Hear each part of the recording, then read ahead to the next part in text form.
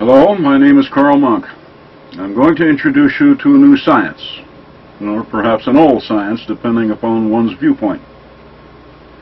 It is the science of geomathematics, as taught to us by the pyramid matrix.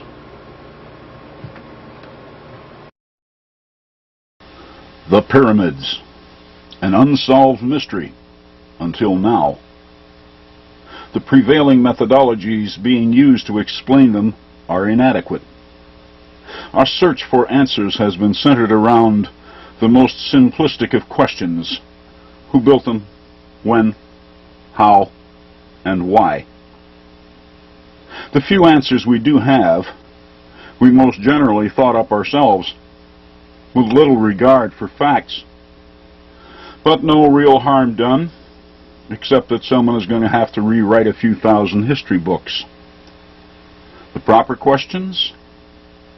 Why are they exactly where they are and designed the way they are? Ask these questions and answers begin to flow.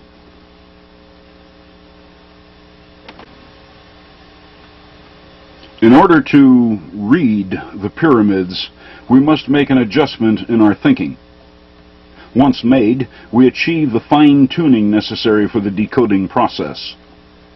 That adjustment is our Greenwich prime meridian of 0-360 degrees longitude. That's our prime meridian, not theirs.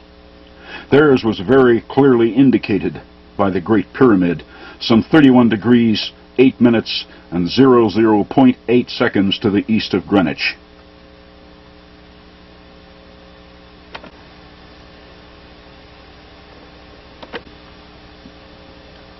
This, of course, means that when reckoning the longitudes of their global matrix array, we must correct them to Giza. As for latitudes, they use the very same equator that we use.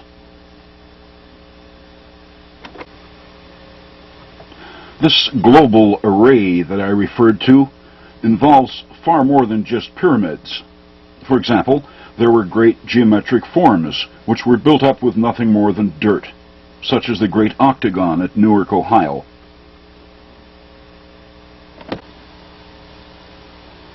And great earth circles, such as the fort, about a mile to the southeast of the Octagon.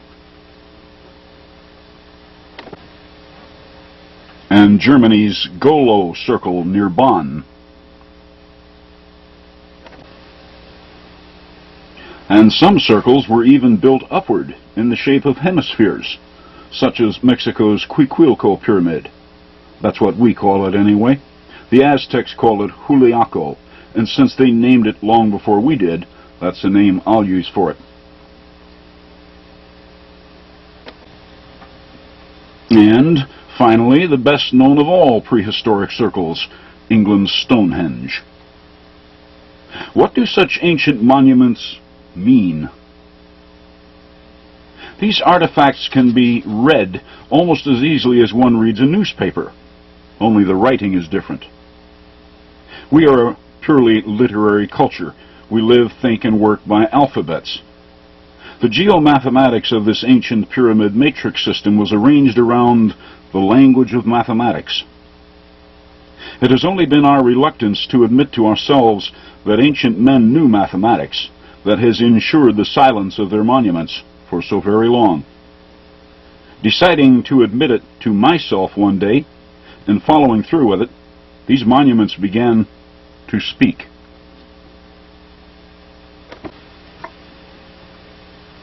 British archaeologists have verified that before Stonehenge fell into ruins, it comprised an outer circle of 60 stones, 30 lintels held aloft by 30 supporting stones.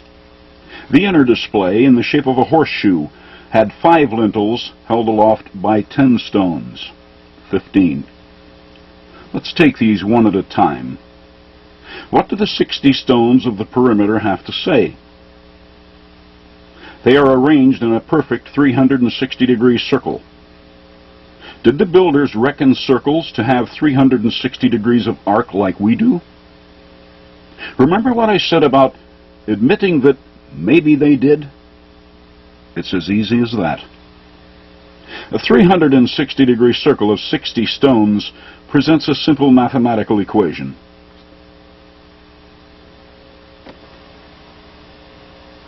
"60 times 360 is 21,600.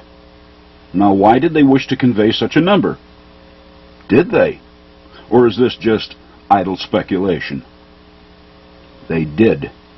Because neatly hidden behind this number of 21,600 are three other numbers, 51, 10, and 42.352941.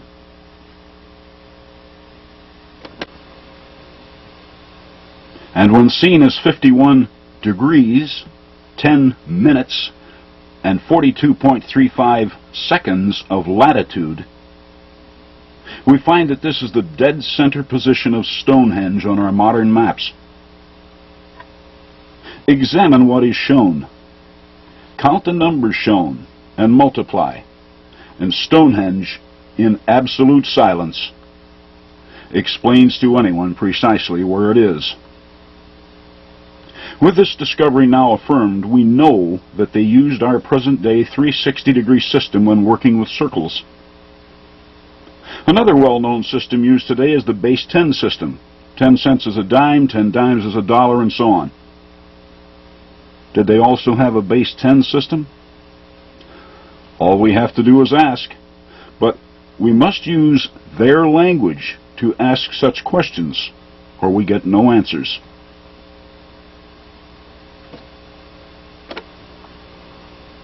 Stonehenge has already shown us this number 21,600 in its actual latitude north of the equator, a single number which encodes 51 degrees, 10 minutes, 42.35 seconds. Let's call 21,600 its grid latitude. Now, if they wish to explain a base 10 system to us, all they'd have to have done is to build other circles at grid latitudes or longitudes of 2,160 or 216,000.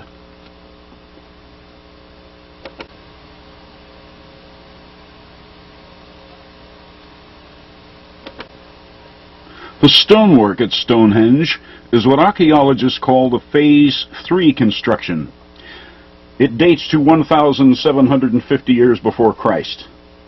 The first phase, dating 1,000 years earlier, was a simple circular earthworks with a diameter of roughly 228 feet.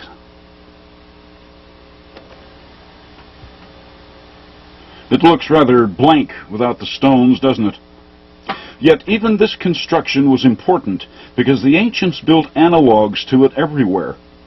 At least two of them right here in North America, at Newark, Ohio.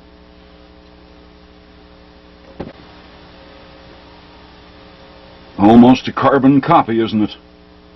Except this one has a diameter of 1,056 feet, 1/5 of a mile. Its original name lost in time, we call it a fort, built by the Hopewell Indians. But that defies logic. Indians never built forts, they attacked them.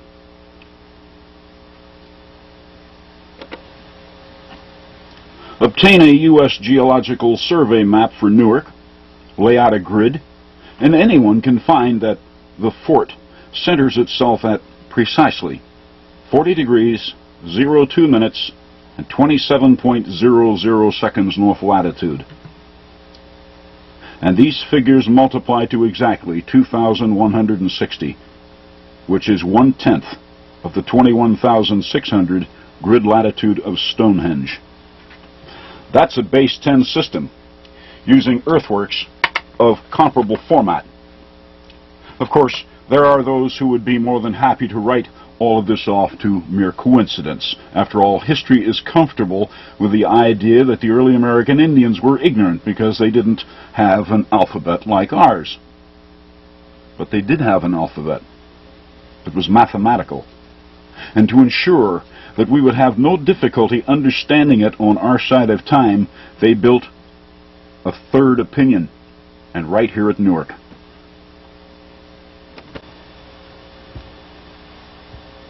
Remember now, we must reckon their longitudes from Giza, not our modern Greenwich. Well, this circle on the octagon is centered at 82 degrees, 26 minutes 55.4 seconds west of Greenwich today. It was originally 113 degrees, 34 minutes 56.22 seconds west of Giza's Great Pyramid, the individual numbers of which multiply to 216,000. The fort at grid latitude 2,160, Stonehenge at 21,600, and now the circle in the octagon at its grid longitude of 216,000. No question about it. They also knew our base 10 system, and they proved it to us through their geomathematics. But what about the octagon itself? What was its function in this incredible system of geomathematical order? Examine it closely. Notice that its 8 sides are opened 8 times. In other words, its 8 sides are divided by 8. Okay, what are we supposed to divide by 8? The attached circle, of course. Divide its grid longitude of 216,000 by 8, which gets us 27,000 exactly. And guess what we have at grid latitude 27,000? Germany's Golo circle, neatly centered upon the Earth at exactly 50 degrees, 20 minutes, 27 seconds, said numbers of which multiply to 27,000, and found from 8 divisions in an octagon 1/3 of a world away. Yet, what was the original mandate that required the Golo circle to be placed at grid latitude 27,000? One quality of mathematics is its ability to run in circles, so there has to be another way, or ways, for this ancient global matrix to prove a basis for Golo. Where do we find that?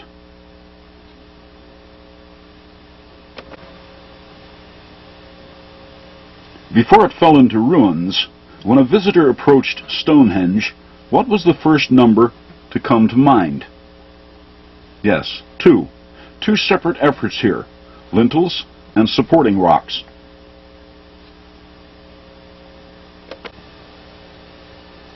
Then, once inside, the observer finds the 15 inner and 60 outer stones. 3 base numbers here, 2, 15, and 60. And when multiplied, they become 1,800. Now then, take this 1,800 and multiply it by the 15 inner stones to find 27,000, the grid latitude of Golo. The outer circle of stones at Stonehenge was complete, unbroken, but the inner display was divided into 5 separate units. Dividing 1,800 by 5, we return to the base, 360. When they tell us to do something like this, they had to have left us a monument which answers their matrix at 360. Did they leave us something at 360? Sure. Marking their prime meridian as it did, Giza's Great Pyramid centers itself on 360 degrees of longitude. But that's a pyramid, a squared monument involving the pi ratio, and a different aspect of this matrix. What we're looking for has to be round, like Stonehenge. Mexico's Juliaco is round. It says 360 degrees, and that is exactly where it is. 19 degrees, 18 minutes, and 01.5263 seconds north of the equator, the numbers of which all multiply to 360. Juliaco's grid latitude is 360.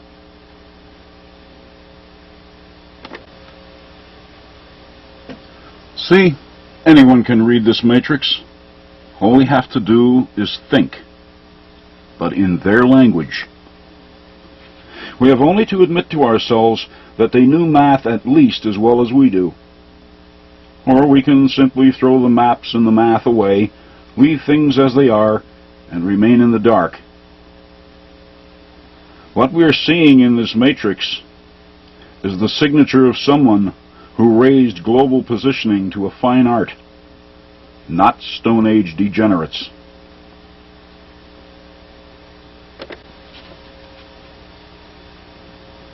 Why does Juliaco have 4 terraces on it? To explain how they did their spherical computations. You see, like Stonehenge, Juliaco is an equation. It shows us how to perform spherical calculations without using the pi ratio. But that's for another time. Thank you.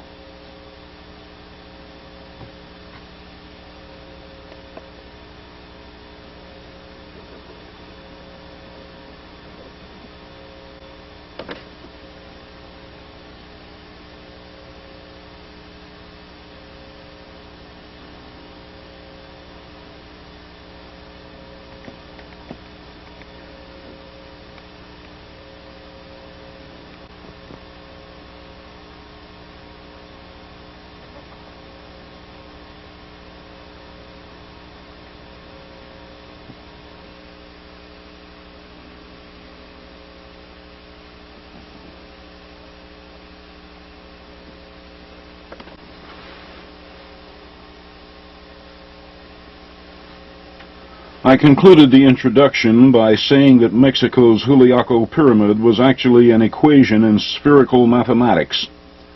And I made this determination despite the fact that this monument is not yet fully excavated. It has a distinction shared by very few ancient pyramids. It reached us with its base intact.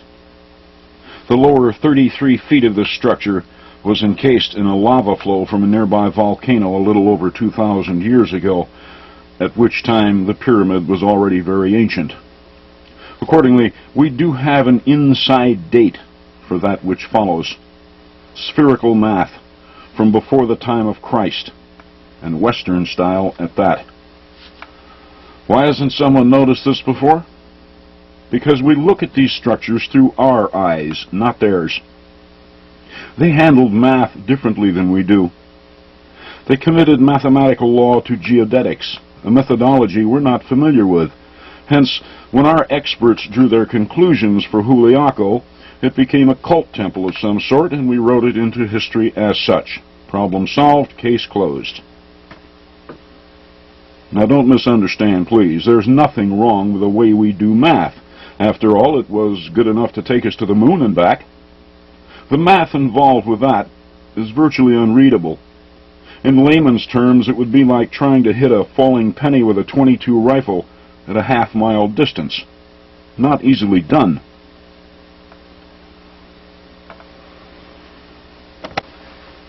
Our modern game rules for math are very simple.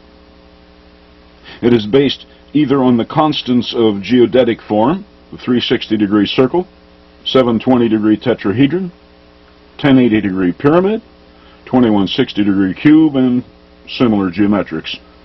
Or the pi ratio. And, of course, ordinary numbers. These are our constants. But within these constants are a plethora of other constants.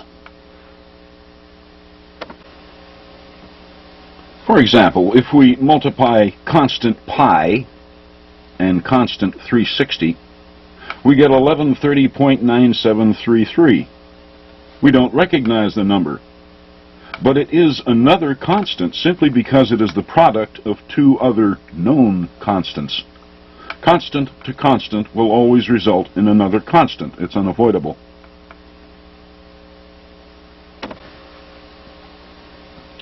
But not being used to recognizing constants which derive from the multiplying or dividing of 2 or more constants, when we look at something like Juliaco, all we see is 4 360-degree circles. It fails to register. I mean, look at it. Can you see formulas here toward spherical computations? No, of course you can't. We do not reason our math as these people did, nor will we ever, unless we learn to think as they did, to see the law as they did. As good as we are with math, we are actually running in low gear. Math has a second gear, a third, and even overdrive, levels we have not yet achieved. But how does one look for these higher speeds when the best tools we have are those which hold us in low gear? It means starting over. Forget everything we know about math, except the constants, and go back to square one. Take the numbers and constants, mix them up, run them through the mill again, and look for new constants. Things we might have missed the first time around. Math is a rigid realm. Its laws are firm, at least to our way of thinking. But that doesn't mean that other deliveries are not possible. To us, the common circle exists to specific proportions. We see a circle, we've just got to measure it. We must have its radius, diameter, circumference, area, and so on. But suppose its measurements are not important. Suppose the language of the circle is the same from one to another, and irregardless of their measurements. These would be circles involving the so-called radian. In that consciousness, all circles have 360 degrees of arc. Their radians, obtained by dividing 360 by double pi, would always be exactly 57.2957 degrees. And it would make absolutely no difference what the circle's proportions actually are, whether 10 feet wide, 100, or even 1,000. It's a 360-degree circle, and its radius, the radian, will always be 57.295 degrees. End of matter. If these ancient builders thought in such terms, then we will never answer Juliaco by measuring it. Measurements would be irrelevant. So what is Juliaco's communication to us? What did its builders know that we do not? How are we to see through their eyes? We have already substantiated at Stonehenge that they knew and used the very same 360-degree reasoning system that we do when dealing with circles. And they certainly knew our base 10 system.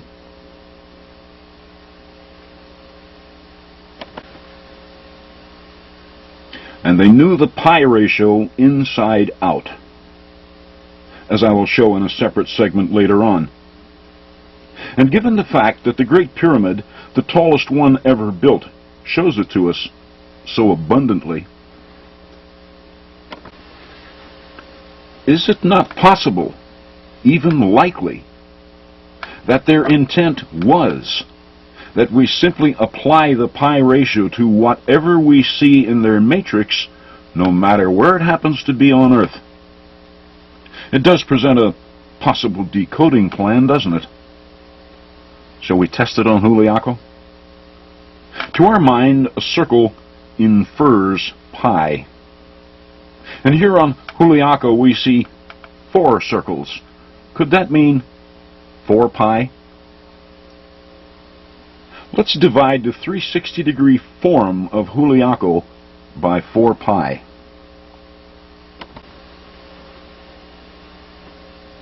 Their logic lies exposed after 2,000 plus years of silence.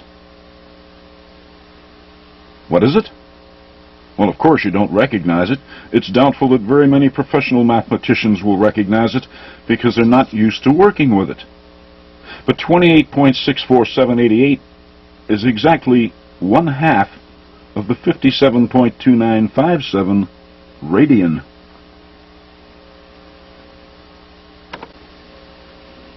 Okay, fine. But what are we to do with it? Give it back to 360.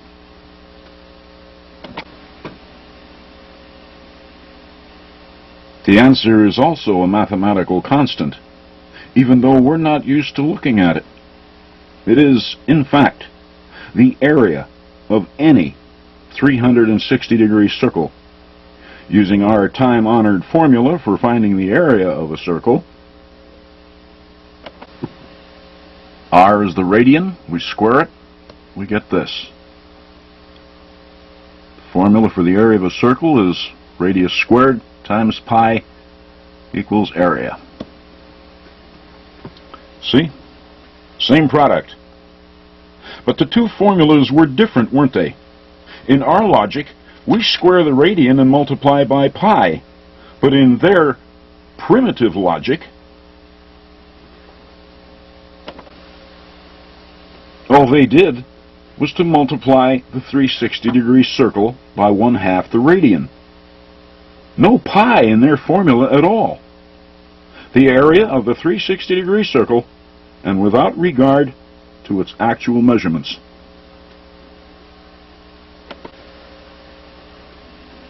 And that's not all it is.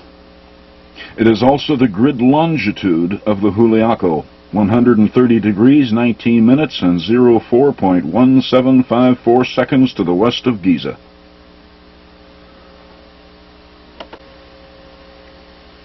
Juliaco's basic message, then, is the generic circle.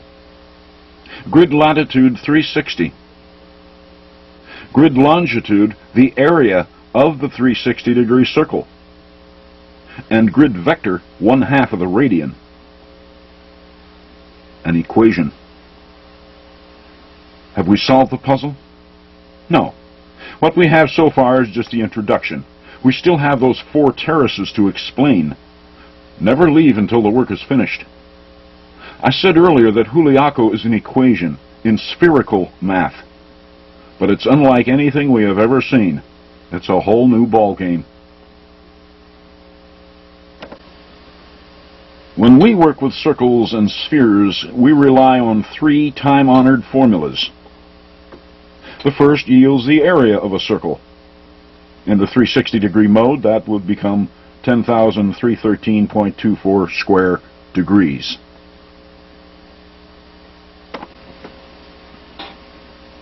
This one finds us the surface area of a sphere.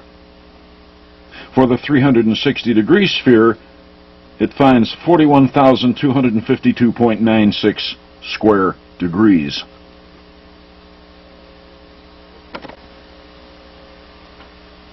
And our formula for determining the volume of a sphere. For the 360-degree sphere, 787,873.52 cubic degrees.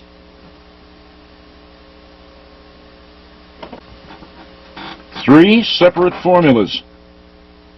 And just look how often we have to call upon the pi ratio, like it's some kind of a crutch. Well, we all know what crutches are for, but to ancient thought they were things to be rid of.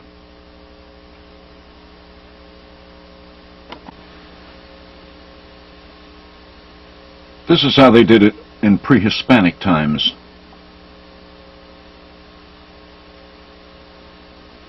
And Juliaco explains the formula to us, step by step. 4 terraces, 360-degree circles, vector 1/2 the radian. Result is the surface area of the sphere, 41,252.96. Divide that by the 4 terraces, you get the area of the circle. Multiply it by 1/3 of the radian, you get the volume of the sphere. What tells us 1/3 of the radian at Juliaco? It's obvious. Look how the terraces are arranged. The upper terrace is set back well clear of the perimeter, a much smaller terrace. 1 small terrace over 3 large terraces. That's 1/3, isn't it? 1/3. And since we already know that Juliaco is a radian-based structure, the connection is obvious. 1/3 of the radian.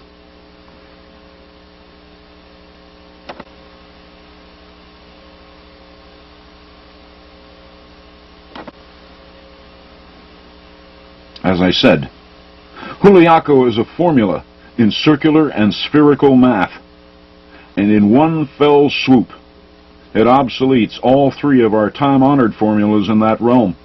A single, all-encompassing formula, and one which ignores our favorite crutch, the pi ratio.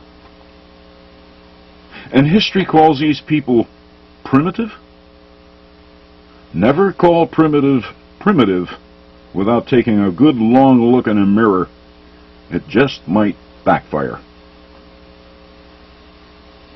Is this an entirely pre-Hispanic thing we see at Juliaco?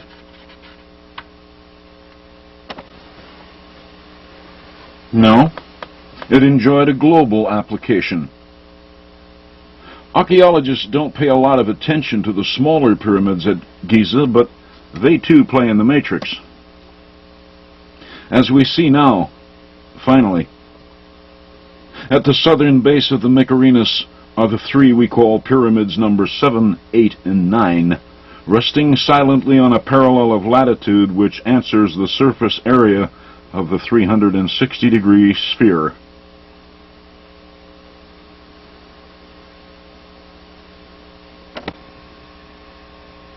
Radian-based mathematics, not pi. That's what this matrix was all about. Now, we begin to see it through their eyes.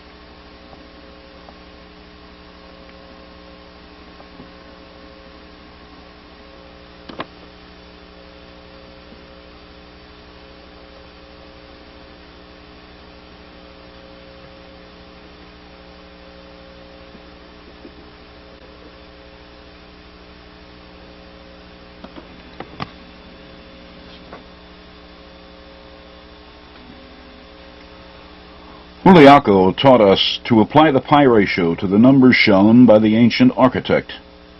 When we saw the 4 terraces and gave them the value of 4 pi, we were immediately equipped to decode its position in the matrix. Now let's take this primitive logic back to Stonehenge and apply it to what we see over there.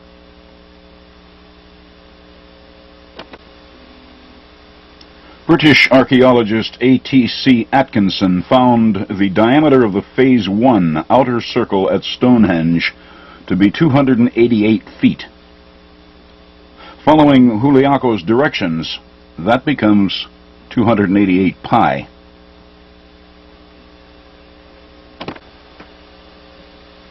The outer circle of Phase 3 Stonehenge, with its 60 stones all arranged in a complete 360-degree circle, provided us with the 21,600 grid latitude of Stonehenge. Does it not follow then that its inner horseshoe-shaped arrangement should guide us toward its grid longitude? Sure, but we must be careful here. This inner arrangement is not rational. Don't misunderstand. The 15 is a rational number, but the way they have this horseshoe arranged is irrational. It is broken into separate displays, whereas the outer stone circle of 60 stones was unbroken, a complete circle. Why did they show us these 15 inner stones irrationally? Are we supposed to somehow see 15 as an irrational number? And if so, how are we to do this?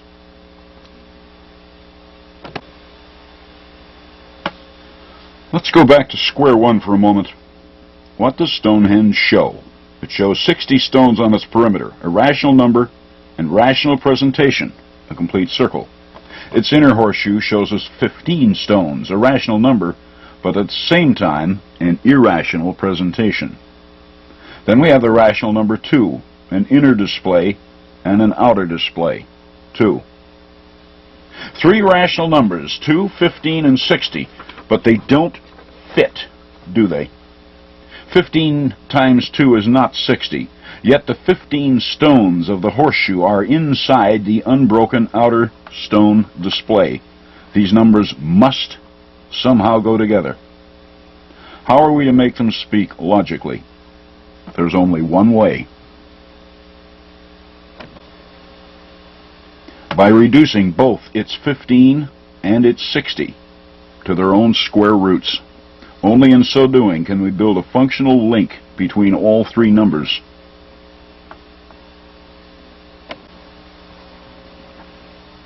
Is this why the builders broke the 15 inner stones into an irrational display? To show us that we must see it as a square root?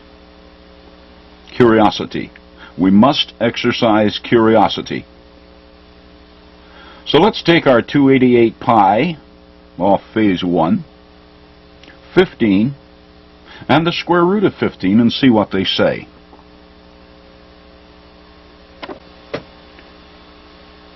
Notice, please, that I am not simply pulling these numbers out of thin air, as so many numerologists like to do. I am following their directions. These numbers are either shown at the site or strongly suggested. Now, what is 52,562.89164?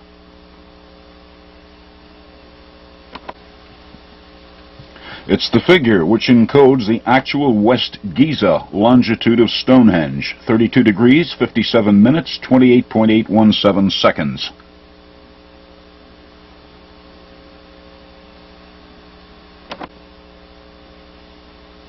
Which certainly seems to confirm that the square root of 15 is a valid, anciently intended, though hidden, constant in the math of Stonehenge. Then, too, this grid longitude for Stonehenge locks itself in on other mathematical constants. For example, this equation uses the 288-foot diameter of phase 1 Stonehenge.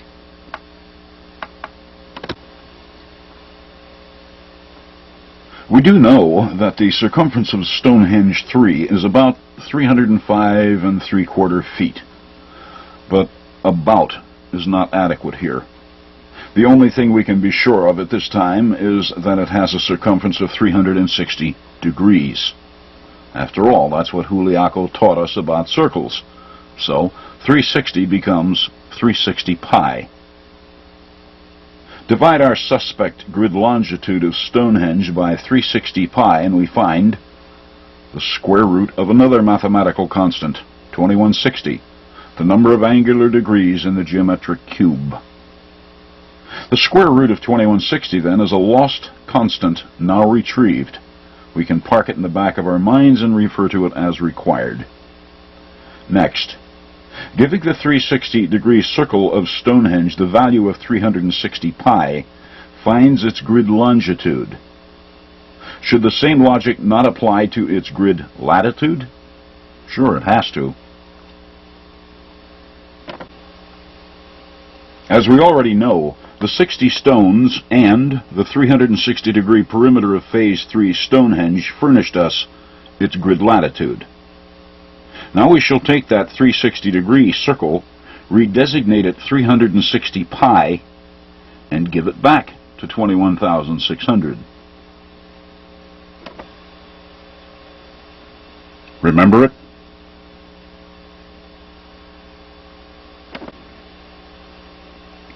It's 1/3 of the 360-degree radian. The ratio between the volume and surface area of the 360-degree sphere, as explained by the Juliaco pyramid back in the previous segment. Solid stuff. 360 pi from the grid latitude of Stonehenge shows us 1/3 of the radian. 360 pi from its grid longitude shows us the square root of 2160. Let's combine these results, just to see if any other lost constants turn up.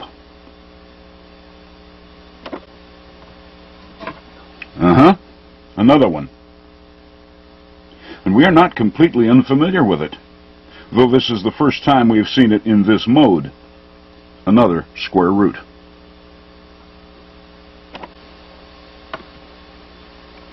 The square root of the volume of the 360-degree sphere.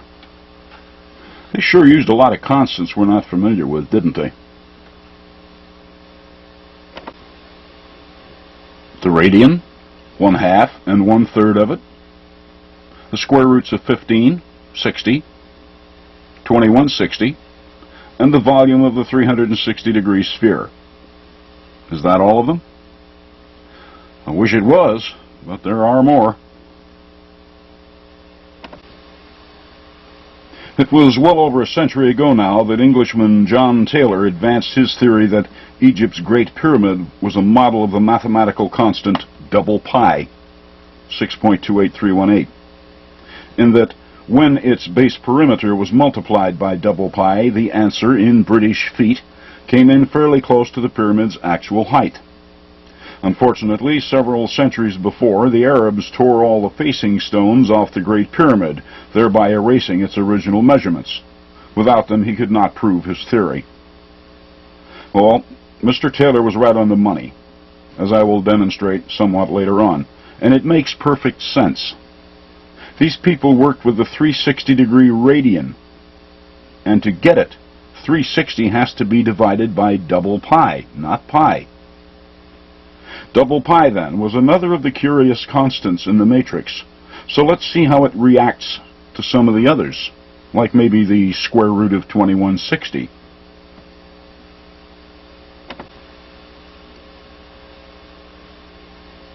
It's another of their strange constants, and important too. They even marked this one out for us over at Giza. It's the actual east longitude of tiny pyramids number 4, 5, and 6 at the base of the Great Pyramid. 00 degrees, 00 minutes, 07.3968 seconds. I call these pyramids tiny only because they set by a true giant. Before they were ruined, they stood as high as the tallest pyramids in the Western Hemisphere. Giza's pyramids take the honors where height is concerned, but that's all. Several Western pyramids are considerably larger in their base proportions, and many of our effigy earthworks could cover the Giza site in its entirety, places like Panther Mound and Poverty Point. In addition, this new constant of 7.3968 is a squared number.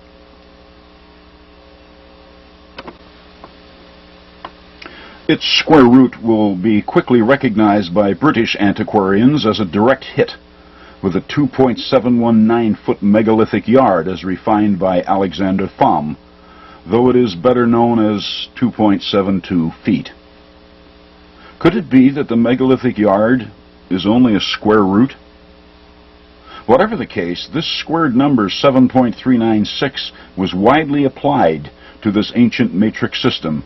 Indeed, it even speaks to Stonehenge. When archaeologists A.T.C. Atkinson and Gerald Hawkins examined Stonehenge, they determined its original diameter to have been 97 feet 4 inches, hence a radius of 48 feet 8 inches, or 48.66 feet in the decimal mode. Could the 48.66934411, seen as the result of this equation, represent its original radius in modern British feet?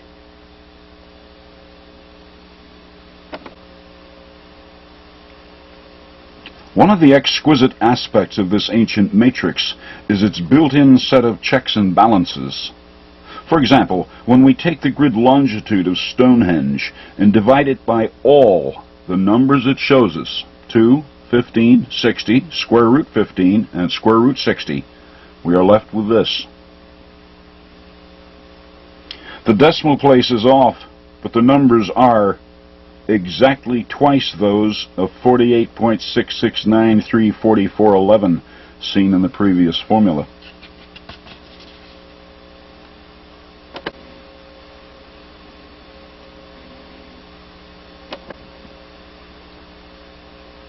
Is it valid? Are these the actual numbers, the original numbers, in the diameter of Stonehenge? They vary from those found by Atkinson and Hawkins by about 3/32 of an inch, hardly enough of a variance to notice in actual field measurements. In fact, they are just that. And this figure will be found extensively in the matrix, very extensively. It was heavily favored in Western monuments. Now, having it once again, it is a simple matter to log all of the vital measurements at Stonehenge.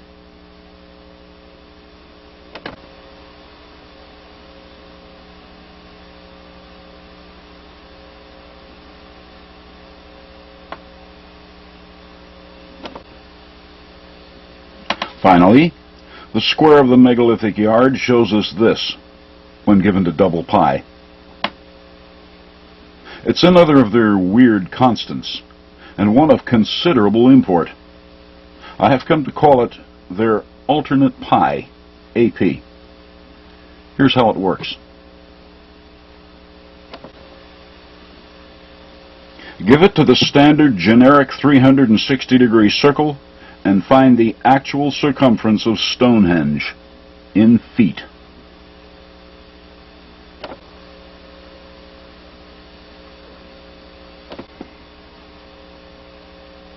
It works just as well off the 360-degree radian to find, once again, the radius of Stonehenge. It's why I call it their alternate pi. It's the constant they employed to explain the relationship of their 12-inch metrological unit to their radian-based matrix. I even prefer it to the pi ratio we use, 1177245771. 1177245771. It's poetic. Say it twice and it's memorized. It sure beats trying to memorize pi out to 8 or 9 decimal places.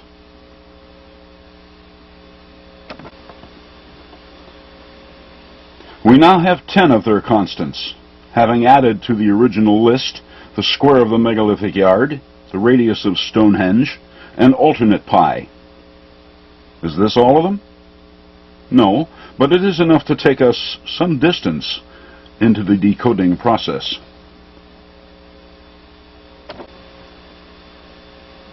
And we found most of them right here at Stonehenge. The outer stone circle of Phase 3 conveys its latitude, while the inner display, in conjunction with its 288-foot wide Phase 1 Earth circle, convey its West Giza longitude. Now we know why Phase 1 was necessary. Then Stonehenge goes on to explain several mathematical constants in use at the time of its construction. The decoding is what tripped us up. Who would have thought that it was entirely restricted to maps and mathematics? Stonehenge, a magnificent calculator rendered in rock.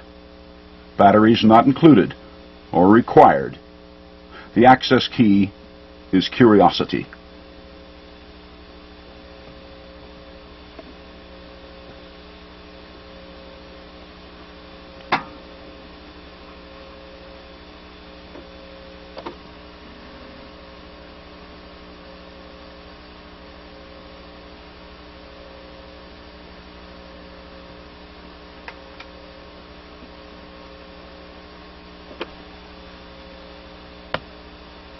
The pyramids at Giza, enigmas, mystical shapes, royal tombs, even the work of the devil, depending upon the degree of intellect at work trying to explain them. There are enough books in print about these monuments, most particularly the Great Pyramid, to fill a small library, almost all of which attempt to explain their purpose. Mostly they assert personal beliefs. Those that sound good to other thinkers are echoed and echoed until they work their ways into the realm of accepted fact. Typical is the continuing assertion that they, along with all the other pyramids in Egypt, about 83 to date, were tombs for the ruling class, For many, the bait has been taken. They are tombs, despite the fact that we have yet to find the remains of any pharaohs in any of them. Well, if Egypt's pharaohs built these pyramids, they were a whole lot better advised in mathematics, geodetics, and astronomy than the written record is able to support. In the absence of written records, we depend on archaeology for answers at Giza. But archaeology lives to dig, to find the tangible handheld artifacts of early people. Unfortunately, digging will never answer the reason for pyramids. The pyramids are mathematical law. They represent intelligence, and intelligence isn't buried. It's left for all to see, above ground and in clear sight. Sometimes they even left stuff laying around that was so obvious we can't see it.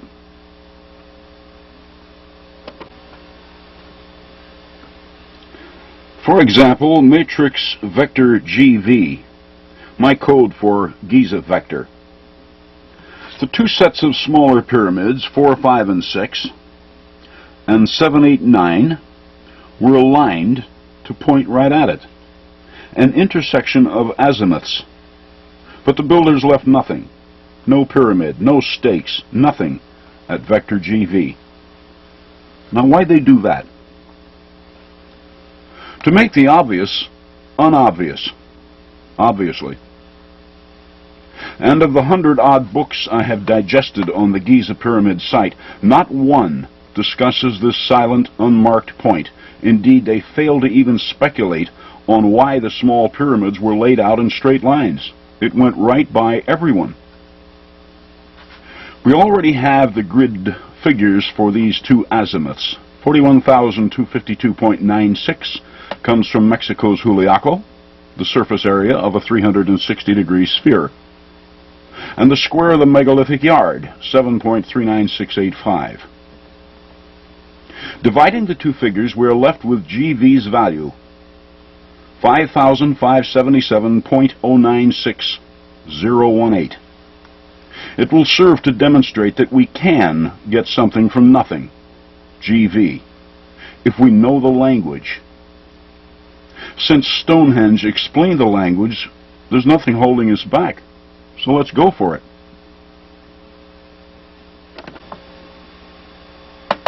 Three pyramids present each of these invisible lines to vector GV. That's 3 pi in the language. Apply it and find the grid longitude of Stonehenge, 52,562.89. There are two sets of pyramids involved.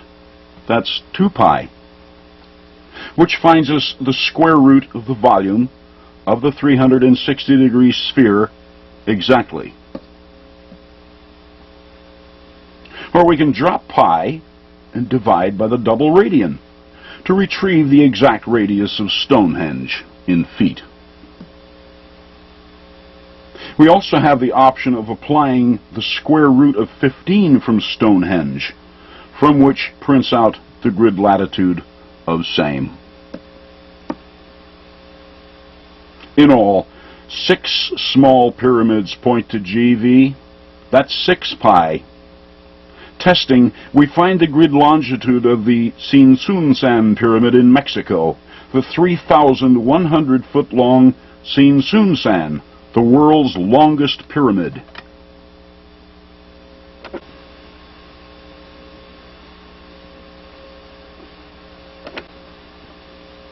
The tallest pyramid in the world is the Great Pyramid.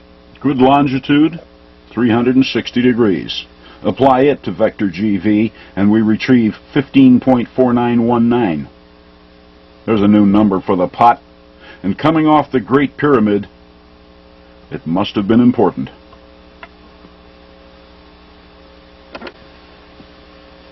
It was 13 square miles of importance.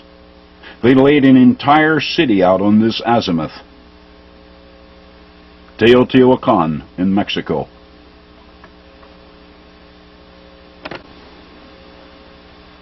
Math can be used either extensively or expansively. We have seen how 3 pi responds to vector GV. Now let's turn it around and raise pi to its 3rd power, the cube of pi.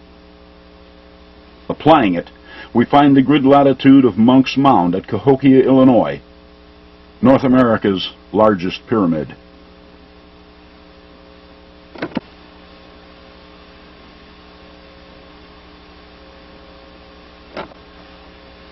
Not bad for a silent guide.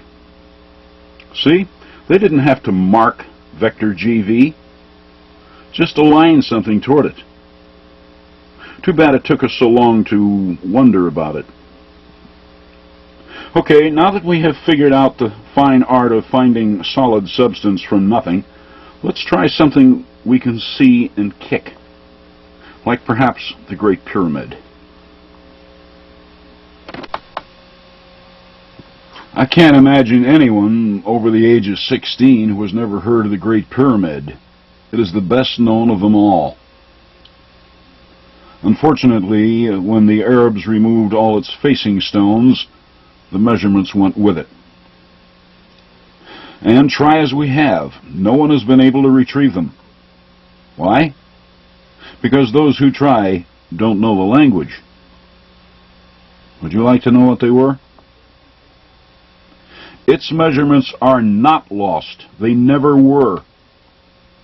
While men might destroy a monument dedicated to math, the math itself is eternal. Like any consciousness, matter is perishable, math is not. Remember Stonehenge? Its stones gave us its original measurements. Even though it is 2/3 destroyed, its measurements and message survive intact. The same is true of the Great Pyramid. Its most important measurement was its height, and retrieving it is quite simple. We already know one of the numbers required for the formula, the Great Pyramid's 360-degree meridian, the prime meridian of remote antiquity.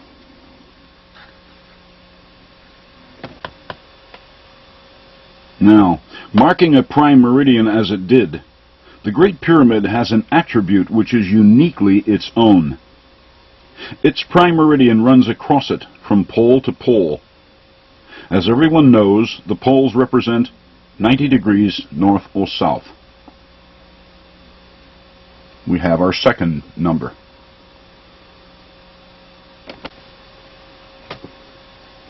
The other numbers we already know. The most important of all numbers in the matrix is the 57.295 degree radian. The next most important is alternate pi, which converts their radian-based system to metrological units of measure, as Stonehenge explained.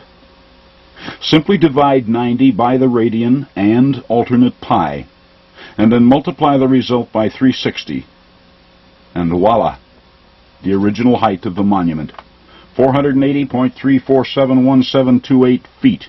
And remember, that's feet, not meters, cubits, reeds, or stadiums, but feet. Too easy? Too quick? You were expecting maybe a formula that runs out in the next week? Granted, there are those among us who would prefer that this equation actually be complexity to the 90th power, in order that they alone might understand it. But the pyramids were left for all to see, for all to understand, not just a select few.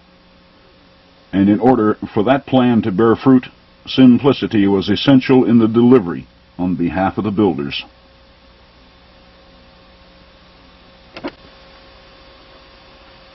Sure, I found their alternate pi, and it wasn't easy. That alone took a dozen years and some 30,000 mathematical probes. But we can also verify these proportions without using their alternate pi, or even pi for that matter. All we actually need is the 360-degree longitude of the Great Pyramid and the radian. Remember, their entire matrix was built around these two numbers.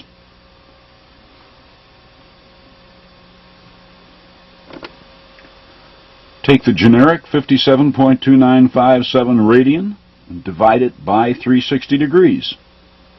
Then multiply the result by the Great Pyramid's circumference to find its actual height of 480.347 feet. It's so simple it's almost embarrassing.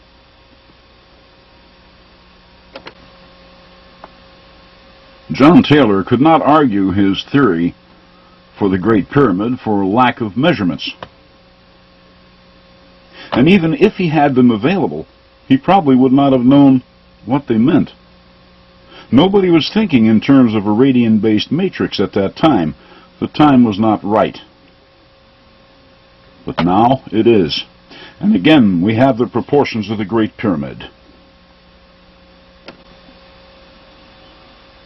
Here they are, for the first time in 10 or 12,000 years. Its original specs.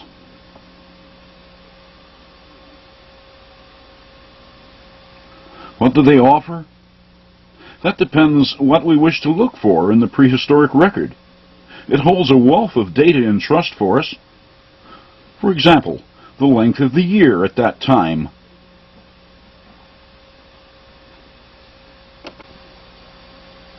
Its volume, divided by its vector in the matrix, the cube of double pi, I'll get to that shortly, divided by its height, divided by its length, multiply the result by 360, its prime meridian.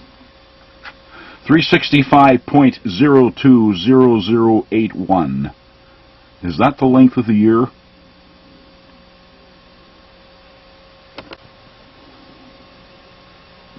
If so, it isn't the year we know. To us, the solar year is 365.2422 days long. So why the disparity? The solar year we know is not a constant. The only constants in physics are matter and energy. How they behave is now, always has been, and ever shall be subject to variations which affect matter and energy. This 365.2422 day year we like to hold as a constant in our perceptions is increasing in length. Ever hear of the leap second? It's a second of time that we add to our timekeeping from time to time in order to keep accurate track of time. Since 1972, we've added 18 of them. How long has this been going on? 1,500 years ago, the Mayans recorded the length of the year at exactly 365.2420 days. And the further back we study the oldest of calendars, the more they tend to focus on the whole number 365, as if they were trying to follow an earlier mandate of 365.02 that was known much earlier. Frankly, I don't think that the length of the solar year has ever been a constant, but there may once have been an ideal. This may be what we're looking at here.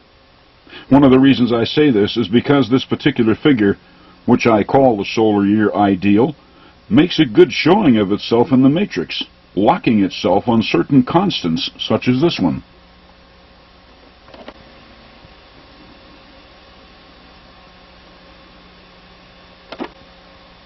And this one.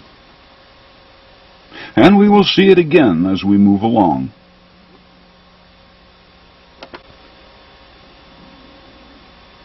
Besides, these measurements at the Great Pyramid are very precise, very securely locked into place, almost like a genetic code.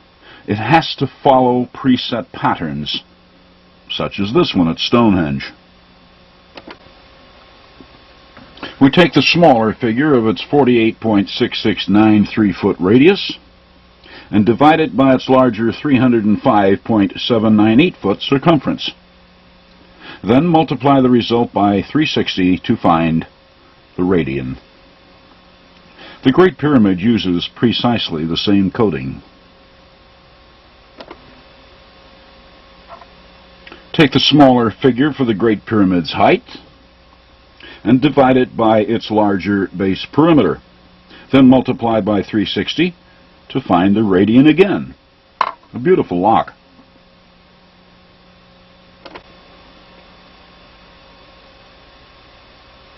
One of the great thrills in the decoding of this prehistoric pyramid matrix are the new discoveries which pop out on occasion.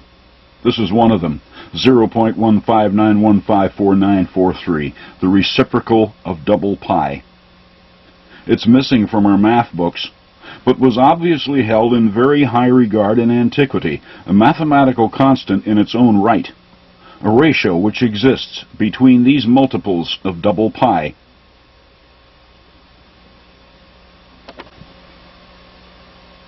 The measurements at Stonehenge,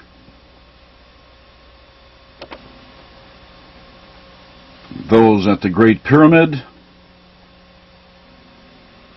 and the base 360 system and the radian.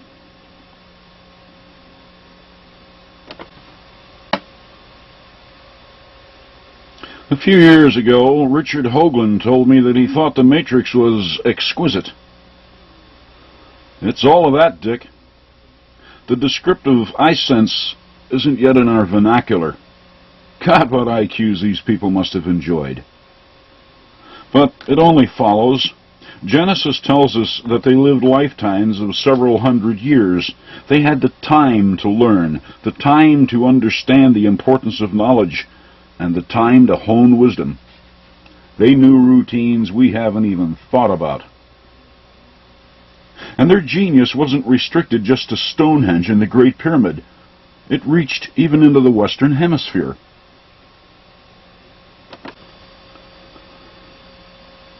A 0.1591549 is less than zero, an inverted quantity. The unknown Teotihuacanos of Mexico honored this inverted constant by dedicating a pyramid to it. An inverted pyramid dug down below ground level. Here you are standing right in the middle of it. At matrix vector 9.118965.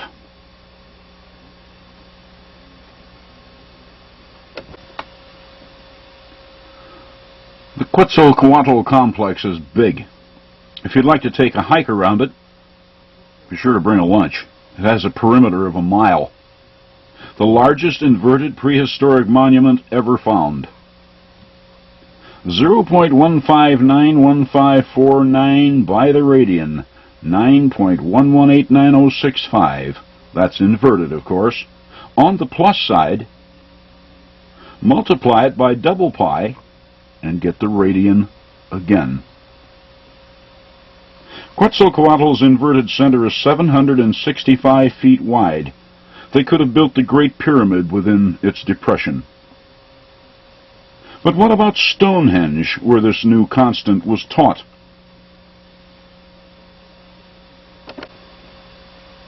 Try it against the 48.669-foot radius of Stonehenge and find the square root of 60. Now we know why they encoded the square roots here.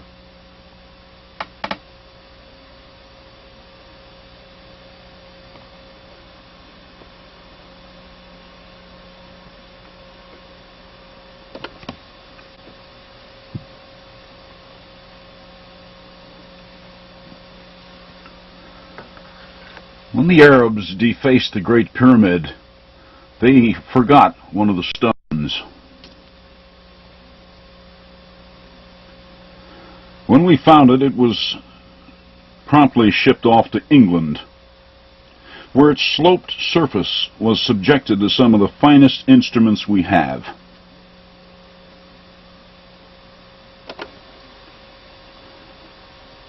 Its slope angle was found to be 51 degrees, 51 minutes, 14.305 seconds.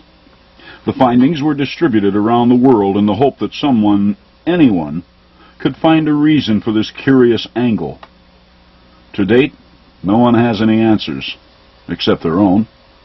It's the price we pay for believing that the builders were ignorant. 51 degrees, 51 minutes, and 14.305 seconds can also be expressed as 51.8539736 degrees. In this, its decimal mode, it has a tangent. And this tangent is a mathematical ratio, that which separates the cube of pi from the square of double pi. Watch out for their tangents. They made dandy hiding places for information. Anyway, that gives us another pi aspect in the Great Pyramid. Now let's climb up to its apex,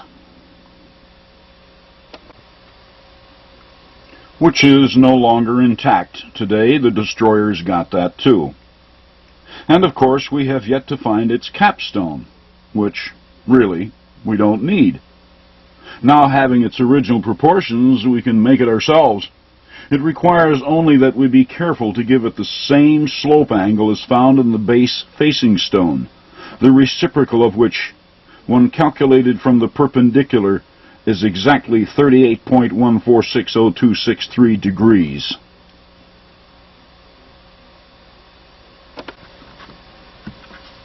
The tangent of which is 0.785398175, which, when then multiplied by the four sides of this pyramid, well, is there anyone who doesn't know what that is?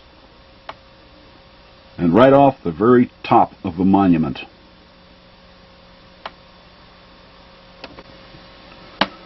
Okay, let's see what we have so far. Pi off its apex. Double pi is the ratio between its height and base perimeter. A three-dimensional model of double pi, which was built on a squared base. That's double pi squared. The tangent of its slope angle hides the ratio between the cube of pi and the square of double pi. And, of course, the reciprocal of double pi. Have we missed anything? This pyramid is pi from the ground up. Okay, we have its makeup and its longitude. Next comes its latitude.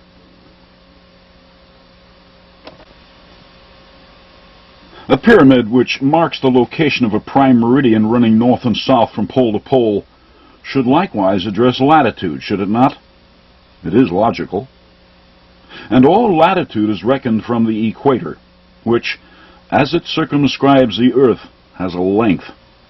The equatorial circumference of the Earth, 24,901.54558 statute miles. 24,901.54558 has a tangent too, 1.845270149. Again, only the mathematician can recognize it for what it is, the cube root of double pi. Double pi. Does the tangent of the Earth's equatorial circumference have something to do with the double pi Great Pyramid? We have only to ask.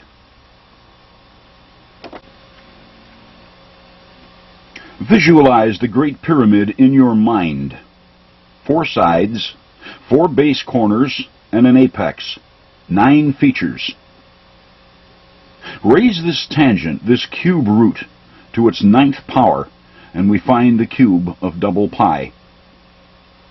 Of course, all that does is prove the cube of double pi. If it has anything to offer to the matrix, we must test it against something that is in the matrix, like the Great Pyramid, since we did employ its 9 features. The Great Pyramid's longitude was 360 degrees. What might 360 have to say to the cube of double pi? It yields this figure, which encodes a parallel of latitude which runs right across the north face of the Great Pyramid. At this point on the pyramid, then, the matrix holds a vector at the cube of double pi. Why doesn't this parallel cross the actual apex? It wasn't supposed to. That point was reserved for something else, a link with astronomy. Are we ready to admit that they knew astronomy? I am. And the most elementary constant in astronomy, or even in its predecessor astrology, is the 25,920-year procession of the equinoxes.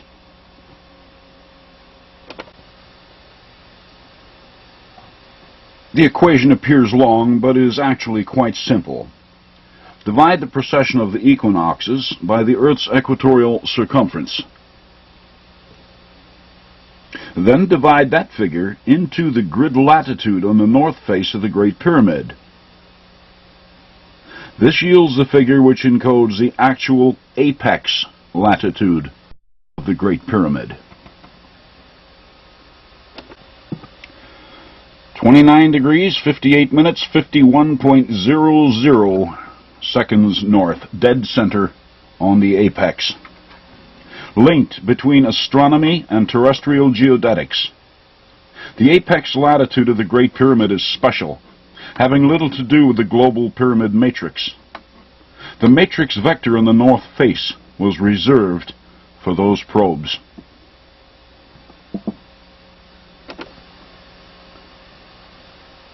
That's the Great Pyramid, pie and stone, and far more than John Taylor ever imagined.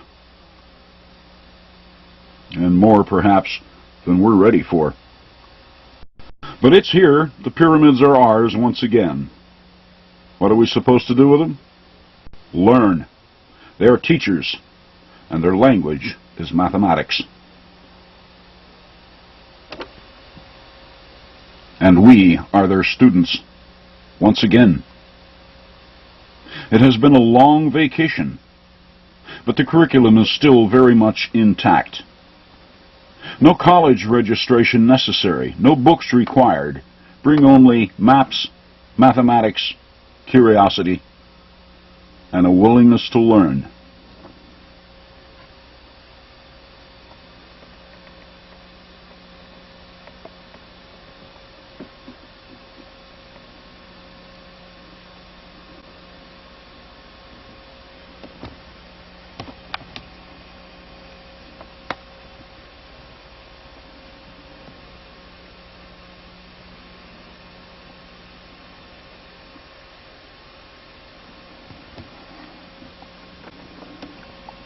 The longitude of the Sphinx is 10 times alternate pi. The Khafre Pyramid's longitude is its echo, to the west of the Great Pyramid, also 10 times alternate pi. The Sphinx, monument to mystery, until now, reputed to have been built by Pharaoh Khafre some 2,400 years before Christ, it has recently been proven to be much older, existing long before any of the pharaohs. It was difficult working with the Sphinx. The experts have all their site maps screwed up. They show it facing in different directions. Some due east, some just north of east, and still others just south of east. If you have such maps, pay no attention to them.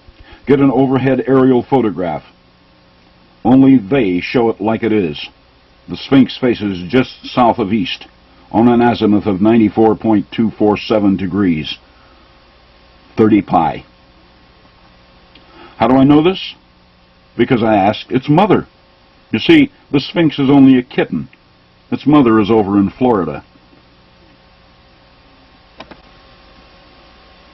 Mama Cat is so big, 5,500 feet long, that we could park a dozen of Giza's sphinxes upon it. One of them could even fit on its tail. This effigy mound, located in the Everglades, is so large that the U.S. Geological Survey named one of their maps after it, Panther Mound. The panther's vector in the matrix is exactly 30 pi, dead center.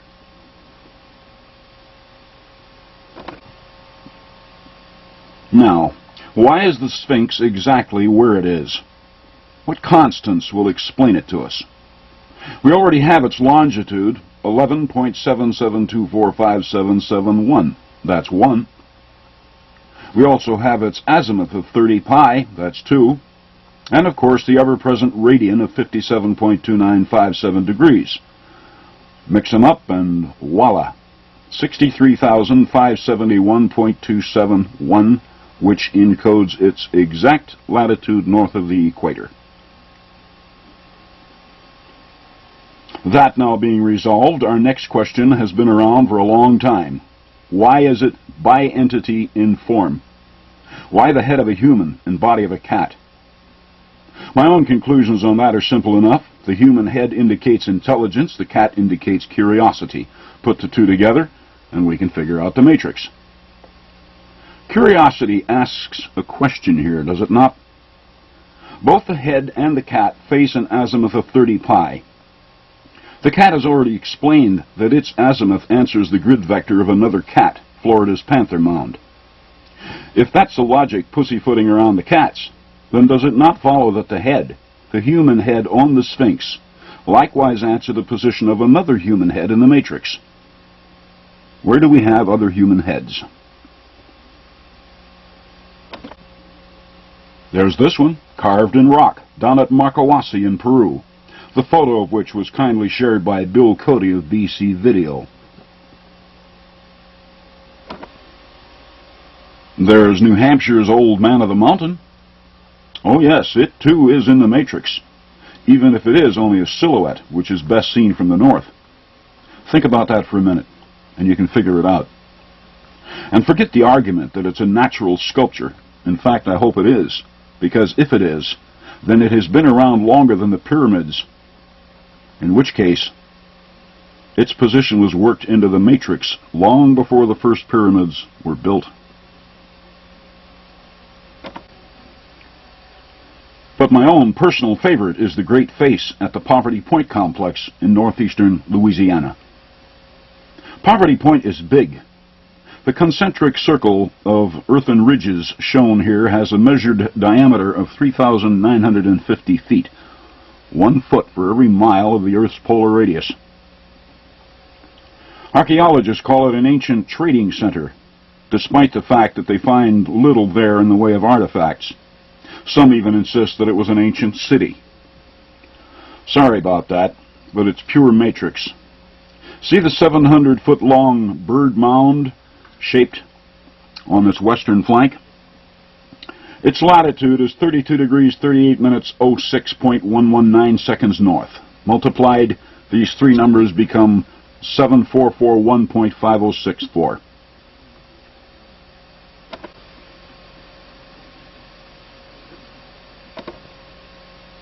The area of Stonehenge at Poverty Point. Poverty Point is pure matrix.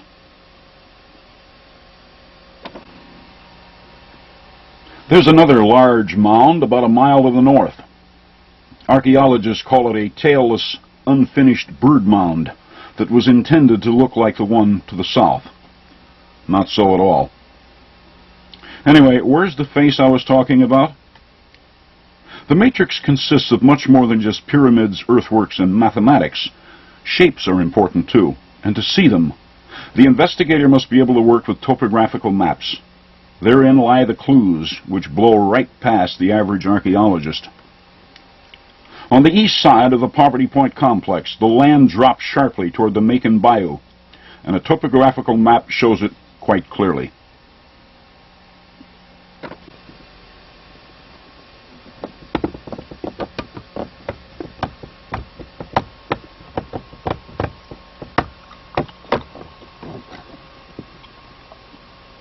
The outline of a human face, a mile-long human face. The unfinished bird mound, called the Motley Mound, takes on a very clear meaning now, doesn't it? It is an eye. Its grid latitude is 32,400, 32 degrees, 39 minutes, 25.96 seconds north, and its dead center vector in the matrix is 1.909859, 1/30th of the radian.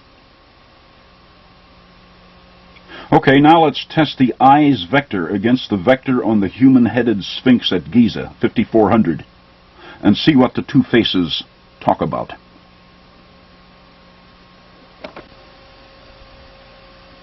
They talk about math, vector to vector, face to face, the exact area of the 360-degree circle.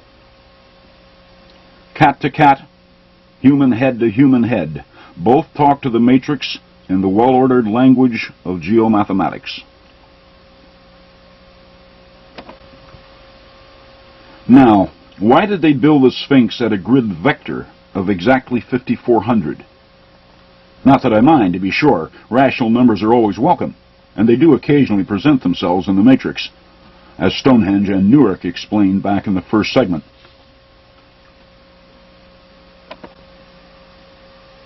The Sphinx has the ability to address the matrix by way of common rational numbers and the irrational constants.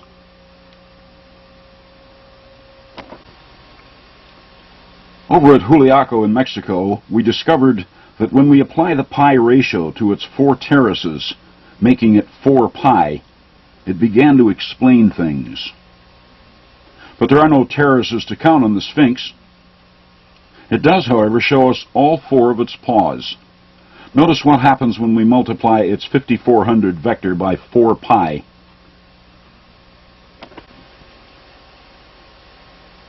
It furnishes the figure which encodes the grid latitude of Giza's Khephren pyramid, the one which shares the same longitude as the Sphinx.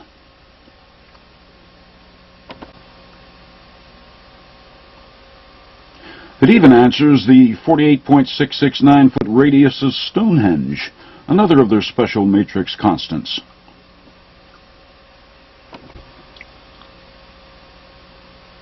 Multiplied by the 5400 vector of the Sphinx, we get this, which encodes the West Giza longitude of the tallest pyramid ever built by the Mayans, Temple 4. The temple of the double-headed serpent at Tikal in Guatemala, 228 feet high. And do notice the final element in its actual longitude. Perfect match to the radius of Stonehenge. Not bad for primitives.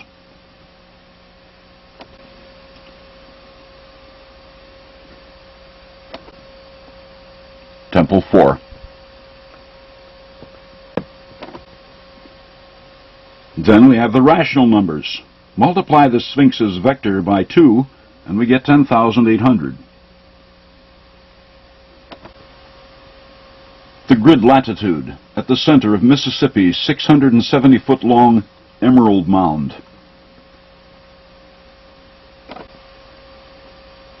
Multiplied by 4, 21,600.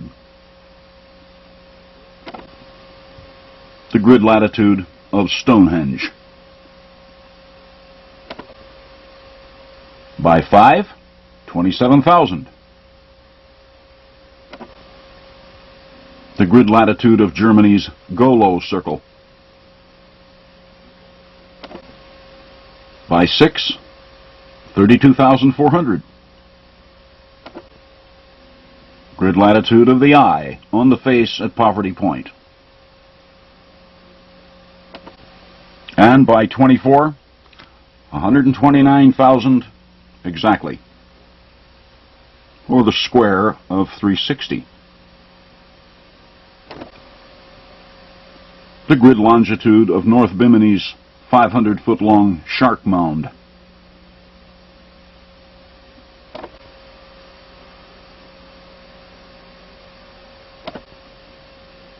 See, that wasn't so difficult. It's just a matter of knowing the language, consulting maps, and following directions. Their directions. Something else to think about here. As the Sphinx is now known to date back at least to 7,000 years before Christ, and probably a lot further, what about Flora's Panther Mound, whose vector in the matrix, 30 pi, is an exact match to the azimuth of the Sphinx? And its 4 paws show us the grid latitude of the Khephren pyramid. To me, that says it loudly. Same age. In which case, even Khephrun's pyramid isn't Khephrun's. But it wouldn't be fair to assert something like that. What I will assert, since I can prove it, is that the matrix plan is at least as ancient as the Sphinx. On that, there is no further question, because the only way this finding can be effectively challenged is to remove such things as the Khephrun Pyramid, Panther Mound, Emerald, Poverty Point, Golo, and the others from the face of the earth, in order that they no longer address our maps, and of course the mathematical guidance they provide. And even if we somehow manage to obliterate all of these monuments, don't laugh, we've wrecked hundreds of them already, and burned all of our maps, the matrix would survive anyway, because there are some things in it we cannot get our hands on just yet. Let's go back to the Great Pyramid for a few moments. I want to show you something. Here we are running the Great Pyramid's data once again. The first half of the equation is identical to the one I demonstrated when the figure 365.020081 popped out. In that one, the final part of the expression required the use of the number 360. This time I'll drop the 360 and replace it with these two multiples of double pi, which the Great Pyramid has already explained to us.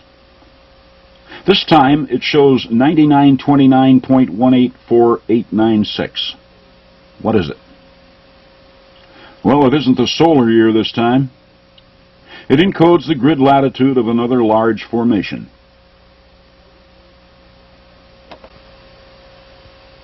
A gigantic five-sided monster at 40 degrees 52 minutes 04.773 seconds north latitude. Why is this one safe from any potential destruction? Because it's not here. It's over on Mars.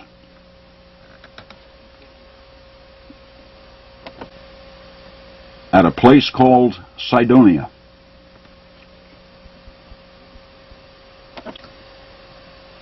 At grid latitude 9929.184896. Now what's this Martian formation doing locked in on our terrestrial matrix system, as if the planners at Giza knew about it? No, this is no joke. When the Viking photos were found showing this region of Mars, Richard Hoagland, with the help of Errol Turin of the U.S. Defense Mapping Agency, laid out a precise grid for the site. And this is where this 1.6-mile-long monster pyramid, called the D&M Pyramid, just happens to center itself. Richard and Errol were already convinced that the D&M was an intelligently rendered formation several years before I ever saw their Cydonia grid, and long before they ever knew about my research. But if the D&M was intelligently rendered, who did it? There's nobody home over on Mars today, at least that's what we're told. The first question that crossed my mind when I saw the Hoagland-Turin grid was if it was intelligently made, and being 2/3 of a mile high as it is, might it have once marked a prime meridian on Mars like our Great Pyramid did over here? D&M's latitude rolls right off the Martian equator, but its longitude failed the matrix. But then its prime meridian is arbitrary, based on nothing in particular, like our own Greenwich. So I decided to move it over and center it on the D&M, just out of curiosity.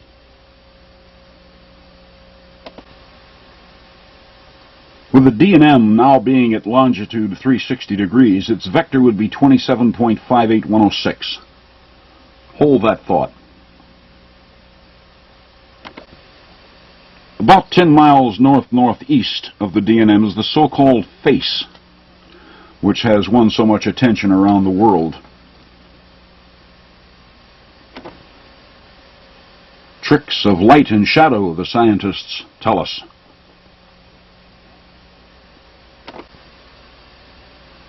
But Richard Hoagland's argument for Cydonia comes from Errol Turin's computations of the angles on the D&M pyramid where he sees the tetrahedron in evidence.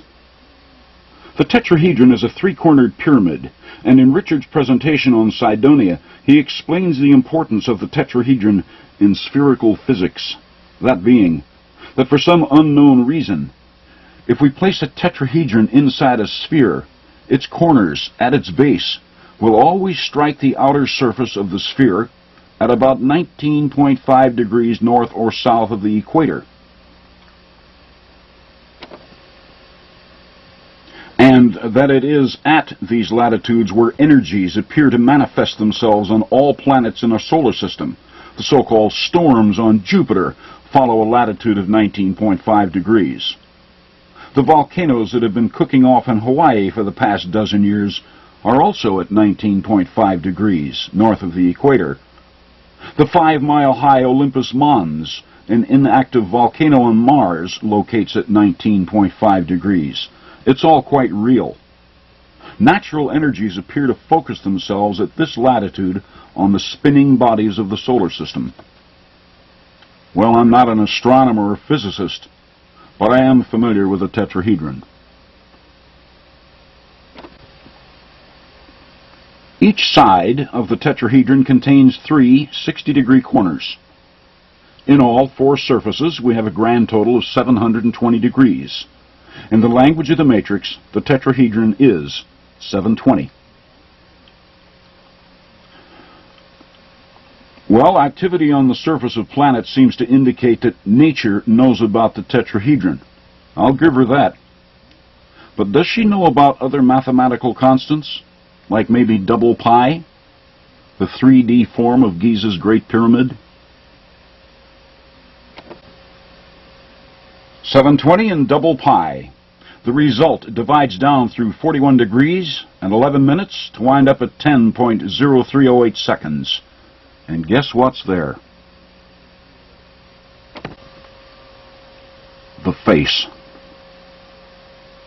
Okay, back to the drawing board. If nature shaped this humanoid face on Mars from double pi in the tetrahedron, then she must have built our Great Pyramid as well. She's a builder as well as a thinker. Man, that'll do a job on prevailing thought. Okay, let's see how sharp she really is. The matrix employs a lot of constants that we're not used to seeing. Let's try a tough one on her, like the square root of 2160.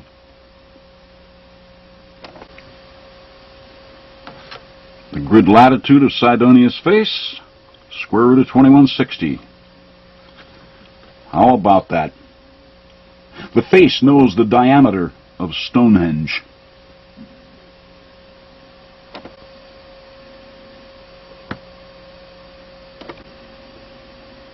Can Cydonia's face see all the way to Stonehenge? This is most embarrassing. Well, if it can see Stonehenge from Mars, maybe it can also see the global matrix itself. Let's check it out. Let's run the pi fractionals by it. Vector 1/3 pi, represented by Munck's Mound at Cahokia. Vector 2/3 pi, represented by North Bimini Shark Mound. And finally, pi itself, represented by the Great Pyramid. There isn't much chance it could see all of them at the same time.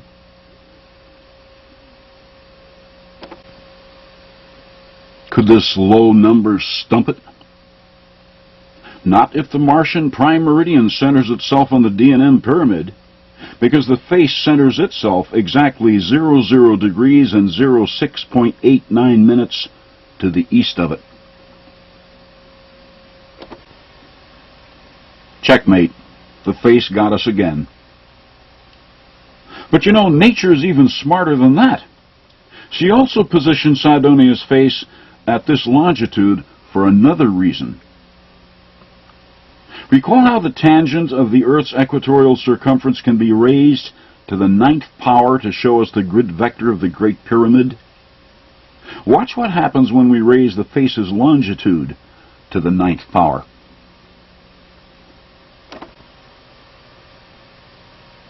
I have 3 almanacs here in my study, And all three show the distance from the Earth over to Mars as 35 million statute miles. We do like to round off large numbers, but this figure is so close it's laughable. Nature, as we see here, also knows mileage in terms of statute miles, which isn't so surprising when we recall that she also knew the diameter of Stonehenge a few equations back.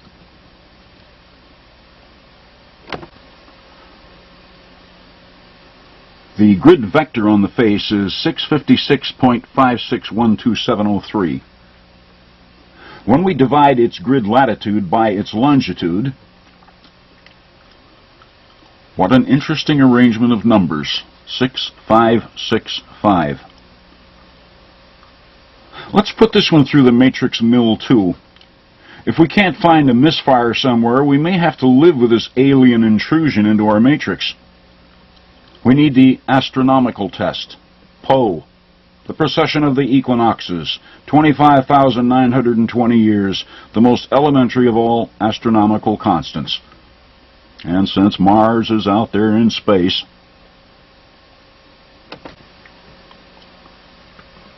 and again, Sidonia's face answers with a constant right off the Great Pyramid at Giza, the square of double pi. We can't seem to trip her up. Maybe if we tried a different approach. Mercury, Venus, Earth, Moon, and Mars. Mars is the fifth body out from the Sun. That's 5 pi in the language of the matrix.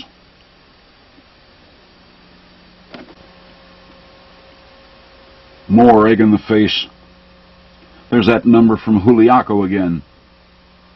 The area of the 360-degree circle. The face can't be tripped.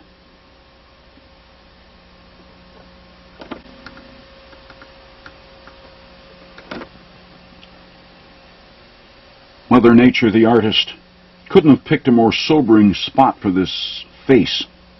And quite safe, too. There isn't much chance of our trucking it off for road fill. And starting tomorrow morning, I will get up early, go outside, and bow to the east, because nature is smarter than any of us. Really now, how far can we push coincidence? It has to have limits, and Sidonia's face has outstripped them repeatedly.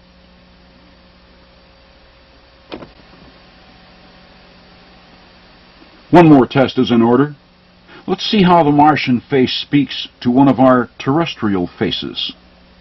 Remembering that the human face on the Sphinx faces an azimuth of 30 pi, and when we divide its 5400 vector by 30 pi, we found the exact value of the radian. Let's see if Sidonia's mile-long face can talk to our mile-long face at Poverty Point. Sidonia's face has an azimuth too. It looks straight up at 90 degrees.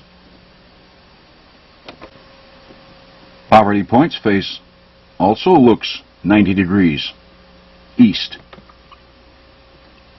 Take the Sidonian face's vector of 656.56 and divide it by 90 degrees. Call the result x. Then take Poverty Point's I, grid vector of 1/30th of the radian, and divide it by 90. Call that result y. Then divide x by y to find the exact value of 6 radian. The radian, the basic language of the matrix.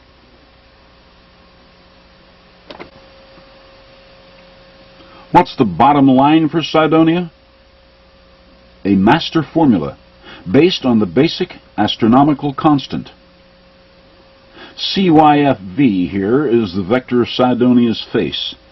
DMV is the vector of the huge D&M pyramid. GPV is the grid vector of our own Great Pyramid, the cube of double pi. Whether we can live with the idea of intelligently rendered monuments on Mars is not the issue here. They are where they are, and they're talking to our terrestrial matrix, whether we like it or not. So call them whatever you like. The sweet thing about them is we can't get at them. Transportation is too expensive. And by the way, if we should someday decide to destroy our Great Pyramid in some stupid nuclear war, fret not.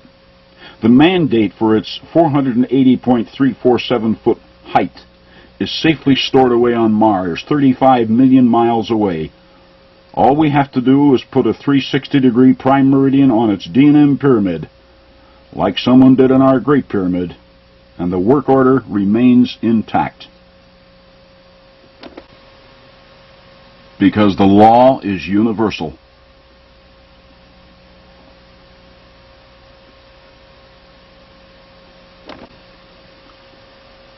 For the overly skeptical, the easiest way to dispose of what we have seen here in the past few minutes is to simply remove my prime meridian from the D&M pyramid.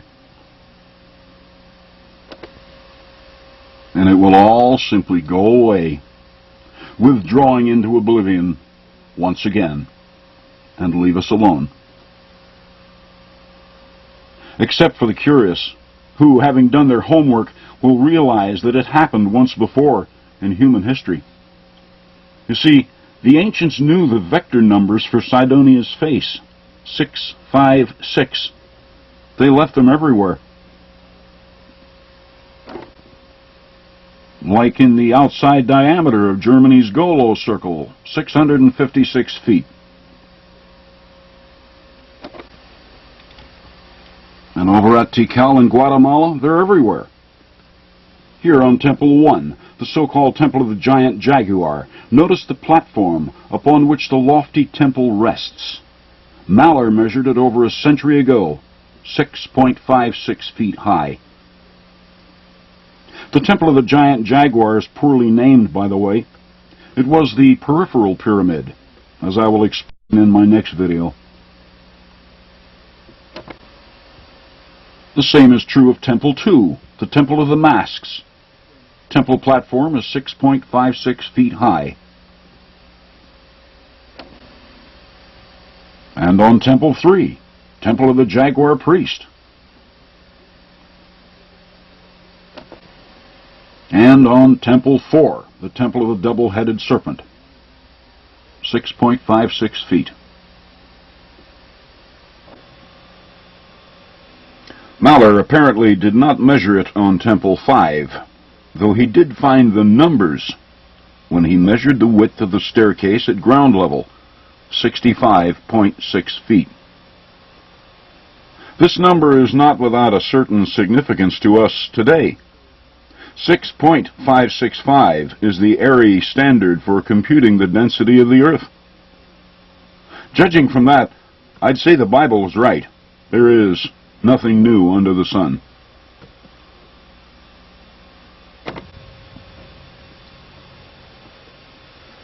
It's easy for us to believe that the Egyptians built their pyramids, that the Celts raised Stonehenge, and that the Maya and Toltecs built their monuments in Central America, all independent of each other.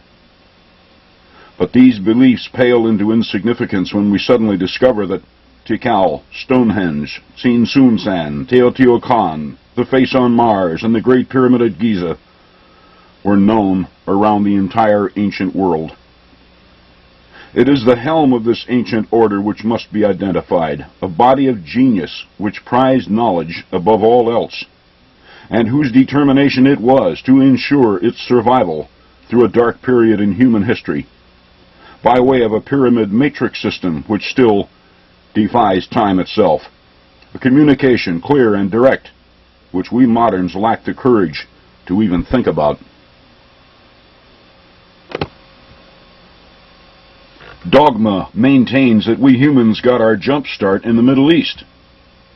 I'm afraid it's all a lot of nonsense, because they who built the matrix were smarter than the Phoenicians, Egyptians, Hebrews, Babylonians, or even the Greeks ever were. And it causes me to wonder just where we did come from, and maybe even where we've been. Thank you.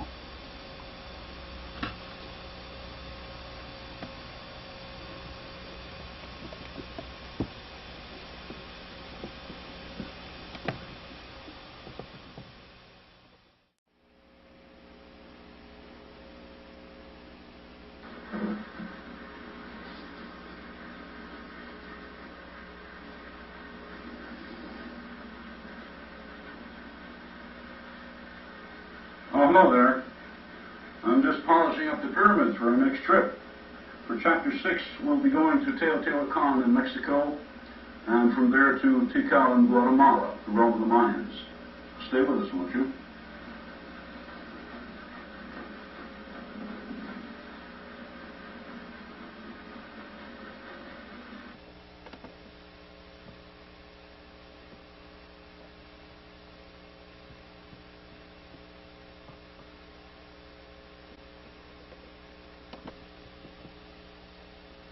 We first saw this chart of retrieved constants back in Chapter 3. Both Giza and Stonehenge provided and explained them. In this chapter, we will find that they were also very well known in the West. For example, here they are, all mixed up.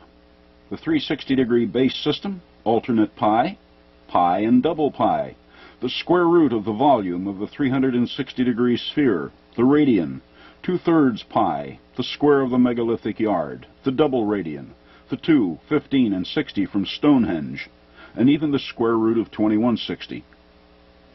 Why did they come to focus on 15.49193338?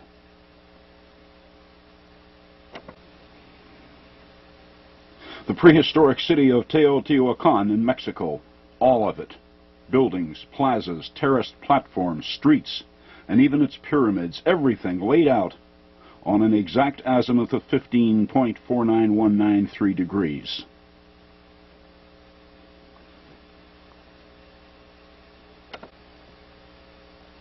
Teotihuacan, the city of mystery.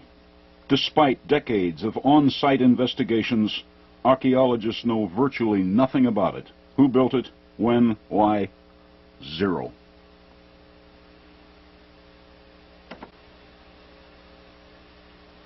Even the Aztecs had no answers for the place. When they came into Mexico, Teotihuacan, which they named the City of the Gods, was already abandoned and in ruins, centuries before the white man ever saw it. Even its name was lost in time.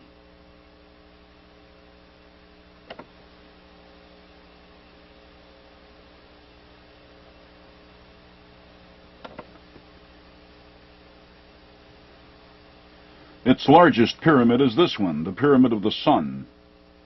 Its original corners lost in decay.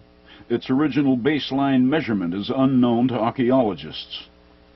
Further, some 25 to 30 feet of its outer veneer was removed in the early part of the 20th century when an archaeologist sought to find a better defined interior, which he did. That's the Sun Pyramid we see today, about 730 feet square. But Hugh Harleston went after its original footing in order to find a better picture of its original state. He found that the Sun was once some 750.8 feet square at its base, said position being 7,508 feet above sea level today, another base 10 reference, and in feet.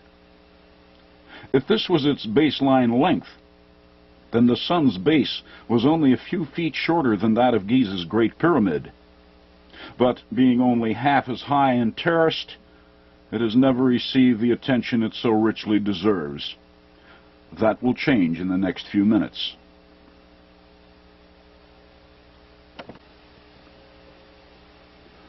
First, the equation which finds Teotihuacan in their matrix clearly specifies that it was a very important site. Far more important than anyone had ever realized. Well, hang on to your socks. The silence of Teotihuacan is about to end. Remember the Juliaco Pyramid, about a day's walk from Teotihuacan? 4 terraces became 4 pi in its decoding.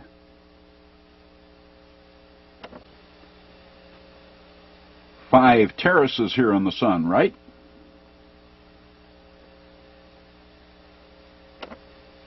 Yes, but we must be very careful when eyeing the Sun.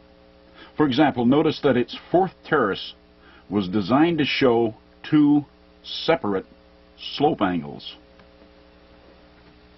Hence, while the Sun actually has 5 terraces, it likewise has 6 separate faces. That's 5 pi and 6 pi. Then, too, we have this. Seen in its side elevation as drawn by the University of Rochester following its 1973 site survey, Dr. Druitt of the University of Toronto was kind enough to send this along. Notice that the upper terraces of the Sun were deliberately built off-center. Working as I have with this matrix system since 1982, I have found that matrix coordinates always bear on the center of a monument's base, not its summit. Accordingly, the lower 2 faces are distinctly separate from the upper 4. That's 2 pi and 4 pi. In all, then, we have 2 pi, 4 pi, 5 pi, and 6 pi, speaking from the Sun pyramid. These present a simple pi multiplex.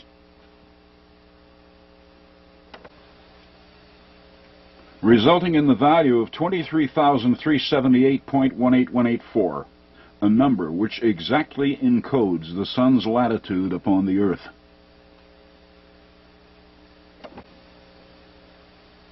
(19°, 41 minutes, and 30.0105 seconds north, dead center on the pyramid.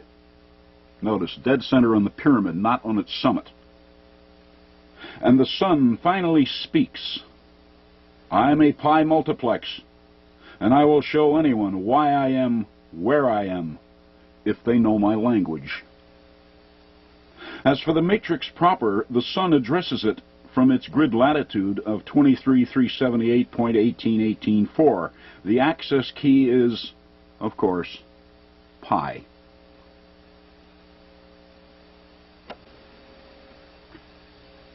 Divide it by pi itself, and we find the 7441.506 square foot area of Stonehenge.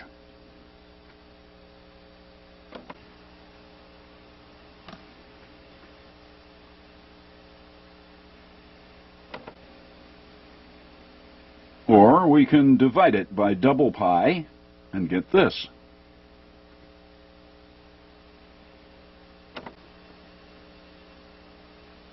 The grid latitude of another major pyramid of the matrix, one whose grid longitude we already know.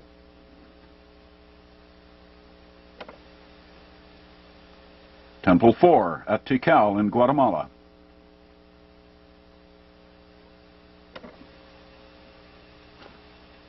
The Temple of the Double-Headed Serpent, its frontal elevation.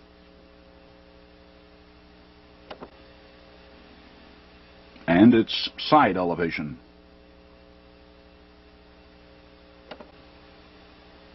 The Sun shows us many multiples of the pi ratio. We could even use 5 pi. To find this, the grid latitude of still another giant.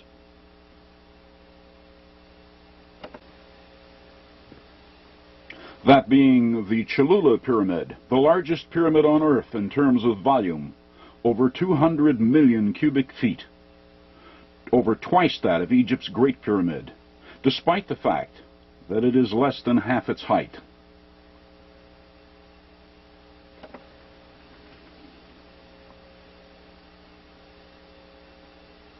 In the matrix, then, the Sun Pyramid was one of considerable significance.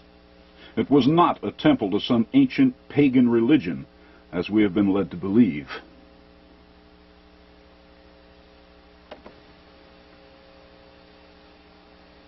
And mapping was not the only aspect of the matrix which it relates. Using its grid latitude again, along with pi, and the azimuth of the entire city of Teotihuacan, the Sun tells us this. The Great Pyramid's height, in terms of feet, and from Mexico.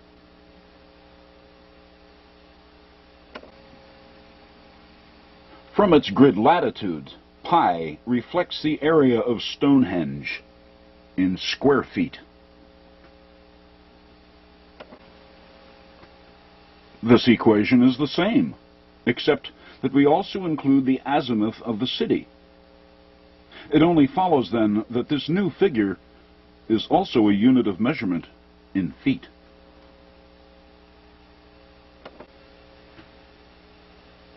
At Stonehenge, remember its language? Its measurements, hidden in its own rocks.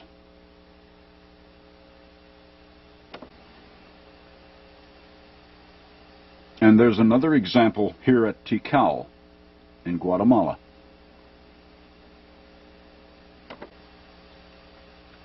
An old friend by now, Temple 4, the Temple of the Double-Headed Serpent.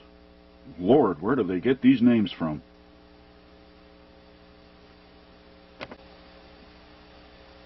As we recall, the grid latitude of Temple 4 was 3720.75, coming from the Sun Pyramid by way of double pi.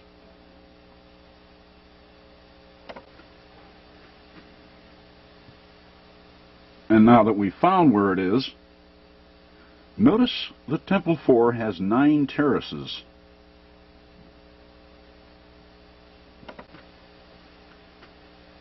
Which feeds a simple equation. What does 33,486.77 mean? When Tjabert Mahler, the German archaeologist, cleared Tikal and obtained the field measurements of its pyramids in the 19th century, being German, he measured everything with his native metric ruler, which of course will never reveal anything where these monuments are concerned. But when we convert them over to British 12-inch feet, we find that Temple 4 has a base area of 33,486 square feet.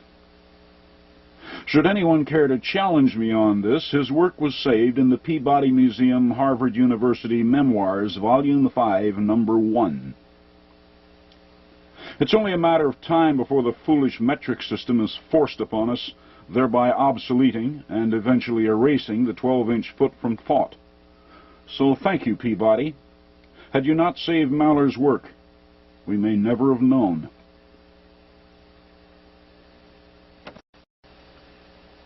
Look upon me, count what I show, then measure my base, and I will tell you why I am where I am. Digest the logic carefully. It works either way. We can also work from its grid latitude, multiply by the 9 terraces, and find its base area. It's how they hid actual measurements. No real trick to it.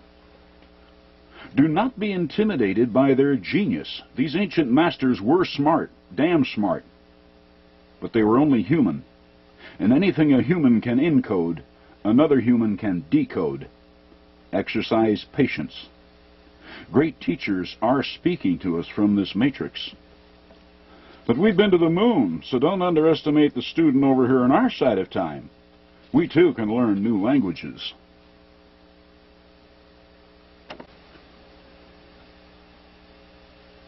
While the ancients certainly handled their math differently than we do, their use of our modern 12-inch foot can be found everywhere at Tikal, and even our 5,280-foot mile.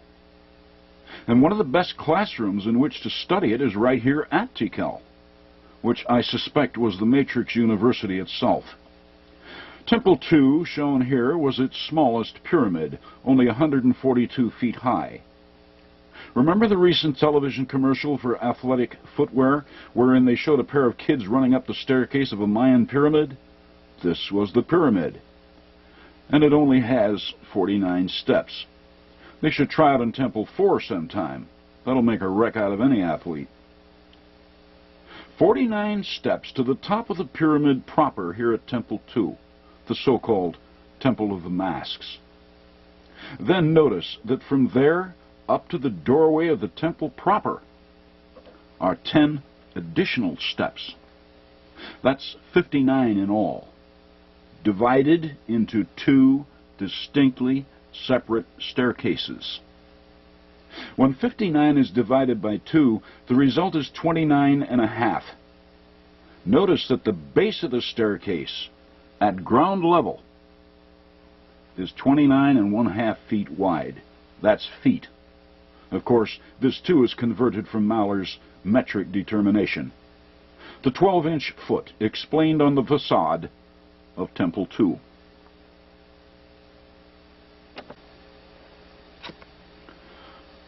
Temple 2 faces a larger pyramid across a plaza. Temple 1. The Temple of the Giant Jaguar. Colorful names. Temple 2, Temple 3, and Temple 4, which is just off the map to the west, all face east toward the sunrise. Sunrise worship, don't you know? But what about Temple 1? Why does it face west? Sunset worship? It's easy to see how the experts in primitive religions might draw such simplistic conclusions, but that's not at all why Temple 1 faces west. They missed this one by a country mile. When Maller measured the temple atop Pyramid number 1, he found it to have a depth of, and I quote, exactly 759 centimeters. Exactly, eh?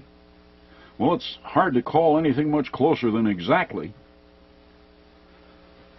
Converting his 759 centimeters over to feet, it becomes exactly 24.9015 British feet. 249015. 24,901.5 statute miles is the equatorial circumference of the Earth as we know it today. Why does Temple 1 show us the distance around the world? Around the world.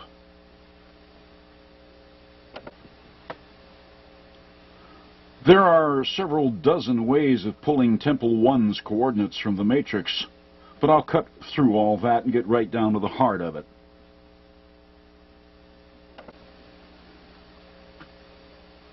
Temple 1's longitude is 120 degrees 45 minutes 22.9183 seconds west of Giza.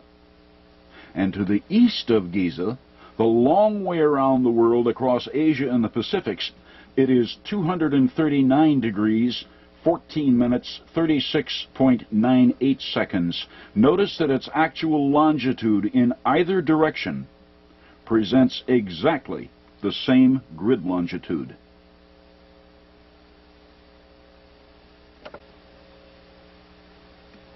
Temple of the Giant Jaguar? Sorry.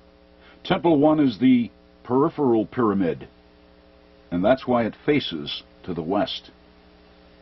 As the peripheral pyramid, it addresses the global matrix in both directions, east and west. It therefore looks around the world, like the Earth's equatorial circumference.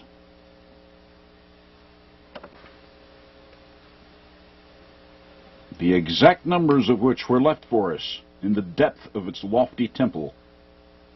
Since 24,901.5 statute miles is made up of 5,280 foot miles, TheCeekr shows us still another clear reference to our modern 12-inch foot.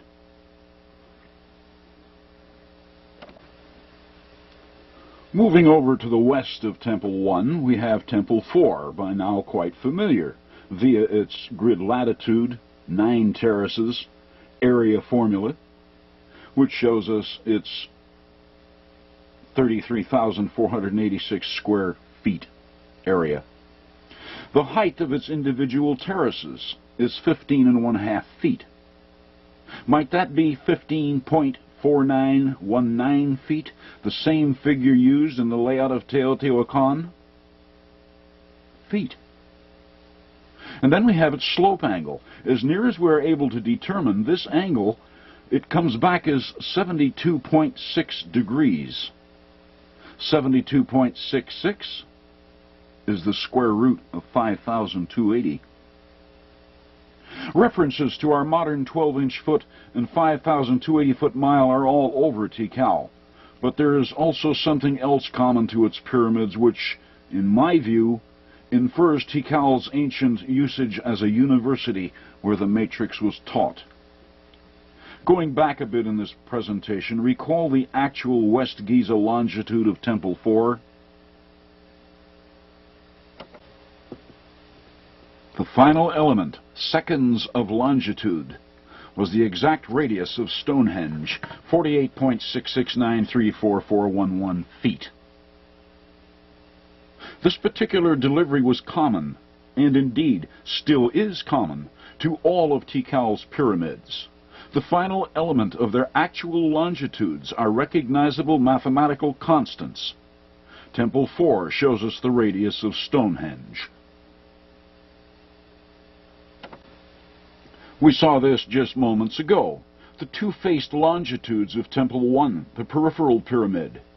Notice that the final element of its West Giza longitude is 22.918311 seconds. 22.918311 is also exactly 2/5 of the 57.2957 radian. Constants in the tailings of Tikal's pyramids.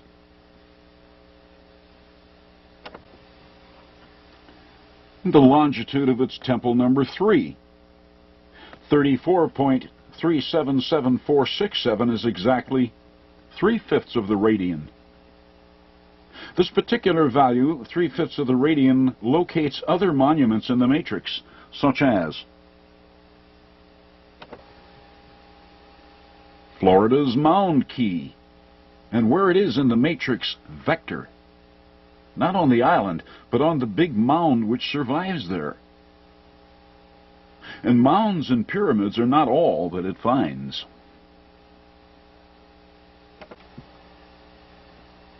It likewise vectors on this. Florida's warm mineral springs, the waters of which are reputed to have certain beneficial, even healing properties.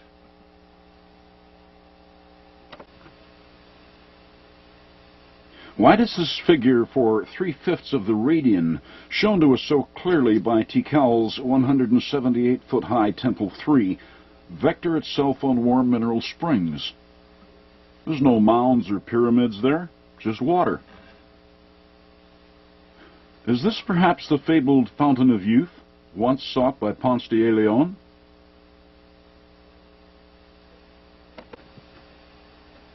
There are thousands of springs in Florida, so when warm mineral springs answered the matrix, I wasn't particularly moved by it, probably just coincidence.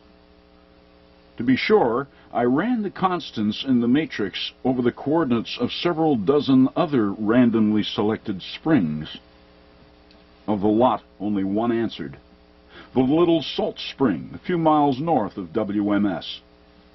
And of all the constants available in the matrix, Little Salt answered at 4/5 of the radian. Another radian fractional on a Floridian spring. What is this ancient matrix trying to tell us here? Well, we are not entirely without answers of our own. Warm Mineral and Little Salt Springs are known to rank as two of Florida's most important natural springs. And we know that they've been flowing generously for many thousands of years. Human remains have been found in proximity which date back 10,000 years. But was one of these springs the Fountain of Youth? Only they who have benefited from its waters can answer that. I must admit that their grid vectors answering the matrix at clear fractionals of the radian caught my interest.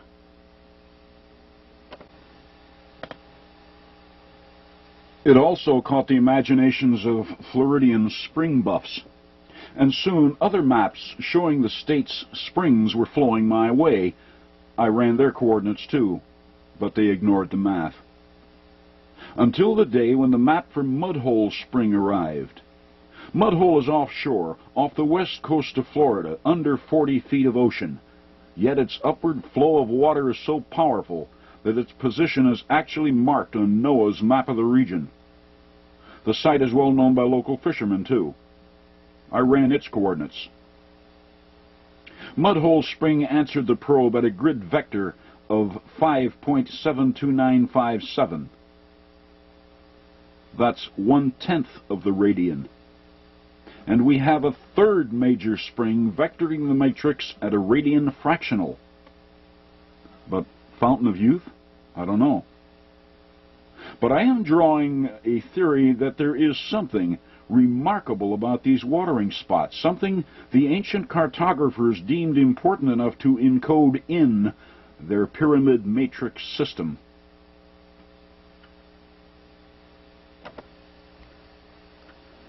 Which poses another question.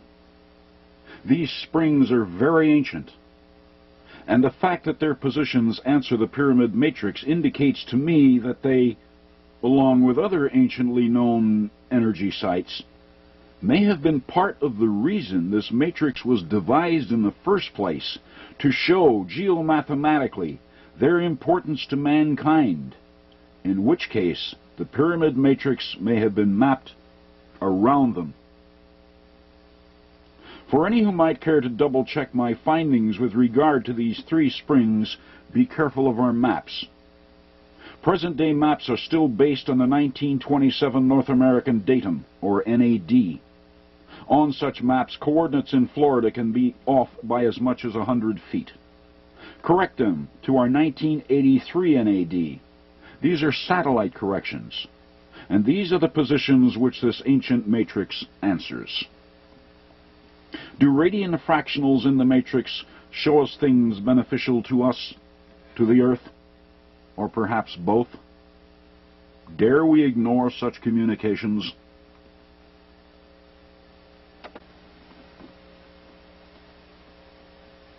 The ancients clearly understood. Now it's our turn.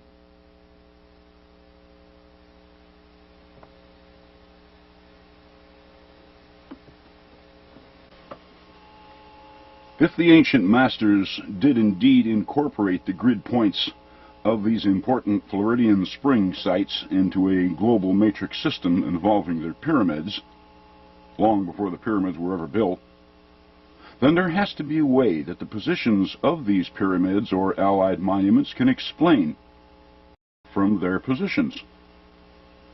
But which monuments are we to ask? There are thousands of them here in the United States alone.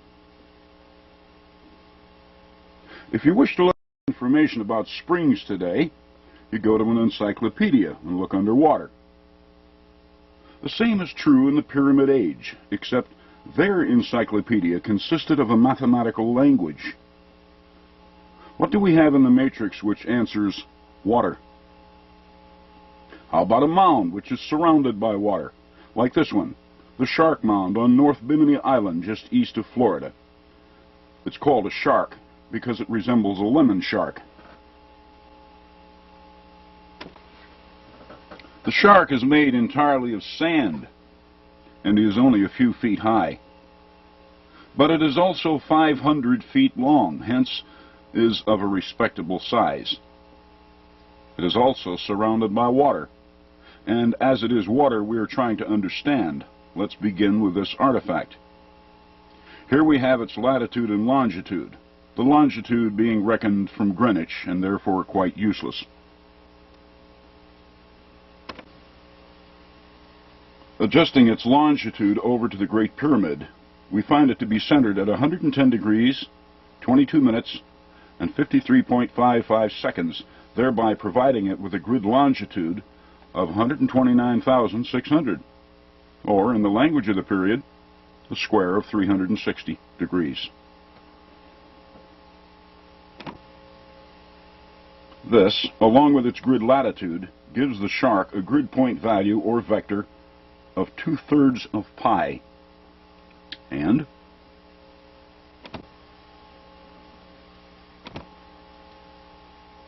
on the map, shark locates here.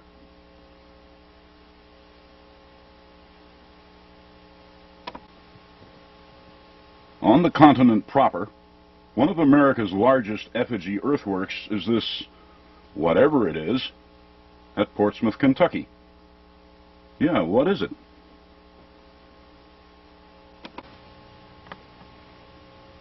The only name it has in the formal record is Portsmouth Group A Earthworks, written in by Squire and Davis in the 1820s, when they surveyed the site for the first time. Even then it was so ancient that erosion had cut several gullies across it. A 5,000-foot-long what's-it. The Aboriginals made lots of effigy mounds in North America. Snakes, turtles, squirrels, birds, fish, you name it, and they left it somewhere. But this thing... I have hiked and fished through the wilds of North America from the Catskills of New York to the White Mountains of Alaska, and I can assure one and all that I have never seen anything walking, crawling, swimming, or flying that looks even remotely like this. And look, atop its central box section, it has a handle. Clearly, this effigy represents something that was anciently manufactured, perhaps a weapon of some sort. It even shows a curved indentation at its right end, as if designed to fit the shoulder of a hunter. Whatever it is, or was, this earthworks is worthy of suspicion. Why? Because it is only about 1,500 feet from a large river, the Ohio. Water again, and major water. So let's call this thing the device.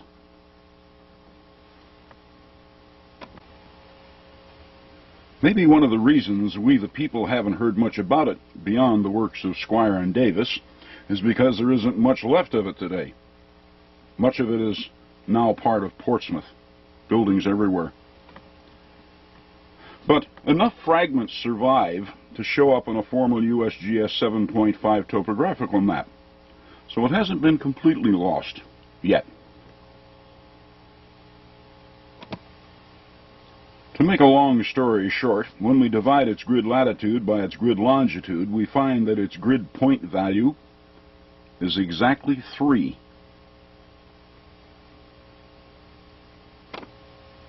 Having that, we add the device to our map.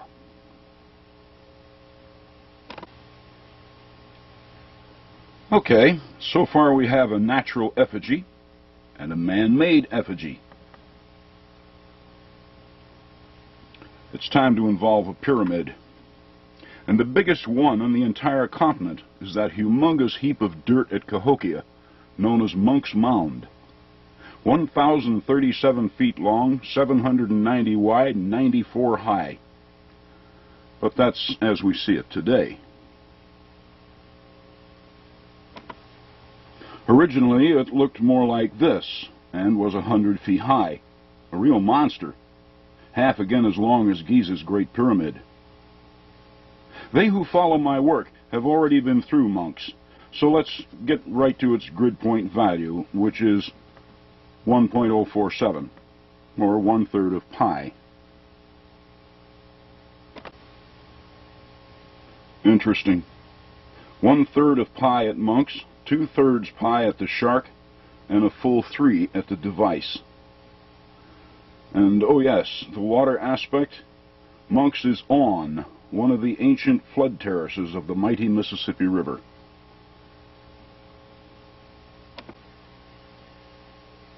Okay, we add Munck's to our map. Good. 2 effigies in a pyramid. What shall we involve next? How about the face? No, not the one over on Mars. Ours. The mile-long face at Poverty Point. After all, faces know things. We have covered Poverty Point in the original video, so let's get right to the point. Its grid point. The eye on the face, the misnamed Motley Mound, which also resides near water.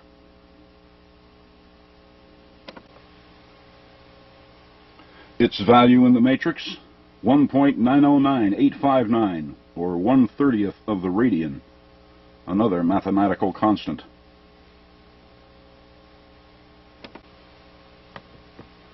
Now, when we add the eye to our map, then join the lines from major monument to major monument, and then multiply their grid point values, 1/3 pi, 2/3 pi, 1/30th of the radian, and 3, we find the constant 4 pi, 12.56637.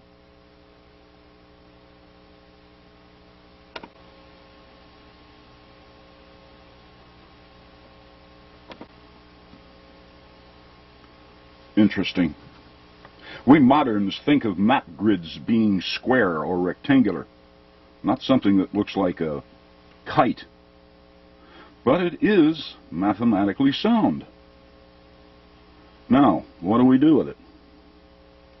The only common ground these artifacts have in nature is the fact that all four are near water. Maybe we need another water-bound artifact?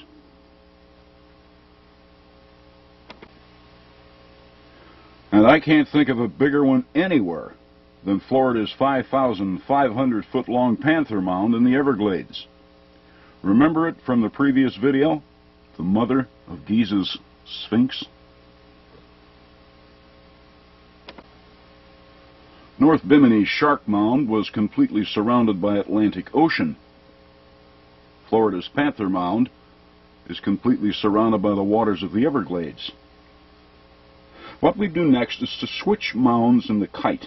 We will dispose of the Shark Mound and replace it with Florida's Panther Mound.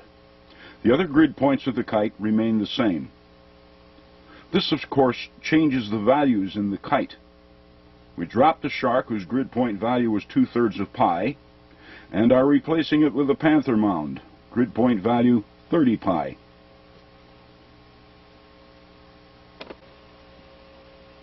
This time we divide to find that putting the Panther on the tail of the kite changes the overall value to 5 pi.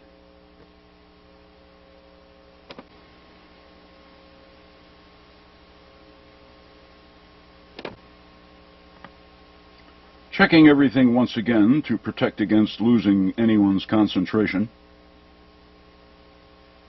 North America's largest Aboriginal monuments, bar none. Another mathematical constant. Okay, so far we have 4 pi and 5 pi kite grids.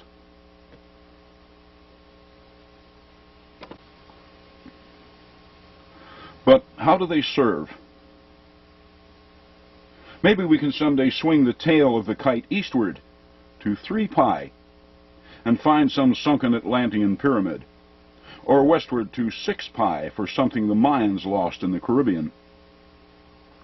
Maybe. But the logic being conveyed here by these ancient builders says two things to me very clearly. First, water. Remember, both the Shark and the Panther are surrounded by it. And two, swing the tail of the kite. But to what? How about to water itself? Something significant underwater, like perhaps an underwater spring. Like maybe the Mudhole Spring off Florida's west coast. Grid point value 1/10 of the radian, 5.72957.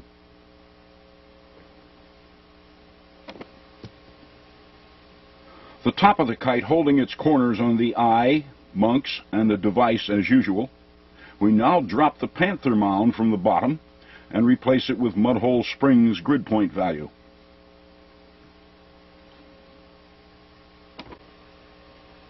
Then multiply and voila.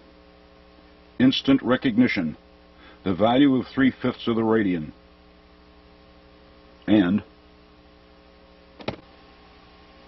as we already know, it's the grid point of warm mineral spring in the global matrix, and found by mathematically oriented swinging kites.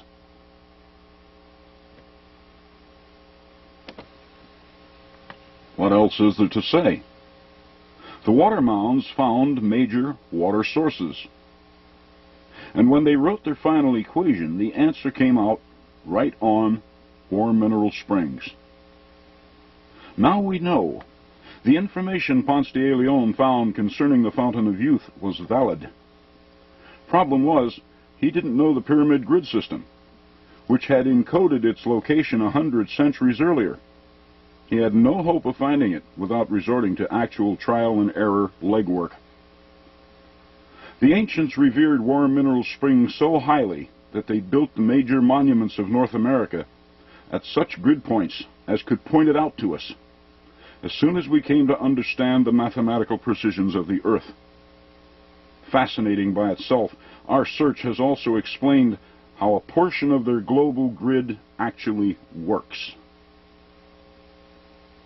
I wonder what else they revered that we haven't found yet. The matrix is still young. The search continues. Thank you.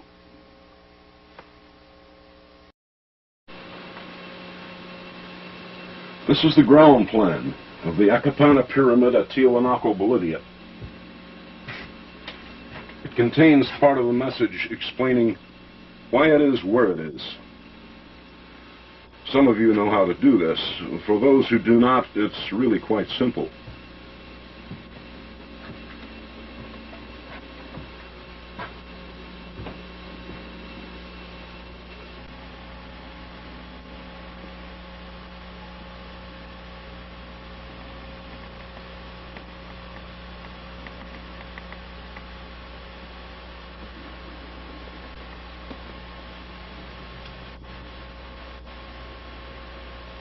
The Great Pyramid contains part of the law, the mathematical pi ratio. Its slope angle from the apex downward has a tangent value which we can find with a modern pocket calculator. Multiply this tangent by the four sides of the pyramid and we find pi, memorialized forever. Having been so advised, we should apply this ratio to what we see in other pyramids around the world. For example,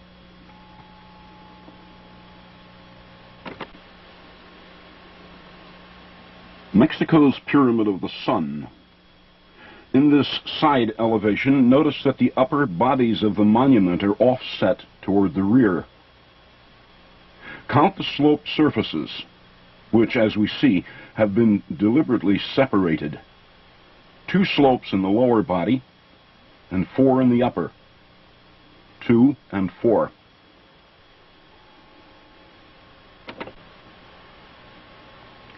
From the front, the sun appears uniform in its presentation. Now we see 6 slopes on 5 terraces. That's 5 and 6.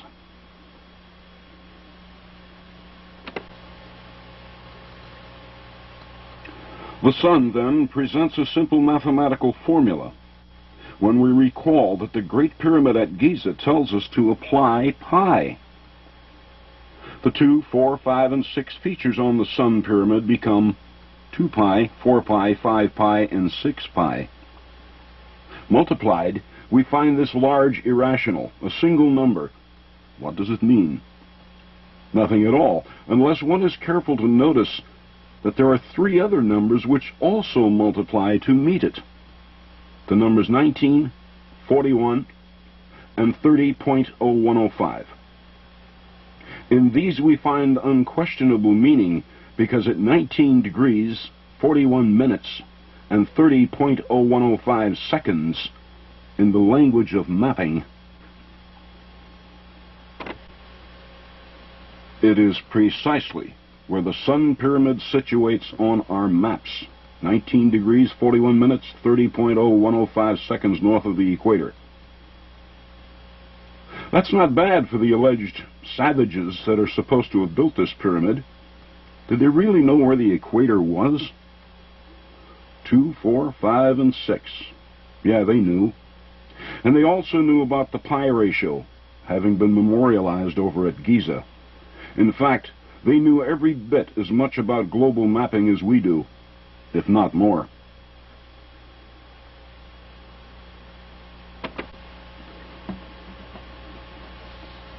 The same geomathematical logic was incorporated in the Acapana Pyramid at Tiwanaku. Unfortunately, we cannot extract data from its terraces because people have been chopping away at this pyramid since the Spanish began sacking the West 5 centuries ago. It is so badly gutted today that no one knows how many terraces it had. Except me, but that's for another time. You see, while we can destroy a pyramid, we cannot destroy the mathematics which gave it form. In their immense wisdom, the builders made certain that the Akapana would never become silent. How did they manage this? By protecting its geomathematical data in its base plan.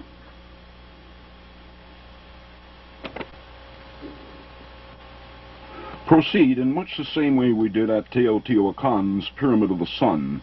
Pay close attention to what we see. The emphasis here was on the 90-degree corner angle, of which there were exactly 16. 16 and 90. Then simply apply pi to the formula and find.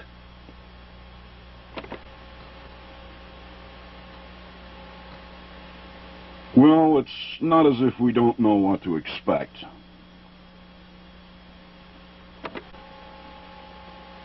"16 degrees, 33 minutes, 08.567 seconds south of the equator." Even the pre-Inca knew where the equator was. The next question is, how old is Tiwanaku's Akapana? Is there a way to demonstrate its age? Possibly so. All we have to do is match its position against the oldest monument known. What might that be? The very same number that encodes the latitude of the Akapana Pyramid at Tiwanaku encodes the actual latitude of Sidonia's face, north of the Martian equator. Geomathematical correlation. Now then, which came first?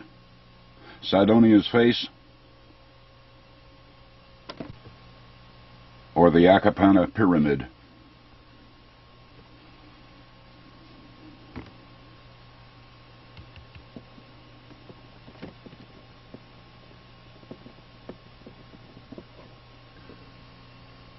Why is the pi ratio required for locating the Akapana?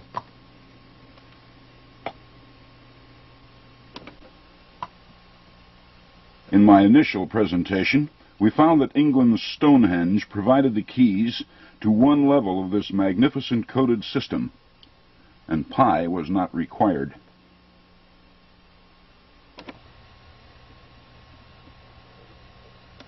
Despite its ruined condition today, British archaeologists have long since determined what Stonehenge looked like when brand new, a minimum of 3,700 years ago. It was part of an even more ancient circular earthworks, sporting a diameter of 288 feet. The inner circle, known as the Phase 3 construction, with a meager diameter of only 97 feet 4 inches, consisted of 60 huge rocks, 30 horizontal lintels fitted to the tops of 30 upright rocks called sarsens. 60 stones carefully arranged in a 360-degree circle. It proposes a simple formula. 60 times 360 equals 21,600. And it was this number which encodes the latitude of Stonehenge north of the equator, because 51 degrees, 10 minutes, and 42.35 seconds just happens to be the parallel upon which Stonehenge was centered.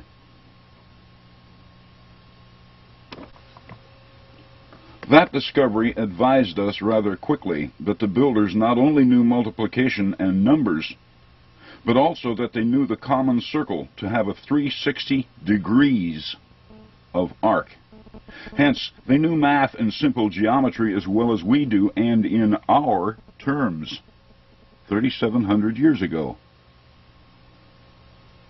Even more surprising, the location of Stonehenge proves beyond any question that their mapping skills were at least on a par with our own.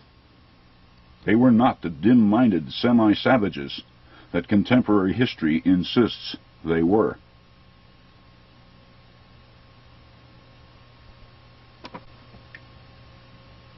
Now, knowing that the ancient Celts understood a 360-degree circle for what it was, in geometric terms, we took the circle over to the Western Hemisphere, where, at Newark, Ohio, we found that the architects of the great aboriginal earthworks were also familiar with the grid latitude of Stonehenge, a third of a world away. Here at the 1,056-foot wide observatory circle, we find 21,600 again, albeit reduced by a factor of 10. 2160, which encoded its latitude of 40 degrees, 2 minutes, 27 seconds north of the equator.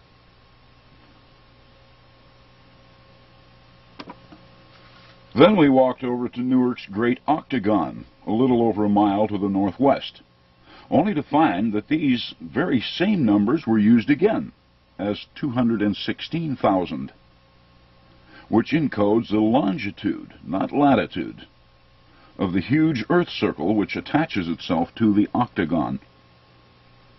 2160 at the observatory circle, 21,600 at Stonehenge, and 216,000 at the octagon. Proof by way of our own maps that the ancients knew and used a base 10 system as we do.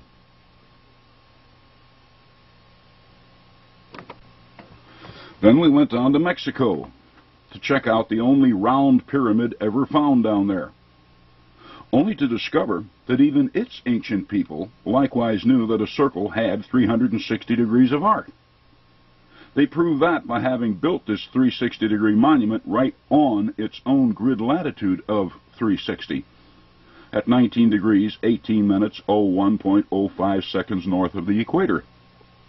The same equator that we use, and the ancient British used when they erected Stonehenge.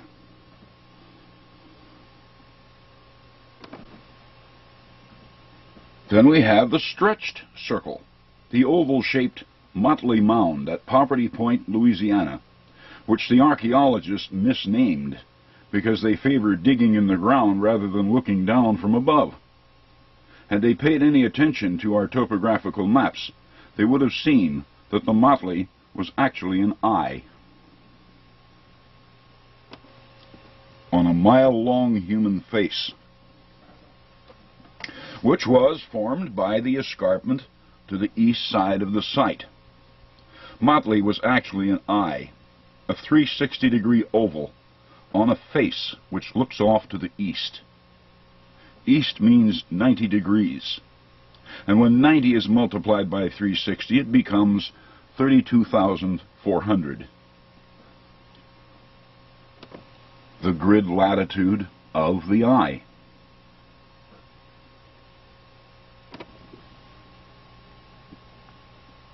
Then we have Mississippi's Emerald Mound, with its 5 corners, and 6 surfaces, comprising a corrupted 360-degree form. 5 times 6 times 360 becomes 10,800, the figure which encodes its latitude of 31 degrees, 38 minutes, 09.16 seconds north.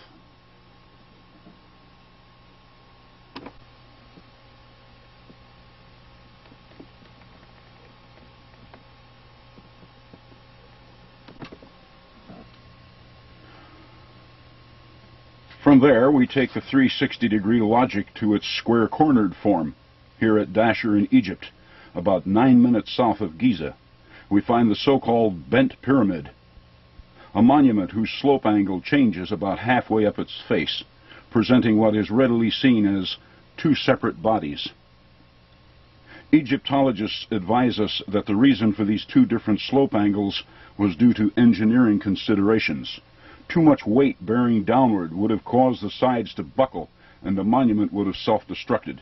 Therefore, the ancient builders decided to lower the slope angle at the halfway mark. That's more baloney than we hear in the average political campaign speech. Egyptologists are not going to want to hear this, but Seneferu's engineers knew exactly what they were doing. True, the lower slope angle at 54.7 degrees was a few degrees steeper than Giza's Great Pyramid, but it posed no risk of collapse. Angle and weight were no problem. Over at Tikal in Guatemala, the Mayans had no trouble with collapsing pyramids, and they didn't have squared block construction in their monuments. Here, pyramid interiors were rubble, and the outer veneer merely cemented fieldstone. The 228-foot-tall Temple 4 had a slope angle of 72.6 degrees, not 54 as on Seneferu's, and it's still there. Therefore, if there is any substance to what the Egyptologists assert as the reason for the bent pyramids being bent, then none of the Mayan pyramids should have reached us intact.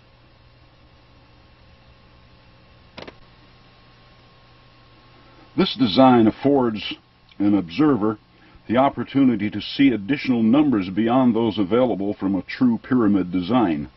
Here, instead of only 4 sides, we see 8. And rather than seeing 4 base corners and an apex, we see 8 corners and an apex. That's 9. 360 degrees times 8 times 9, 25,920.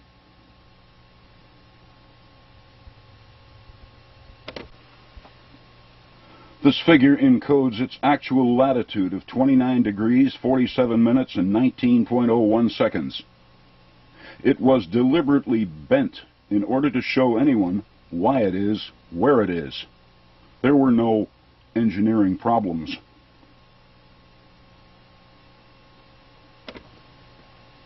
A second reason for breaking an otherwise perfect 360-degree base design was to reveal 2 bodies of 360 degrees. What happens when we divide 360 by 2? 180, of course, which answers its longitude nicely.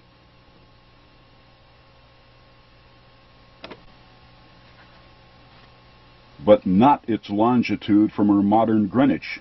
The prime meridian of the Pyramid Age was predicated on the position of the Great Pyramid, from which the bent pyramid lies to the east.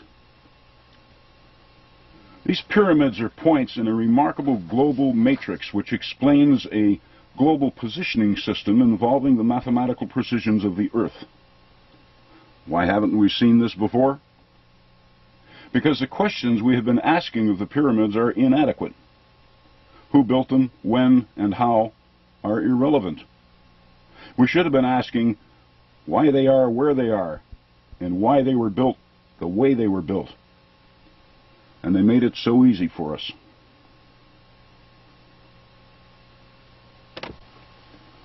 We have even known the measurements of the bent pyramid for some time. But since we do not understand the language of the age, we can't read the figures. The height of the lower body, for example, 160.996 feet, is the square root of 25,920. It's grid latitude.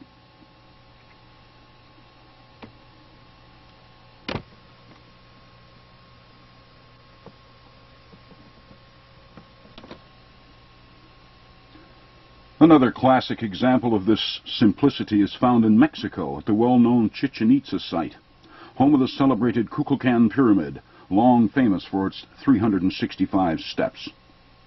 91 on each of its 4 sides, with the top of the pyramid being the 365th step.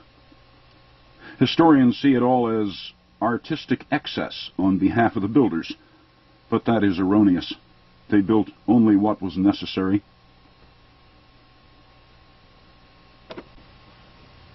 Study Kukulkan from above. What do we see? Do we not see a 4-sided pyramid with 4 staircases, 9 terraces, and 365 steps? Basically, that's all we need to explain why it is where it is. Simply multiply the numbers shown to find its grid longitude to the west of the Great Pyramid.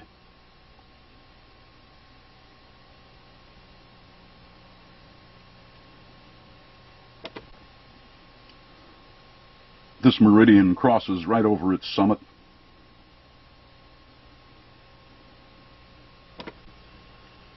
And only about an inch from the grid longitude mandated by the code. As explained in my earlier presentations, the number 365 has no more meaning in the code than it does in referring to the calendar. There is no 365-day year and never has been. Today the year is 365.2422 days long and is growing. When this matrix was mapped out thousands of years ago, the year was 365.020081 days long, and that's the number we have to use here. It results in a slightly higher value for Kukulkan's grid longitude, and the very same number which fixes the grid longitude of Stonehenge.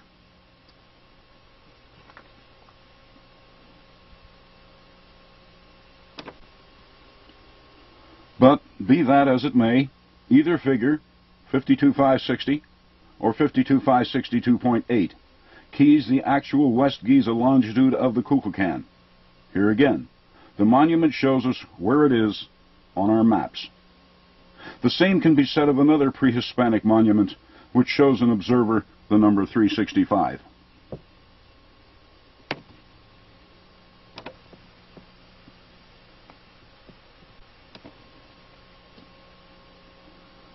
This one is at El Tajín in Veracruz, the celebrated pyramid of the 365 niches, locally known as Los Niches. Its sides are decorated with small, square cubby holes, 365 of them. Again, they are thought to have had a ceremonial significance, one niche for each day of the year. Can Los Niches speak like Kukulkan did?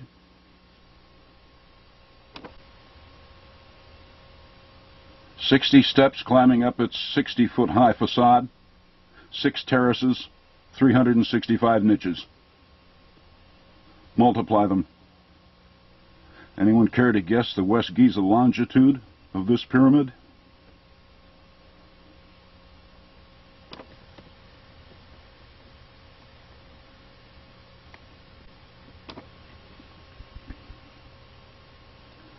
Then we have this one, the so-called Pyramid of the Magicians at Uxmal in Mexico. The only round-cornered pyramid the Maya ever built. At least, it's the only one we've found to date. Can we figure out why? Yes, but not from this angle. It has to be done from above, looking down, in order that we may appreciate its base plan. A square with rounded corners. Go ahead, give it a try. I'm willing to bet a used pop bottle cap that some of you have a pretty good handle on it already. Do we not see rounded corners, which suggest a circle? Do we not also see straight sides, as in a square? Does it therefore not suggest that we square the circle? What happens when we square the common 360-degree circle? We find 129,600, which encodes the West Giza longitude of the Pyramid of the Magicians, 120 degrees, 54 minutes, 20 seconds. Not so difficult. So our dim-witted progenitors were quite adept with math and maps. They could accurately plot longitudes anywhere on Earth. And latitudes. And they spared no effort to leave this message for us. And they left it everywhere, so we wouldn't miss it.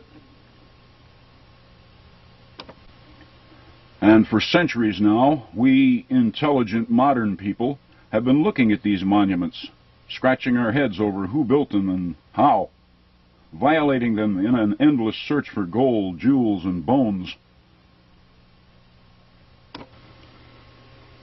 Even restoring them for the tourist trade.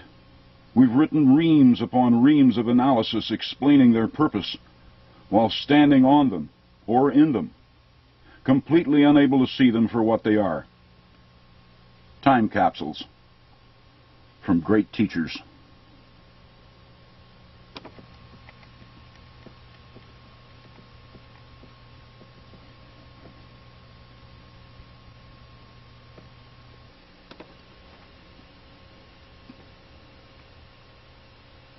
Those monuments serve to introduce us, to alert us to the presence of knowledge in remote antiquity, and they did so by showing us simple numbers and geometric constants.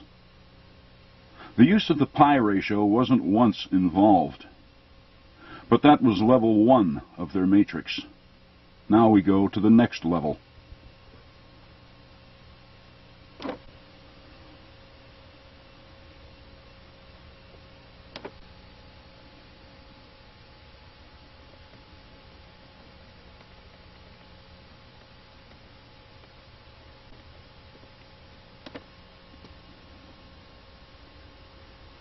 Out at the Cahokia site in Illinois, the largest mound complex in all of North America, the ancient builders once raised what we loosely call a woodhenge.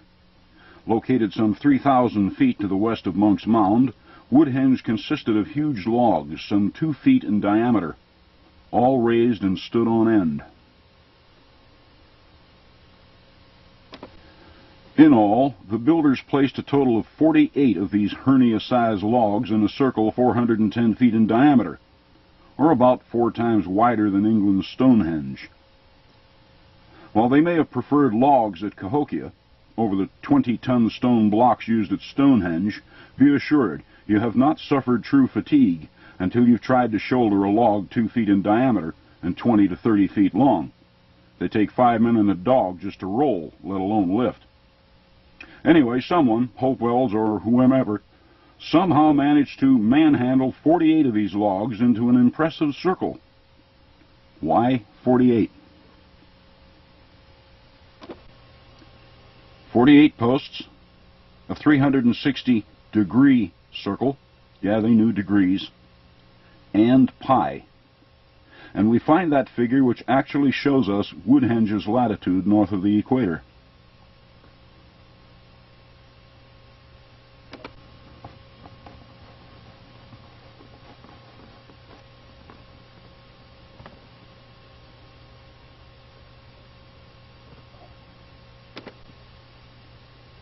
Now, if we do not use the pi ratio against Woodhenge's 48 posts, we wind up too far to the south, well clear of everything, barely on the fringe of Cahokia itself.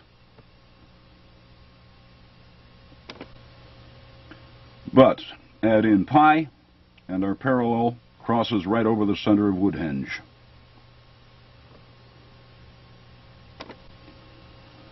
And that's why the 48 posts were necessary in the woodhenge, to show us where it is.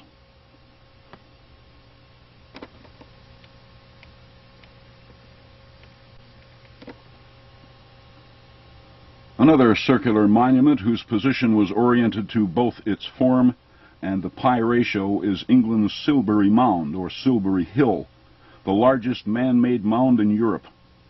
550 feet in diameter at the base, 131 feet high, and presenting a consistent slope angle of 30 degrees. But rather than being a true cone, the builders gave it a flat top. A round flat top. I like it when they do that. It simplifies things. Let's see now. 2 circles, one at the base, the other at the top. That's 2 360-degree circles, or 720 degrees. Consistent slope angle of 30 degrees. And pi. A parallel of latitude drawn at precisely 51 degrees 24 minutes and 55.43 seconds crosses right over the center of Silbury.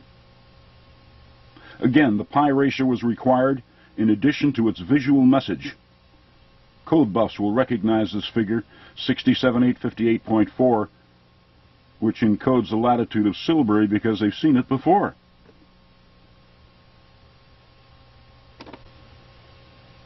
It was also used to position the large Khephren pyramid at Giza.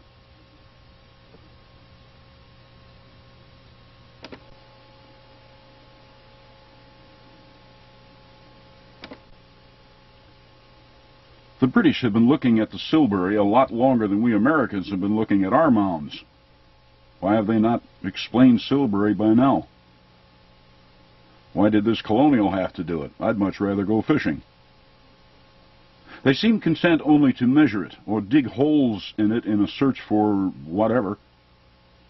Well, listen up, blokes. Dig all you want, because you won't find anything in it.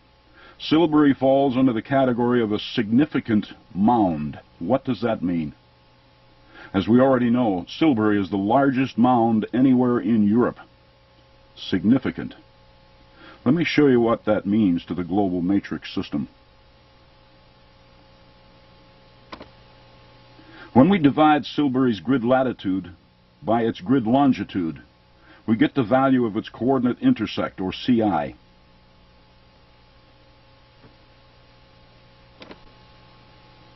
As members of a largely literary culture, most people today are not comfortable trying to memorize long numbers, especially irrational numbers. So let's apply some algebraic law and give this value the letters SCI for Silbury's coordinate intersect.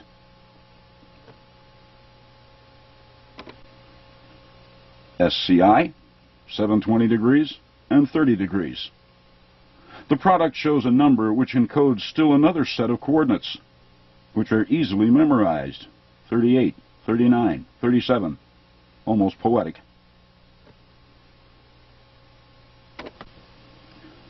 "38, 39, 37.14. There they are again, on Munck's Mound at Cahokia, Illinois, North America's largest mound. Speaking directly to Europe's largest mound, or vice versa. Significant to significant. Another level of the matrix I shall get into later on.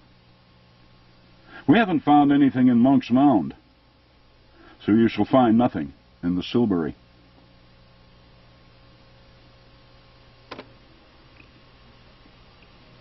Something else I should point out while we are back here at Cahokia. Count up all the 90-degree corner angles on this archaeologically restored model of Munck's Mound. If you counted 20, you are correct. In the language of the code, that becomes 20 pi. Notice also that it has 4 terraces. That's 4 pi.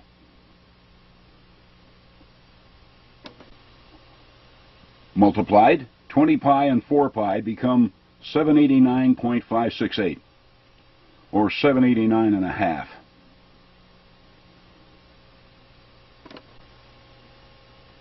I am assured by the Illinois State Museum at Springfield that the original width of Munck's Mound was 790 feet, plus or minus 12 inches. Munck's shows us its original measurements. Who needs rulers? Thank you, Silbury.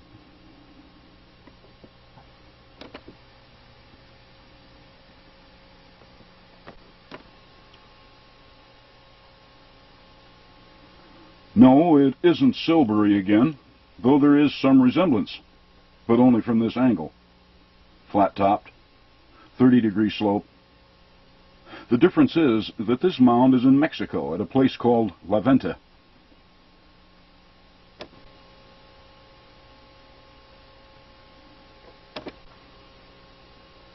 There's another difference, too. It isn't a circle and never was. It is a series of ridges and gullies which radiate downward from the flattened summit. In all, 10 of each. And it has been verified. The gullies were deliberately made. They are not the result of natural erosion.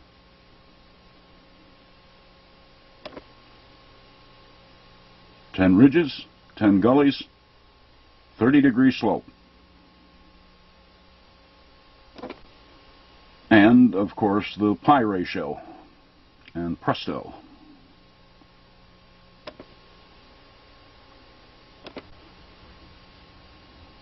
Its latitude north of the equator. Notice something else here, namely the small ramp that extends off toward the northwest on an azimuth of 343.7 degrees. Those numbers link to the code. because 343.77 just happens to be exactly 6 radian. Anyway, this azimuth, when given to the 10 ridges and 10 gullies of the Levanta Pyramid, eagerly provide us with this monument's longitude to the west of the Great Pyramid.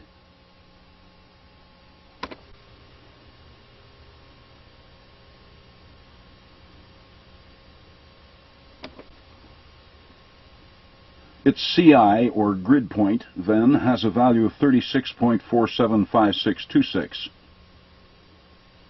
How does it speak to the global matrix? When we take the time to multiply it by the grid latitude of Stonehenge, 21,600 as shown earlier, it becomes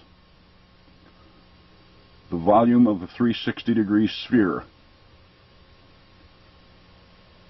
787,873.524 cubic degrees.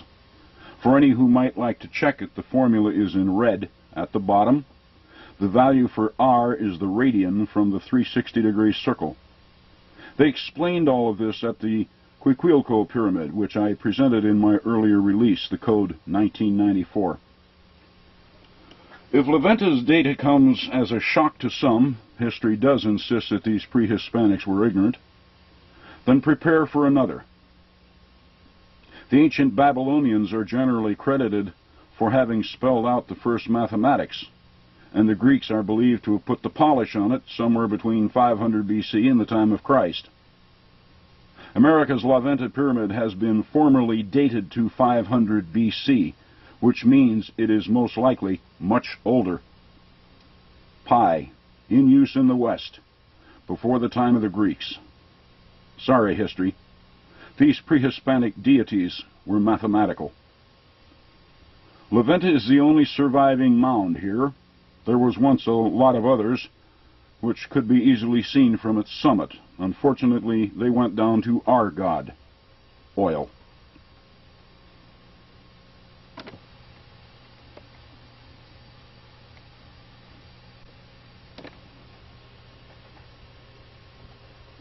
Our next Pi-oriented mound is in Georgia.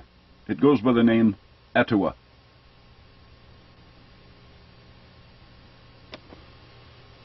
The Etowah is a mound of respectable size, 333 by 380 feet at the base, and is exceeded in its proportions by very few other North American mounds, such as the 1,037-foot-long Munck's Mound, 670-foot-long Emerald Mound, and eastern New York's 800-foot-long Hoosick Mound. It is about 70 feet high. 4 squared corners at the base, 4 pi, 2 ramps, 2 pi, and 90-degree corners everywhere, 90.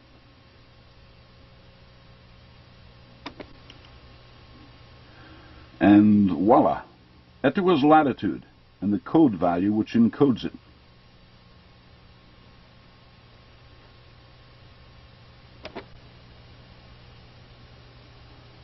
A word of caution if you visit the Etowah site. Stay on the paths. Do not wander off into grassy areas. The rattlesnakes are everywhere. And speaking of snakes, guess what happens when we divide Etowah's grid latitude of 7106.11 by 5? We are left with exactly 1421.223, the number which encodes the latitude of Ohio's Serpent Mound. And notice, please, that it has 5 coils. Now that we have all had our basic training on observations and the use of pi in finding things, we're ready for some graduate work. For this, we return to Guatemala, to a place called Tikal.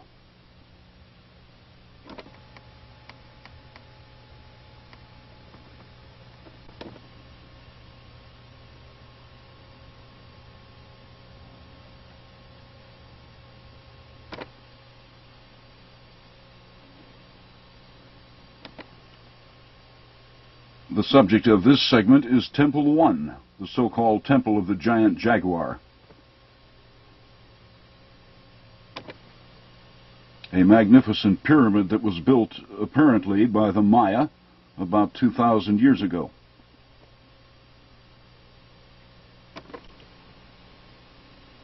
Much taller than it is wide, Temple 1 is 154 feet high,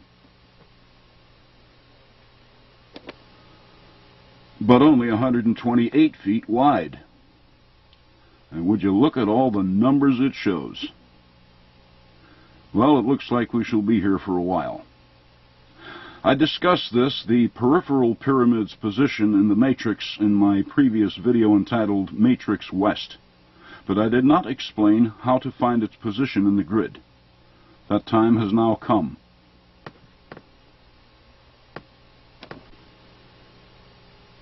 With so many of them in evidence, the emphasis here is obviously on the 90-degree corner angle, of which there are many. And when the ancient architect goes to such extremes in order to show them to us, it's best that we pay very close attention. Notice the indentations at the corners of this Temple 1's bottom terrace. In all, there are 24 such 90-degree corners at ground level, and 24 more on top of the terrace. That's 48 on each terrace. Then they stacked 8 more of them on top of it, for a total of 9 terraces.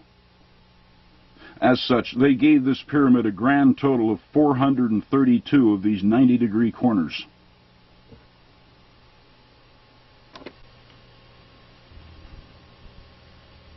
.432 by 90 makes Temple 1's corners worth 38,880.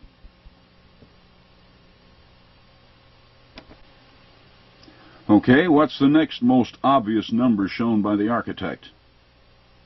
The staircase, of course, and one staircase on 9 terraces equals 10 facial features. Very obvious facial features.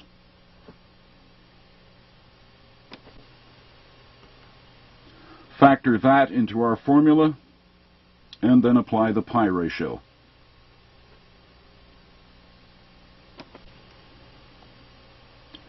Which encodes Temple 1's longitude to the west of Giza's Great Pyramid. It answers only to pi, hence becomes another pi pyramid.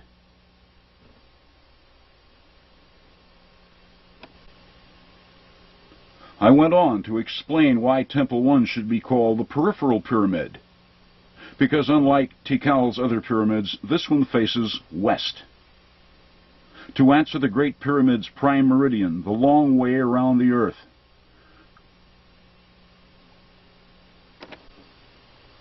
(239 degrees, 14 minutes, and 36.98 seconds) to its east, and keeps its back to the east, thereby being west of the Great Pyramid by 120 degrees, 45 minutes, 22.91 seconds. Both answer the very same figure for its grid longitude. And we like to think of these ancient builders as primitive and without knowledge, stupid sun worshippers.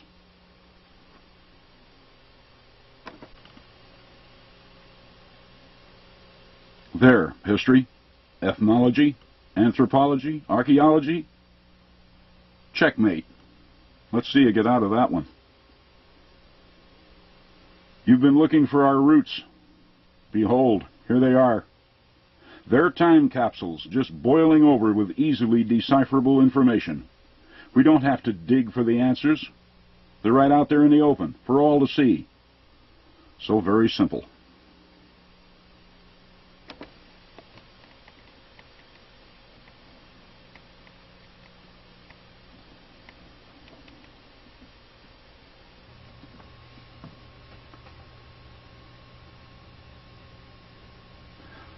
When I began searching for the answers as to why the world's pyramids are where they are back in the early 1980s, metrology was the last thing in my mind.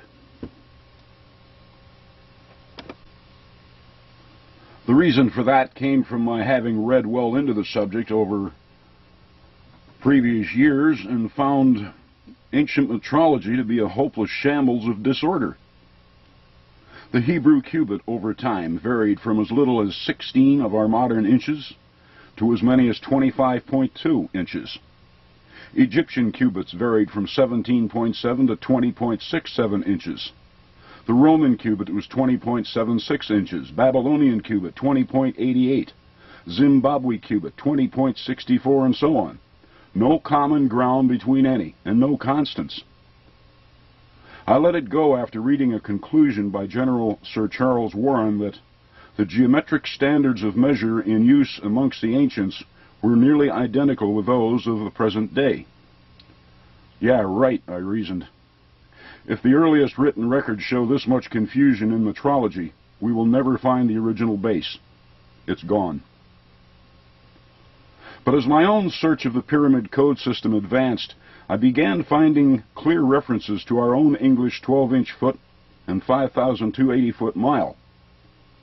And time after time after time. It didn't make any sense, because the British didn't legalize our 5,280-foot statute mile until 1593 AD, and all the pyramids were built before that. So what was I seeing here? Had archaeocryptography found the original metrology? Here, atop Tikal's peripheral pyramid, the 24.9015-foot depth of the temple shows a perfect numerical match to the Earth's 24,901.5 mile equatorial circumference. A clear reference to the modern 5,280-foot mile.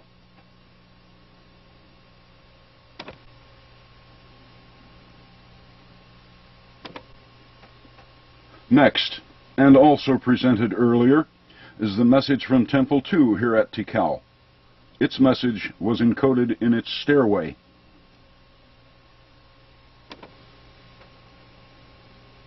"59 steps, divided into 2 separate staircases. The visual message is obvious. Divide 59 by 2, which results in 29.5, or 29.5.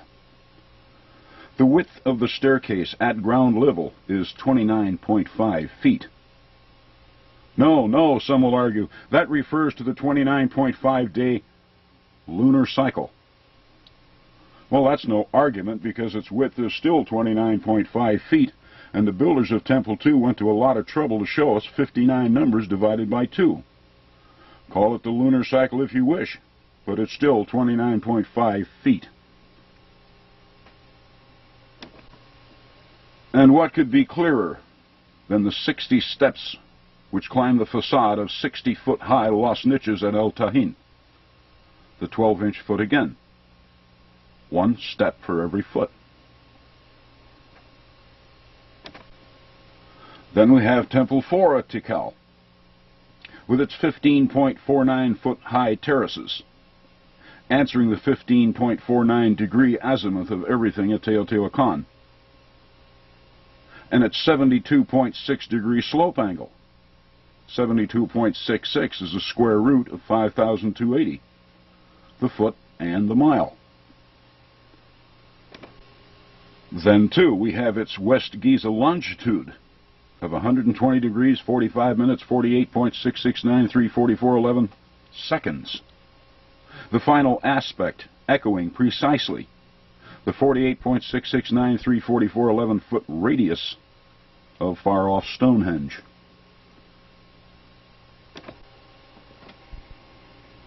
And let's not forget how the grid latitude of the Sun Pyramid at Teotihuacan, when divided by pi, comes back at 7441.506402 feet, the exact area of Stonehenge, in terms of 12-inch feet.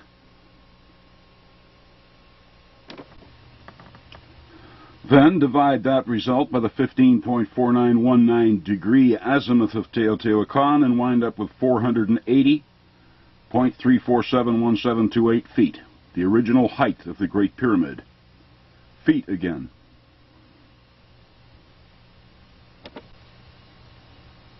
Next we have Poverty Point's huge earthen concentrics, which have shown us a figure for its diameter at 3,950 feet. 1 foot for every mile of the Earth's polar radius, foot and mile both.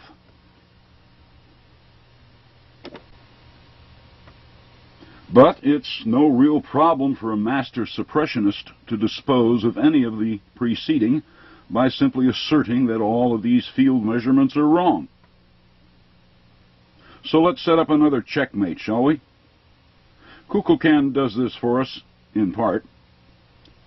90-degree right angles everywhere. And it's 365 which we now know to represent the figure 365.020081. The derivative here is 4.055778, a figure which any better modern calculator can show as being the tangent of 7,123.85068.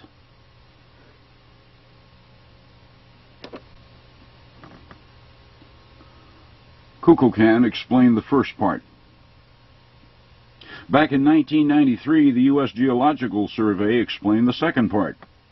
I sent the exact coordinates of Kukulkan and the Great Pyramid off to the National Geodetic Survey in Silver Spring, Maryland, and asked their computers to plot me the exact surface distance over the Earth which separates these two pyramids. I further asked that they provide the figure back to me in terms of 5,280-foot statute miles. And this is how it came back, 7,123.8.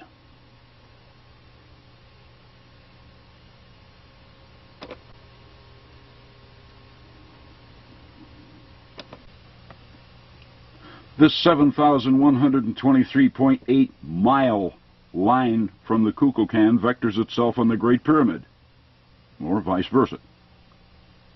The tangent to mile message here is so obvious that no further explanation is really necessary.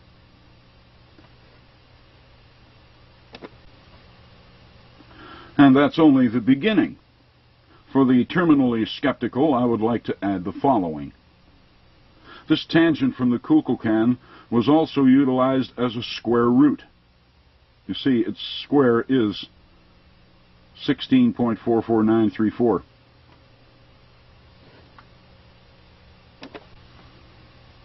And that is what the eye on the human face at Poverty Point sees when it looks at Florida's huge Panther Mound, 806.52 statute miles away, wearing a tangent of 16.44934. So put all the cubits, kilometers, and Roman miles away. They are clearly degenerated from an original foot-mile metrology that antedates everything we've ever found in the written record for ancient metrology. Remember, it doesn't take too much to change any metrological unit. The crooks and the mighty have been doing so since as far back as the written record is able to reach. Whatever best serves an existing system will be activated, and one doesn't have to read very far into ancient metrology to see it. It's recorded as far back as the time of Solon, circa 550 BC. It was he who, for political reasons, tried to impose a system of measures based upon the sextarial system. But the people liked the system they were using. It was working. The battle continued for a few hundred years after Solon went into transition. But the establishment ultimately won when drastic steps were taken to completely eliminate the existing metrological system from the memory of the people. It's been going on ever since and shows no sign of letting up. It's just a matter of time before the foolish metric system is force-fed to the lot of us, and the foot and mile will disappear. And Maller's measurement for Temple 1 will be the only one permitted, 759 centimeters. Temple 1 will go silent again. And the steps on Temple 2 will refer only to the moon. Regrettably, there are those who would dearly love that. Keep the secrets of the pyramids shrouded in mystery. Let no one know truth. So, best we find out what we can while we can.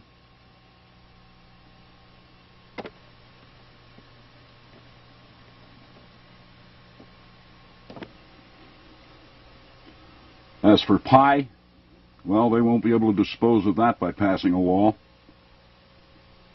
Pi, the key to a higher level in the matrix.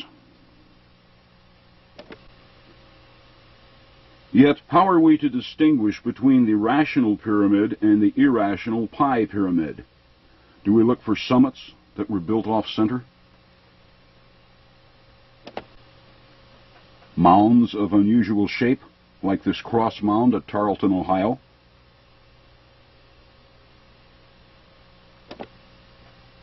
An abundance of right angles in a ground plan? Certain effigy mounds? Wildly corrupted designs?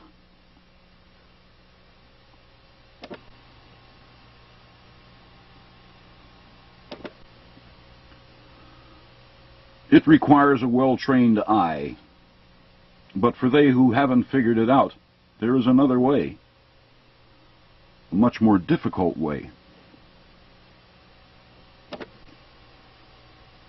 Dig 'em, gut 'em. And when they refuse to give up any human bones, well, the odds are that's a pi monument, excluding, of course, intrusive burials. The Serpent Mound is a good example. Nothing there, just dirt. How do we know it's a pi monument? Because of its grid latitude, 1421.223. It's one of those constants they used, but which we have never heard of, a pi multiplex.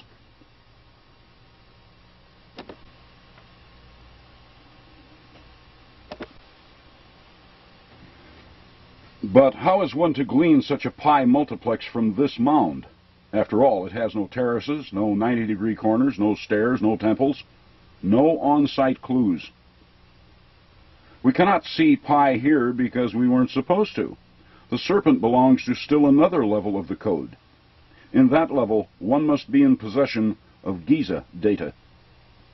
For example, the Mycerinus Pyramid. It was originally 226.194 feet high, that figure being best remembered as 72 pi.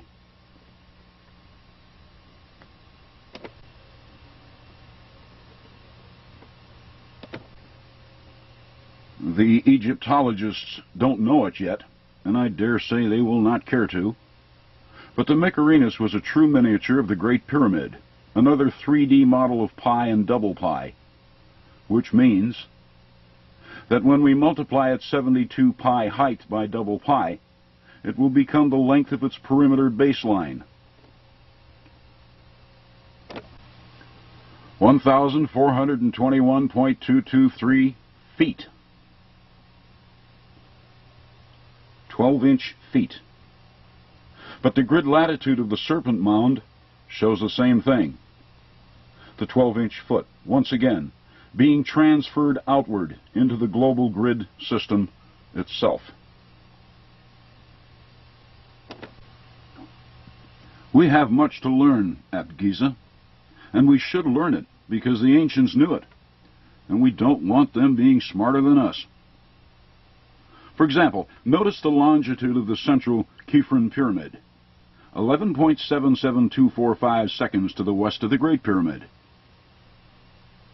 That figure was known all over the ancient world. They even left us the proof. For example, it was the reason why Stonehenge and the Serpent Mound are where they are, separated by 3,865.14 statute miles. The tangent of which is Khafre's longitude.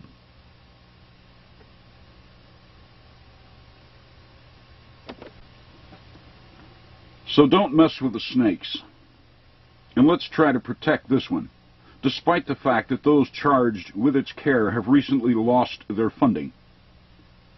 England protects Stonehenge as a national treasure. It is only fitting that we do as much for Ohio's Serpent Mound, indeed all of the aboriginal monuments which were bequeathed to us by the primitives, who, as it turns out, were better advised in a number of high sciences than we are.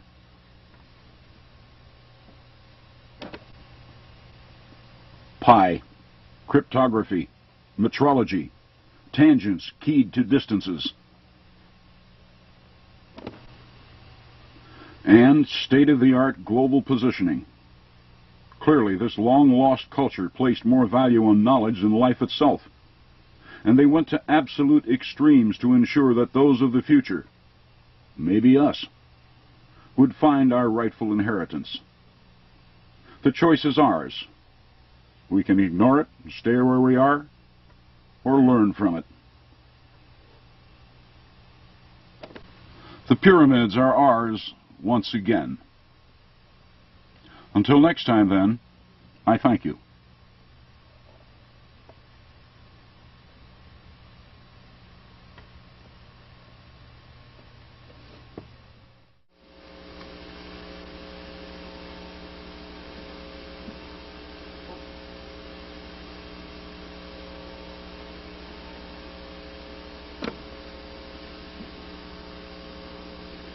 In my previous videos, I introduced the magnificent code system involving the world's pyramids, mounds, maps, and numbers. It all ran the spectrum from simplicity to apparent confusion, as it was supposed to. No one can design a top-secret communication system and leave it right out in the open for everyone to see and trip over unless it is carefully arranged to confuse the undisciplined mind. And the key to that was numbers. Why numbers? Because most people don't like them and prefer to avoid them. Even worse, the undisciplined mind can assert meanings to numbers that can look logical but be something else. And it does happen. For example, from the ancient science of gematria come a host of well-organized rational numbers, sacred numbers, which few people understand. A few are shown here. For example, 144 and 432. The 432 being 3 times 144. Other of these numbers, such as 54, 96, or 2160, while they are often considered sacred, are not gematrian. But when one looks closely, all of these numbers can be found.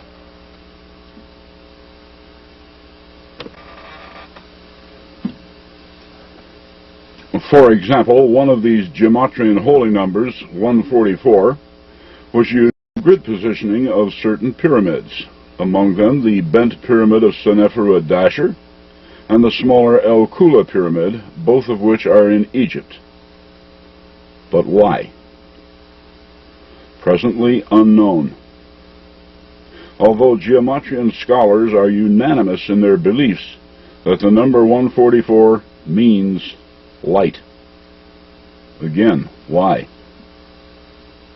If the El Kula and bent pyramids do represent light, why don't they light up for us? Or at least glow? Where's the switch that turns them on?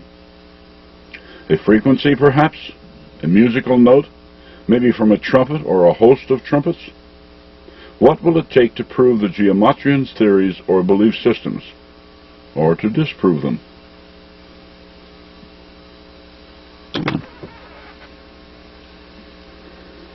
Even the higher gematrian number of 432 was used in the pyramid grid system, its representative being the so-called false pyramid at Meidum, Egypt. It is called false because it isn't all there anymore, apparently having collapsed because its outer casing stones lie in a heap of rubble at its base. Why? Faulty construction techniques? That I will never believe. More likely it was something else. Something probably deliberate. If frequency and vibration are somehow representative of gematrian numbers, it might have been a sustained musical note that shook this pyramid apart. You know, like the frequency that tore the Tacoma Narrows Bridge apart about a half-century ago. Wow. If that's the case, then it was probably a good idea to have established our standard A note in music at 440 vibrations per second rather than 432. There's no telling what our loud rap music might have been able to do to these ancient monuments. On the other hand, there are many levels to the code, and any numbers it uses could, and frequently do, have multiple meanings and intent, and may not be what some folks think they should be.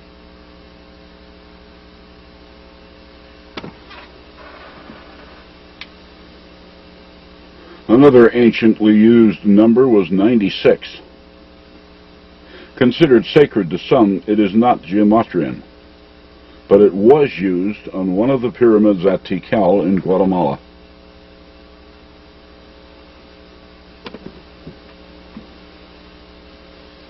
This one is known as Temple 1, the Temple of the Giant Jaguar.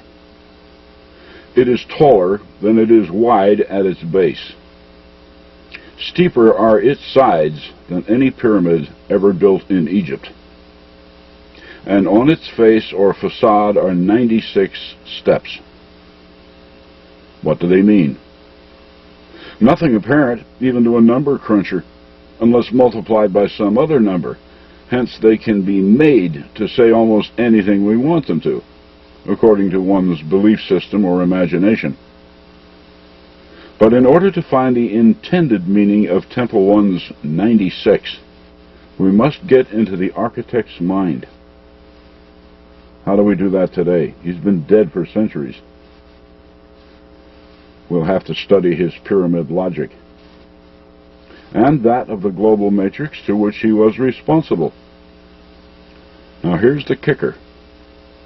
Once we do that properly, the pyramids of the global matrix system become as the individual pages of an encyclopedia. And its first chapter deals with Earth history.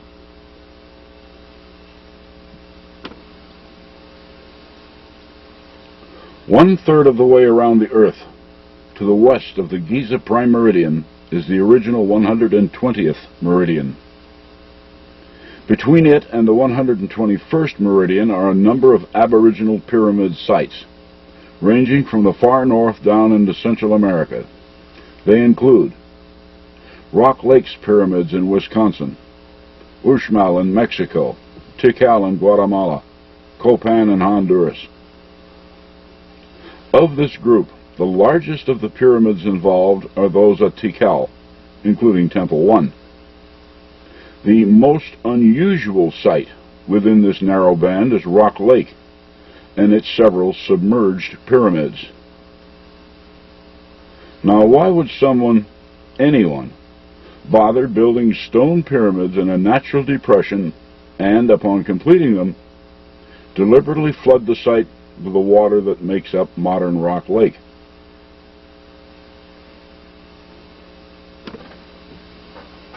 Unless they are trying to explain something to us, which we're unable to see or find. Notice that the code's grid latitudes for both Rock Lake's Delta Mound and Tikal's Temple 1 are identical, 2788.548. Rock Lake's Delta Mound, then, is referring the investigator directly to Temple 1. Something in or on Temple 1 is somehow significant to an as yet unclear scenario. But what is it? Pay close attention to the code's logic here. Rock Lake's pyramids are all submerged and therefore difficult to investigate. Such work requires scuba gear. Tikal, conversely, is high and dry and easily studied. Does this combination of Rock Lake and Tikal provide certain data toward the rediscovery of some other submerged ancient site somewhere? And if so, where is it?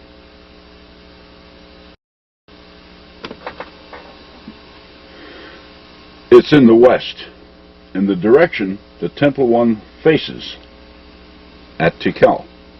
West to the Pacific Ocean, Hawaii, Japan, and beyond. But what's out there? Those 96 steps on its facade will explain. They face westward, the long way back to the prime meridian at Giza. So take the problem to Giza, and from there, come back eastward from Giza, a total of 96 meridians, to the Ryukyu Islands southwest of Japan. On our modern maps, that would be 127 degrees east of Greenwich, but that doesn't concern us here.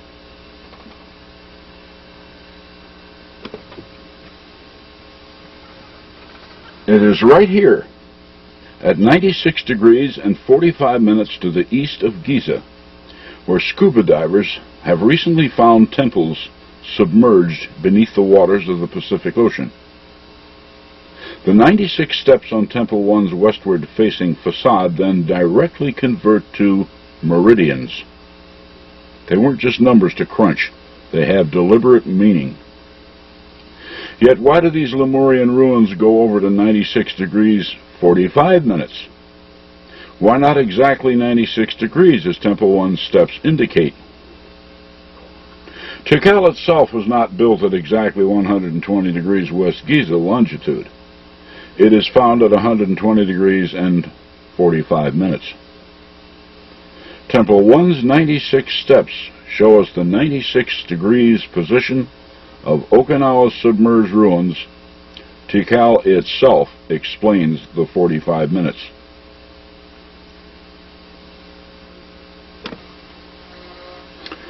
A simple scenario, what? TheCeekr's Temple 1, high and dry, taps the logic from Rock Lake submerged pyramids and transmits it westward in the direction it faces to explain where to find those submerged ruins off Okinawa. Magnificent. So if we ever wish to find the fabled lost continents of the past, well, now we know how it's done. Earth history, and beautifully recorded through numbers and maps, not moldy or flaking charts showing X marks the spot, too primitive in concept. Besides, why should the ancients have written anything to us on parchments of any kind? They were very well aware that such documents would never survive to reach us because time is not kind to mediums of that nature. It was far more logical for them to have used our maps. So always count the steps on Western pyramids. They can be quite informative. And it sure beats excavating ancient sites for broken ceramics and arrowheads and then writing erroneous historical concepts around them.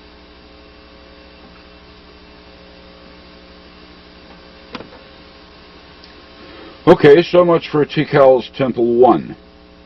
Next, notice that right in front of it, across the plaza, is Temple 2, which faces east. Temple 1 faces west and found Lemurian ruins by way of its 96 steps. Does it not follow that Temple 2, facing east, could find the sunken temples of Atlantis? All we should need is a step count, right?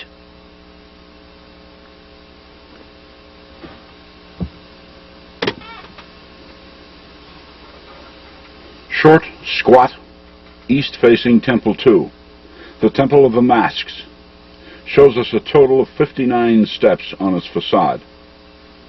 In keeping with Temple 1's logic, these 59 steps have to mean 59 meridians, this time to the west of Giza. On modern maps, that would be some 28 degrees west of Greenwich, or nearly on top of the cruiser seamount, just off to the east of the Atlantis fracture zone on the mid-Atlantic ridge. What's out there at that zip code? Half-mile deep ocean, the bottom being far too deep for scuba divers. Further, the isostatic equilibrium in this region is about as stable as a politician's promise. What was once up above water went down and won't stay down. Back in 1882, a ship named the Jesmond was making a routine trip from the Med over to New Orleans when it suddenly encountered an unknown, dripping wet landmass in its path. It wasn't a mirage either, because some of the crew longboated their way over to it for a look-see. They even gathered up some artifacts. The Jesmond's skipper logged the strange account, and with it, its coordinates, 28 degrees, 40 minutes west Greenwich. May I remind everyone that a ship's log is a legal document and will stand up in any court in the world. On the Jesmond's return trip, that landmass was gone. 28 degrees, 40 minutes west Greenwich converts to 59 degrees, 48 minutes west of Giza on original maps, or within 3 miles of Temple II's call. The Jesmond found a chunk of Atlantis.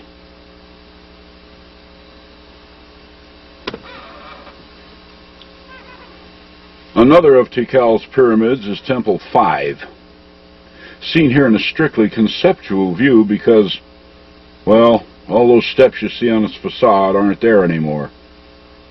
Indeed, they've been gone since before the 19th century when Mahler first studied Tikal. Somewhere along its trek through time, its staircase let go and collapsed into a heap of rubble at the pyramid's base.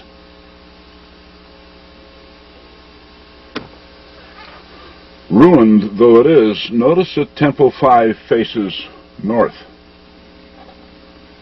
on an azimuth which runs right between Temple 1 and Temple 2. With Temple 1 addressing Lemuria to the west and Temple 2 Atlantis to the east, it causes one to wonder what Temple 5 is trying to show us up north. Ancient Hyperborea, perhaps? Or possibly data concerning the latitudes of Lemuria and Atlantis? Possible. Remember, Temples 1 and 2 spoke of longitudes. The record must likewise refer us to latitudes in some way. Maybe following the restoration of Temple 5, if ever. So we're not done yet.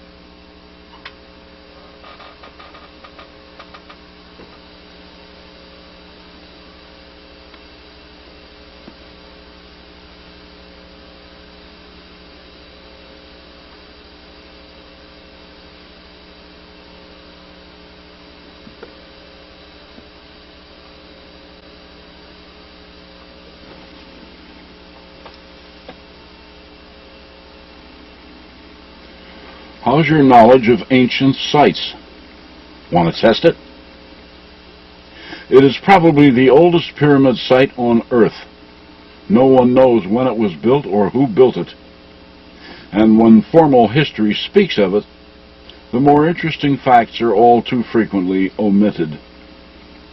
It is known only as pre-Inca in origin, and we're not even sure who they were. 1 culture, 3, 10... going back far beyond time. It is Bolivia's ancient site, Tiwanaku.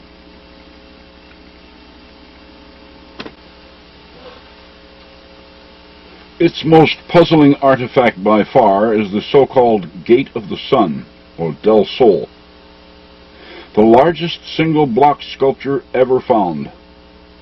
Standing some 7 feet tall, 13.5 feet wide and 18 inches thick. The whole thing was somehow sculpted from a single block of andesite, which, as every geologist knows, is the hardest terrestrial rock there is. This stuff is so hard you need carbon steel to even scratch its surface. But there it is, intricately carved to within an inch of its life. But with what? Nobody, Inca or pre-Inca alike, had any steel tools at their disposal, ever, according to history. Copper tools is the limit of Aboriginal technology, and they were definitely not used on this. We moderns can duplicate this kind of fancy art, but we require a laser to do it. So who carved the Gate of the Sun? Why? How? And when?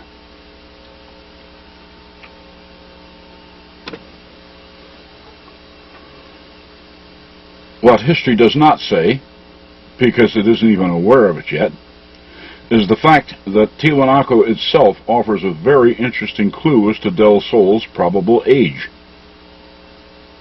Like most pyramids in South America, the Acapana is today a complete wreck, dug into by treasure hunters, and its flanks have had all of their intricately carved facing stones stripped away, broken up and put to use as roadbed for a railroad.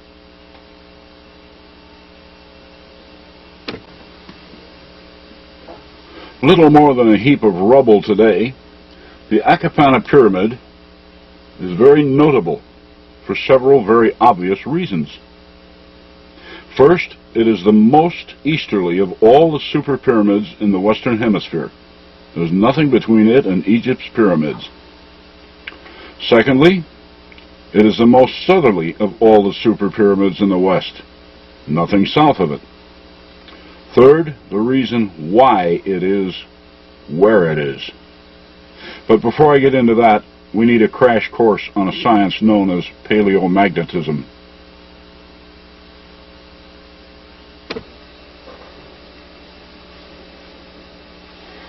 For those unfamiliar with the term, it is the science which studies the intensity and direction of residual magnetism in ancient rock. Through it, we know where the poles used to be and how long they were there. Volcanic lavas exhibit a remnant magnetism in magnetite, which, when cooled and hardened, will indicate polar direction at the time of a volcano's eruption. This science has been able, using this methodology, to locate our former North Poles over a considerable period of time. Notice that the North Pole of today has only been where it is for the past 12,000 years, or from about 10,000 years before Christ. The previous North Pole was 30 degrees further south at Canada's Akpatak Island in Ungava Bay, northern Quebec, or at 60 degrees latitude on today's maps.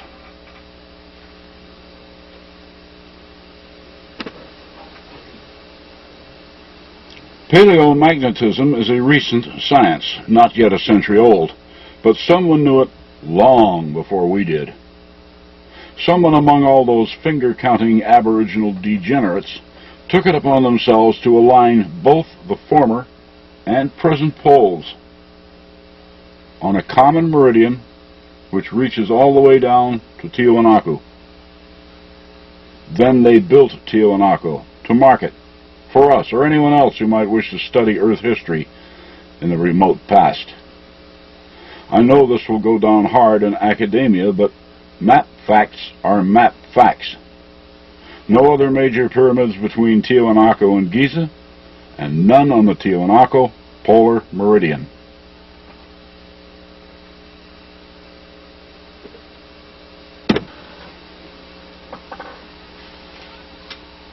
The same may be said for the other side of the Earth.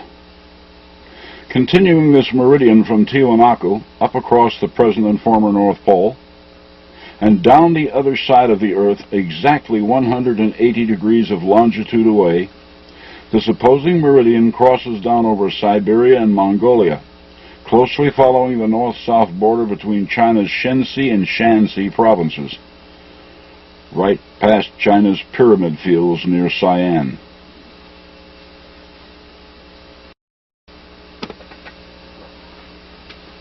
Like Mexico, China has its super high-rise pyramids too, though there they are thought of simply as the man-made tombs of their ancient landlords, their pharaohs. I wonder where they caught that from. This gradually eroding monster is about 200 feet high, like the Sun Pyramid at Teotihuacan in Mexico. Here, as with the other side of the world, no other pyramids are known on this meridian all the way up to the North Pole. With no pyramids on this meridian between Tiwanaku and north, China and north, these two widely separated sites share something in common. China's Sian is very ancient, having been founded 3,200 years ago. How much older it is beyond the reach of records. But we do know that Sian is 3,200 years old, and sharing this common meridian with Tiwanaku, its virtual geographical opposite, does it not follow that Tiwanaku is at least as old? Rather than the 2,000-year age Western historians assert for it. Were Tiwanaku's unknown builders aware of China's pyramids? Were the builders of China's pyramids aware of Tiwanaku? If there is a connection, where do we find it?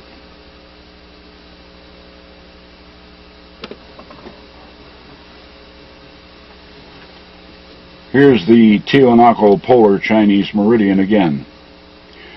Remembering that we are working here entirely with longitudes, which were based upon a prime meridian at Giza's Great Pyramid, Tiwanaku's longitude was then 99 degrees, 48 minutes, 17.36 seconds west, and its opposite Chinese meridian was 80 degrees, 11 minutes, 42.63 seconds to the east.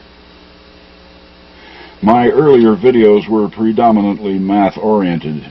In this video, it was my intent to avoid the math. I'm making a necessary exception here because, well, everybody's just got to see this. Reckoning from Siam's pyramids in China, their nearest neighbors off to the east are those recently found Lemurian temples off Okinawa.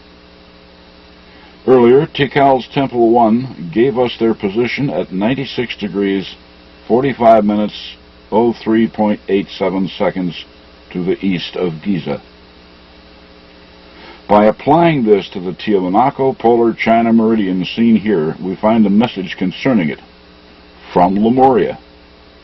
Notice also that I am not working here with grid longitudes, but rather actual longitudes, reckoned from the Great Pyramid's prime meridian. First, we have the meridian northward from Tiwanaku at 99:48:17 west, which, as it reaches the North Pole, becomes 80:11:42 east and drops across China, or that region where the Lemurians migrated to. The arithmetic is 5th grade simple.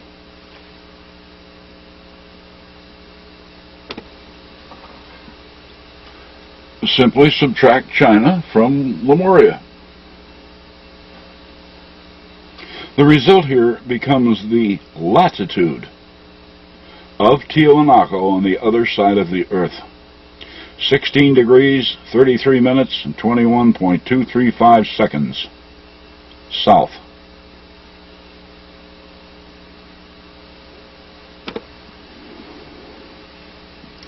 Take the map of Tiwanaku. Box in its known ruins, from the Kalasasaya up here down to the Pumapunka. And our parallel of latitude lays right over the box.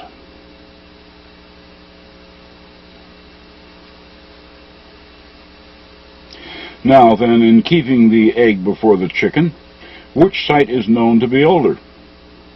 Those submerged Lemurian ruins off Okinawa, or Tiwanaku? Lemuria existed well back into the Akpatak Ice Age. But when did it fall from accounting? According to Colonel James Churchward, it sank 8,060 years ago in a cataclysm. But did it all go down at once? Did fragments survive?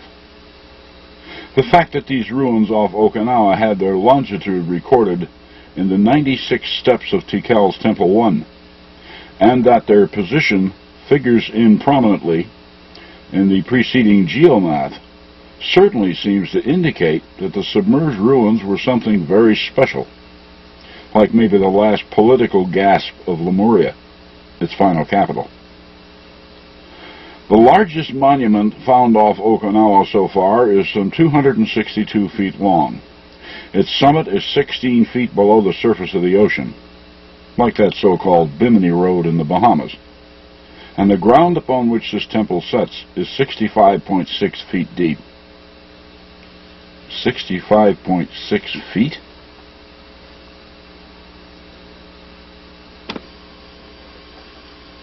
Did the long-lost Lemurians know how deeply this monument would be covered by 65.6 feet of water by the time we got here? Remember Tikal's Temple 5 with its fallen staircase? Well, as Maller excavated the rubble, he found the bottom step and measured it at 65.6 feet in length. And that's feet, not cubits, reeds, or meters, our own 12-inch feet. How could they have known?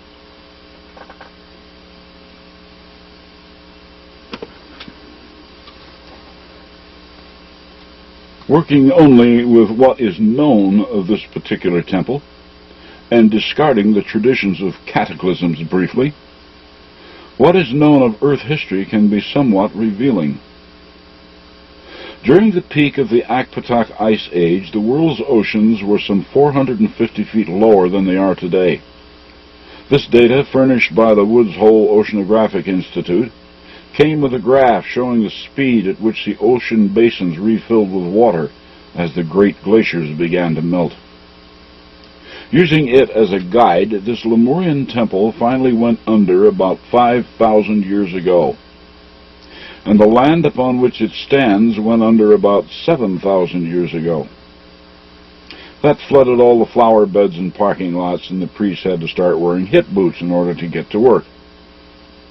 Going back 8,060 years to that point in time where Churchward dates the end of Lemuria, the oceans were still down some 88 feet. Hence, at that time, this temple was only some 22 feet above sea level, and its days were numbered, a good time to leave Lemuria. So going by no more than this temple became swamped about 7,000 years ago. As it is obvious that it was not built as the waves bathed the feet of the builders, the construction itself has to be far older than 7,000 years. Its position was then used to designate the latitude of far-off Tiwanaku, by way of the meridian math already seen here. Hence, Tiwanaku is 1. At least 7,000 years old, and 2. Resulted from a Lemurian mandate, not pre-Incan. Its maximum possible age is easy to call. This Tiwanakan polar China meridian bears upon the locations of both the past and present North Poles. Our present North Pole can be dated by paleomagnetism to no more than 12,000 years. And since this beautiful meridian could not have been laid out without it, Tiwanaku can be no more than 12,000 years old.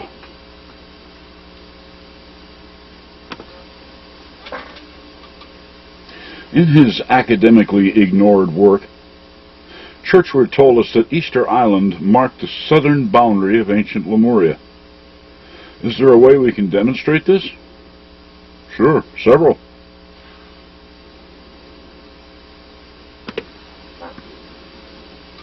If you happen to have a globe of the Earth handy, draw a straight line over it from Giza, the grid central of remote antiquity, all the way westward to Easter Island.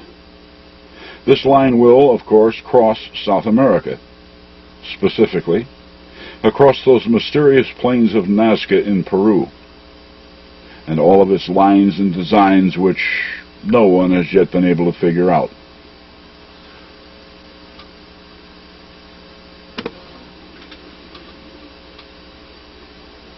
One of the more interesting displays at Nazca is this one, the so-called Great Triangle. Now notice those several parallel lines that flow eastward from its west side.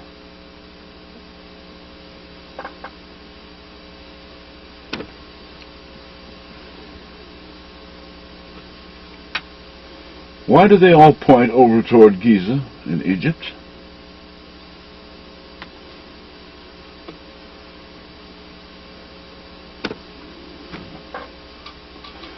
Let's take a closer look at the Great Triangle, shall we? The lines and designs at Nazca were made by two methods. Some were grooves cut into the pampa, while others were laid out by placing stones in rows.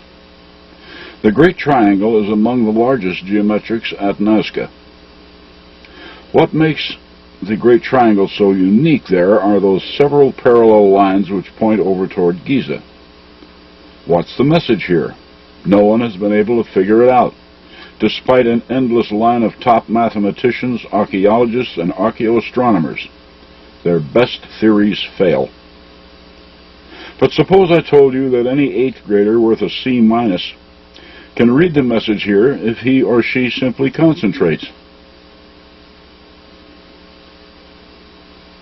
See it? It's all the lines, isn't it? Like trying to find a single tree in a forest.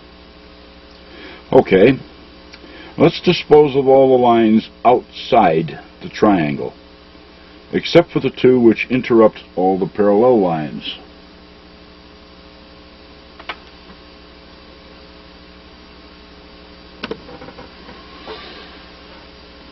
There, that's better. We cut out the rest of the forest. Now the numbers are evident. 8 parallel lines to the west side. Of these 8 parallels, only 2 were allowed to continue eastward, where they meet 5 parallels. 8, 5, and 2, inside the triangle, where they are divided. The instruction then is to divide. 8 divided by 5 divided by 2 is 0.8. Hold that fractional number in your memory briefly. 0.8.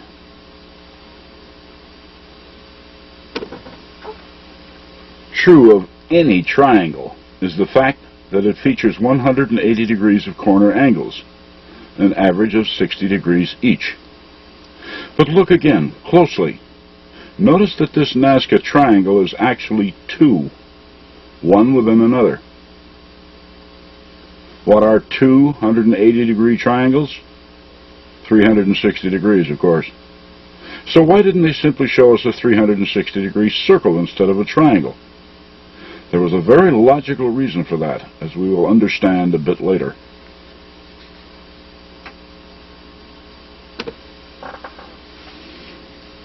Back into your memory now and retrieve that 0.8 we were just talking about. Then multiply it by the 360 degrees of form, which gave us those numbers 8, 5, and 2. 0.8 multiplied by 360 degrees becomes 288. Now the 60-degree corners in the triangle. 288 times 60? 17,280.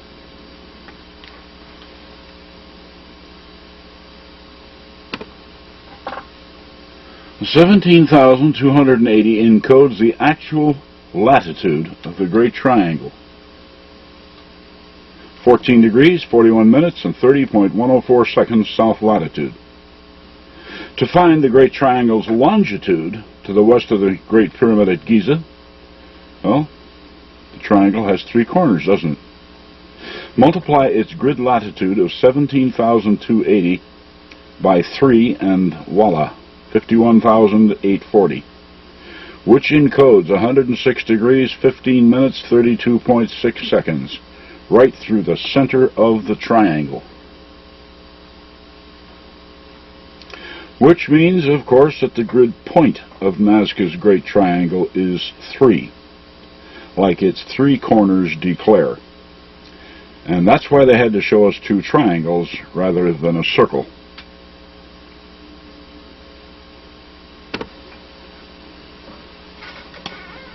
See? 8th grader material. Very simple. Nazca, then, was not the ancient astronaut spaceport that Van Daniken thought it was. Nor do its many intersecting lines point to this or that star as archaeoastronomers thought. Nor are they pathways for superstitious Indians to follow in order to avoid contact with evil spirits. Nazca is the Rosetta Stone of the pyramid matrix system, and it speaks not to the stars, but to our own terrestrial ancient history, Earth history.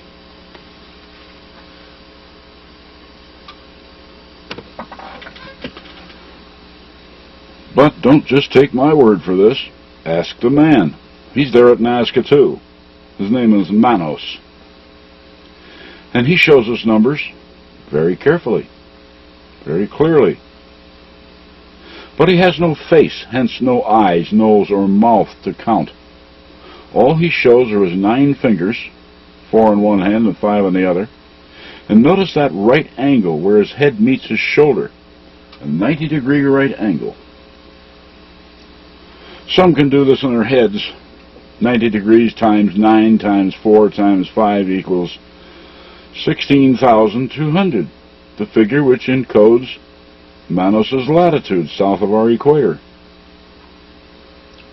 As for his West Giza longitude, well, that's why he shows us his 2 ears and 2 arms, 4. Multiply his grid latitude 16,200 by 4 and you can have his grid longitude, 64,800, itself encoding 106 degrees, 14 minutes, 43.6 seconds, which is exactly where Mr. Manos stands upon the Earth.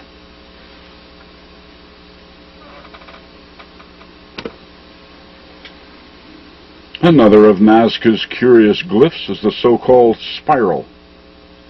This spiral rests on top of a great needle. The bottom of this needle reaches the great rectangle. Rectangle on one end and a spiral on the other, both being obviously connected. What is mathematically true of any rectangle? Their corner angles will always total 360 degrees. Our first number then is 360. Next we go up to the spiral on top of the needle. We should enlarge this to have a better look at it.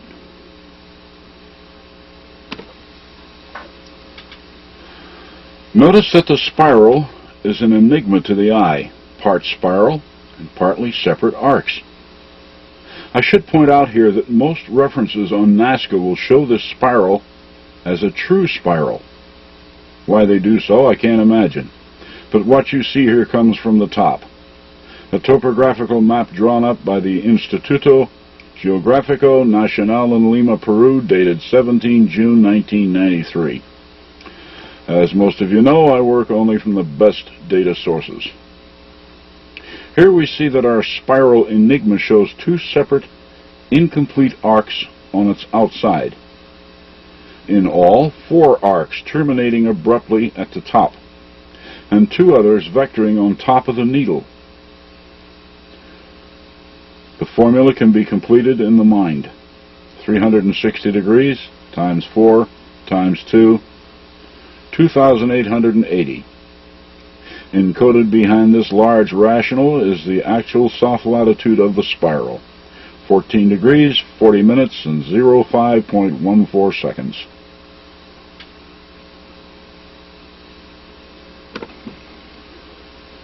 Nazca, the place of the lines and designs. That one place on the Earth deemed most suitable for a blackboard capable of getting a written message through time itself. No wind, no rain, no snow, no erosion, and a place so hostile even to vegetation that weeds won't grow. Write something here and it will still be here 1,000 years from now.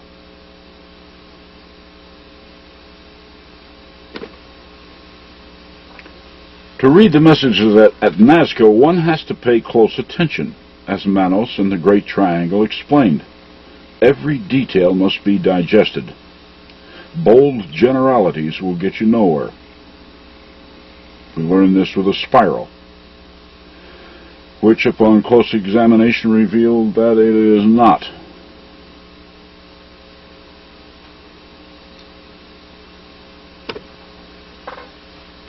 Immediately south of the Great Triangle is the Great Rectangle. It too can be decoded.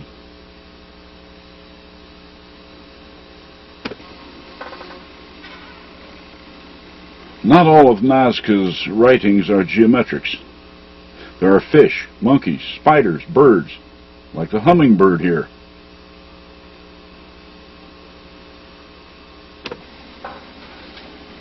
And the condor, another bird. Be careful with his wing feathers during the decoding process. 6 to the east and only 5 to the west. Birds. Remember those bird men statues on Easter Island? Enough said for now. Don't want to give you too much to think about at once, or it'll confuse, as do all those lines at Nazca. Better to explain the individual trees and let the rest of the forest take care of itself. The decoding of Nazca's writing, the pyramids, mounds, great earthworks, and such, is a rigid discipline, and fun for they who have their heads on straight. There are those who try it and can't do it properly, and that's too bad, because unless it's done right, they will never reach the code's higher levels of knowledge.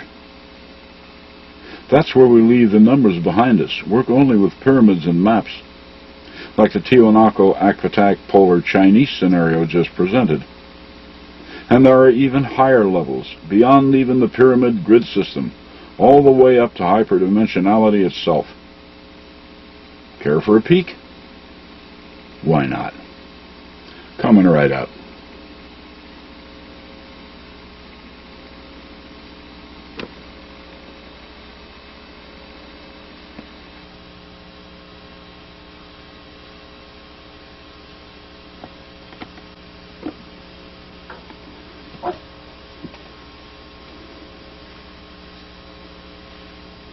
Is there any such thing as pyramid power? That depends upon one's attitude. Positive people versus negative people. Positive people experimenting on their own find that food placed inside a pyramid-shaped container will last for considerable periods. Do the same with a razor blade, and its edge will stay sharp.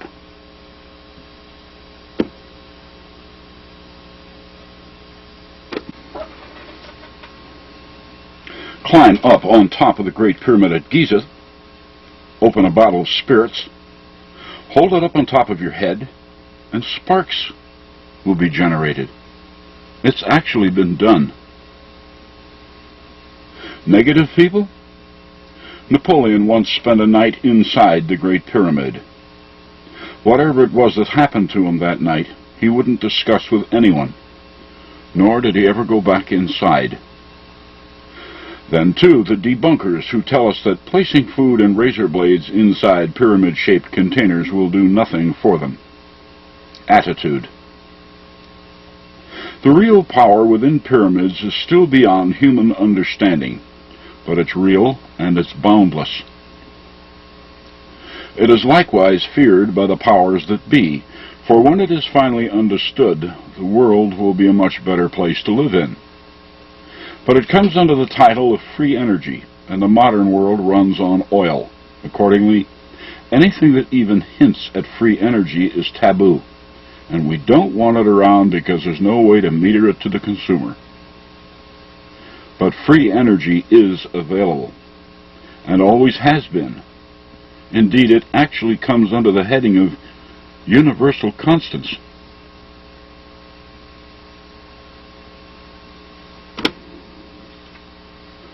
These powers are not as far beyond reach as we might imagine. We're getting closer to them all the time, and many are involved. Hosts of energies still resonating from the Big Bang itself, beyond counting, and they range from the energy needed to grow a tree to that of, well, we're getting tangled up between positive and negative attitudes again, so let me put it another way. To most of us, atom smashing is the epitome of power. There's nothing more potent. But that's a negative concept. The positive attitude knows better, as he or she recognizes the ultimate power to be love, because that's what the Creator used to spark the Big Bang. The Big Bang, a scientific term which some religions want nothing to do with. Attitudes again.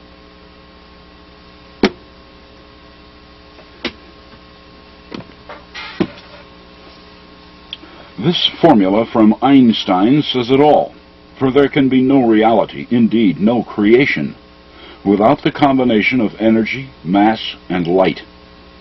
So when God gave the order, "Let there be light," the frequency or vibration of light brought energy and mass together, and bang, there it was, the entire universe. Now that utterance from the Creator had to be loud enough to be heard from one end of the universe to the other. Ever hear God yell? It had to have sounded like a big bang. You see, again, it's all a matter of attitude. positive versus negative.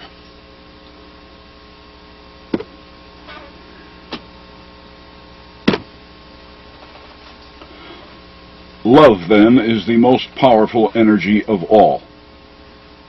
Down here at the human level, even we are aware of love, even though few of us fully understand it.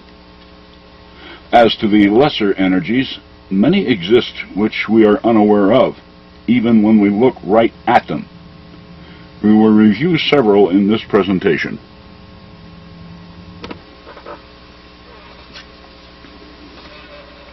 One of these natural energies is demonstrated by the planets. Jupiter is the most obvious example with its big red spot. Since it was first observed, it has been perceived as a great storm in the upper atmosphere. Then along came Richard Hoagland and his UN briefing, where he announced that that storm wasn't a storm after all, because it didn't wander about as storms are supposed to. This big red phenomena remains at a given latitude of about 19.5 degrees. But if it isn't a storm, what is it? Dick advanced the theory that the big red spot is a hyperdimensional signature of some sort. If he's right, then it's one of those energies we can look right at and not recognize. Well, whatever it is, one thing's for certain.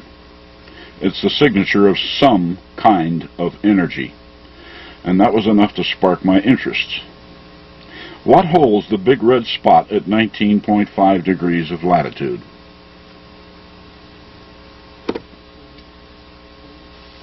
Dick went on to point out another planetary curiosity over on the planet Mars. Also at 19.5 degrees of latitude is Olympus Mons, a 5-mile-high inactive volcano. Unlike Jupiter, Mars has no atmosphere and is therefore not as secretive about its surface features. We can see Olympus Mons with our probe cameras. But is its 19.5 degree position only coincidental? The fact that Olympus Mons is inactive doesn't appear to coincide with the active phenomena seen over Jupiter. Then again, Mars is a dead planet. Is it possible that Olympus Mons may have killed it? Mars is a solid planet, while Jupiter is a huge gas bag, incapable of volcano building as we understand it. Yet its big red spot is there for all to see. Conversely, if the Olympus Mons was following some universal mandate, then we do have correlations. An atmospheric signature in Jupiter's clouds, and internal energy, volcanism, on Mars, both at 19.5 degrees. While the composition of the two planets may differ, the upwelling of energy may not. On Mars it once appeared as lava. On Jupiter it's just a spinning cloud, but they could be the same energy. Okay, let's pick this up where Dick left off.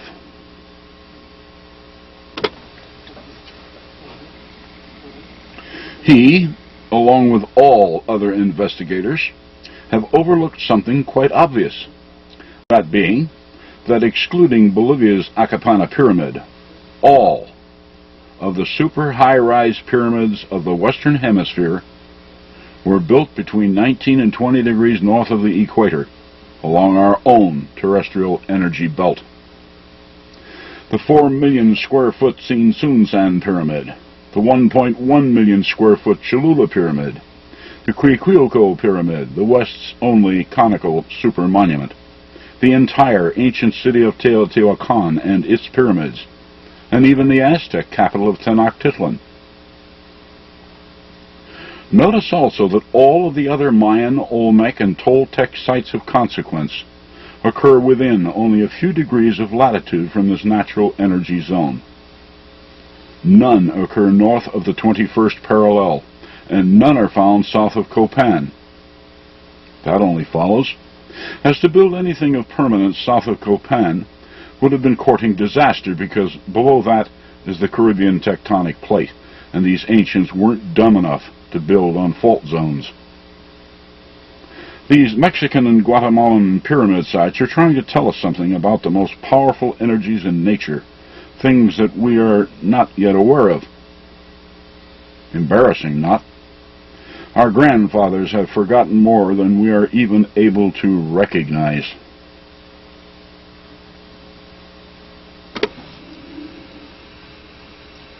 We should keep in mind the fact that when the North Pole was down on Akpatak Island in Canada, the Earth was tilted drastically from what we know today.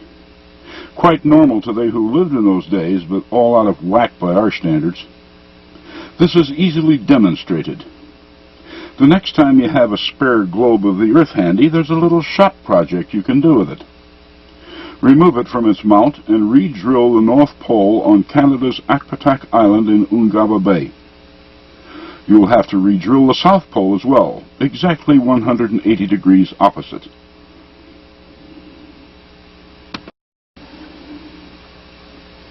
It won't be on the Antarctic continent anymore, but rather out in the Indian Ocean. Does the Perry-Reese map of an ice-free Antarctica make a little more sense now?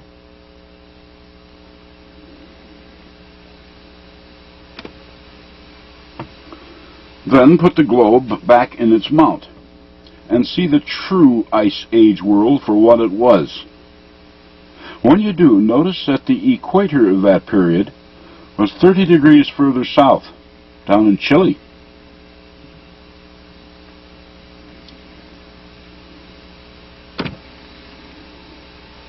On the opposite side of the world, it was 30 degrees further to the north.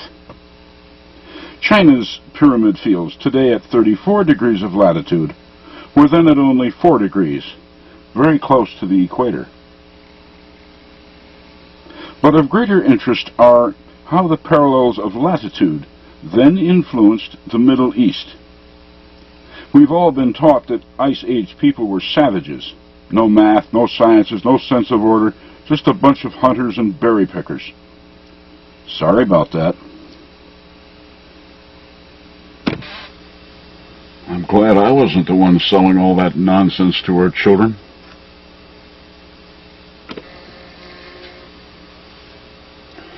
Code buffs have seen this before. The modern map showing the layout of the pyramid fields at Giza. With the Great Pyramid centered at 29 degrees, 58 minutes, 51 seconds north latitude. That's now, today. But when the Akpatak North Pole was the order of the day, and the Earth was tilted as previously shown, guess where the Earth's energy zone was then? Giza. 19.5 degrees north of the Ice Age equator. And Giza's pyramids were already in place, sucking up all the juice. Hey, don't take my word for it. Check it out for yourself. Find a globe of the Earth and measure the distance between Akpatak Island and Giza. 70.5 degrees. Then subtract that from the then 90-degree Akpatak pole. 19.5 degrees will remain. The globe doesn't lie.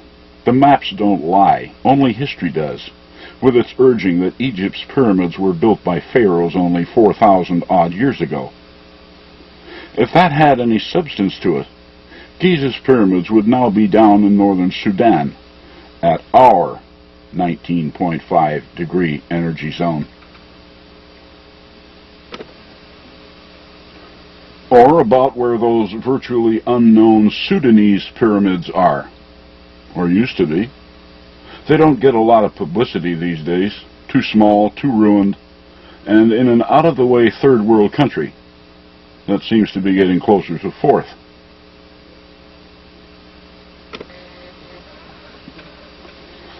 Yet, what kind of energy is it that concentrates itself along the 19-degree, 30-minute parallel? Obviously, it is an upwelling from a planet's interior. It is too powerful to be seen here on Earth. Yet over on Jupiter, it's able to punch its way through its crushing gravity and leave its signature in the clouds 200 miles up. On Mars, it seems to have exhausted itself through Olympus Mons. Here on Earth, it's also venting itself through Hawaii's Kilauea volcano, which also situates itself at 19.5 degrees of latitude. Kilauea has been upchucking liquid rock almost continuously now since 1984, as the pent-up energy in our own energy band tries to relieve itself. Is that what happened over on Mars? Did it burn itself out? Are we in for the same scenario over here on Earth? The reason I have to ask that is because of Hawaii's global position. I didn't notice it until I drew the parallels on my Ice Age globe, but Hawaii lies on an intersect with the Ice Age 20th parallel. The only other place this happens is over in the African nation of Niger. 20 degrees north, then and now. Hawaii, then, has been basking in this 19.5 degree energy belt not only for 12,000, but for 48,000 years, back to the beginning of the Akpatak Ice Age. Hence, has to be one of the most powerful energy points on Earth, or weakest, depending upon one's viewpoint. But Kilauea does show us something that we've all missed: anti-gravity in motion. All of the Earth's volcanoes have erupted at one time or another, or they wouldn't be there. But those located in the 19.5 degree energy band may be trying to tell us something extra special. If volcanoes can show us anti-gravity by throwing up liquid rock, shouldn't it be possible to so lift solid rock? There are oral traditions of such back in antiquity, and they're still maintained today. Along the Ice Age energy belt, as it ran across Giza, we have all those 2 to 20 ton stone blocks in its pyramids, and we haven't yet figured out how they were moved. Just our own primitive belief systems involving wooden rollers and ramps. Only 1 degree to the north, on the Ice Age globe, is Lebanon and its Baalbek site. Same problem in understanding. There we find the largest dressed stone ever discovered. It weighs an estimated 2,000 tons. Even we can't move it.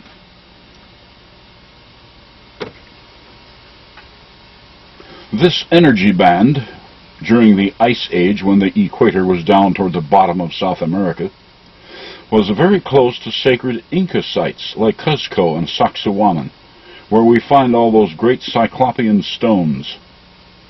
Surviving legends insist that they were all floated into position by the gods. Gods? Maybe aliens? It was far more likely that our own human ancestors did this. Why, when our dogmatized minds come up against something we can't understand or figure out, we seem compelled to blame it on extraterrestrials. There are unconfirmed reports of shamans who are able to float rocks with sound today, over in India and Burma, near our modern 19.5 degree belt. So if these disciplined modern men can do it today, why not in the remote past? Forget this alien nonsense. Not that I reject the possibility of their actual existence, but I'm sure they had better things to do than drop by our world and build monuments for us. It's illogical. As this ancient 19.5 energy band ran westward across the wide Pacific Ocean, it likewise came close to another puzzling ancient site, the one we call Nan Madol, where several million stone prisons in the 5 to 20 ton variety were arranged in a most unusual construction, resembling forts.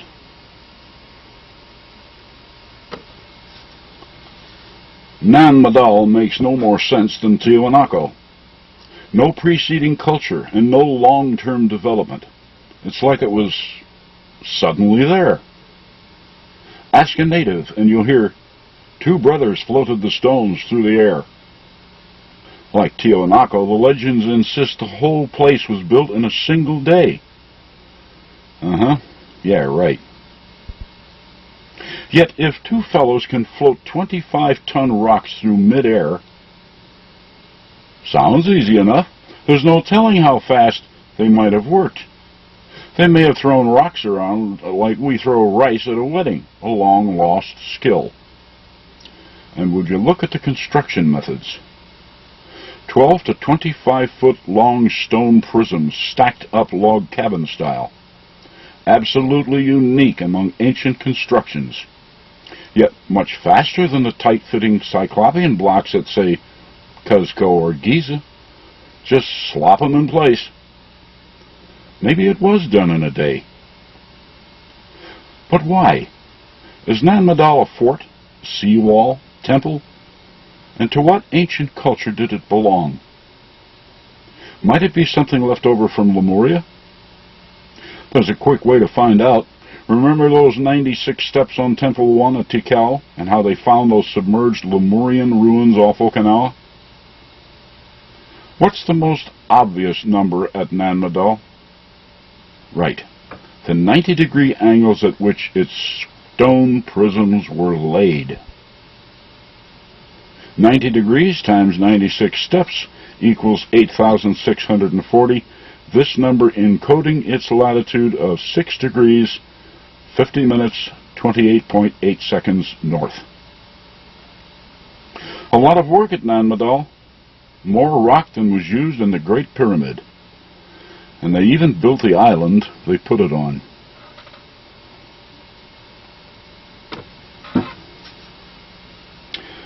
Can these ancient sites be dated according to their present or former positions in this natural energy band? We've been using C14, but maybe there's another way. The logic is simple enough. In Mexico, we have stone pyramids in the band, but none of them involve megalithic rocks.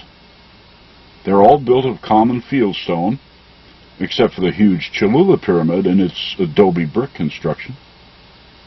Down in South America, stone structures appear limited to Cuzco, Sacsayhuaman, Malchingui, Tiwanaku.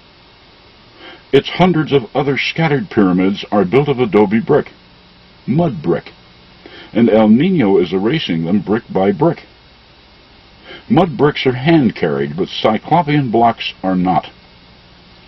In North America, no Cyclopean blocks anywhere, mostly dirt pyramids, a handful of minor stoneworks. Africa and the Middle East, Egypt's pyramids in the Ice Age energy band, Baalbek, and that's about it. Huge rocks. In today's energy band, only those Sudanese pyramids, not such large rocks.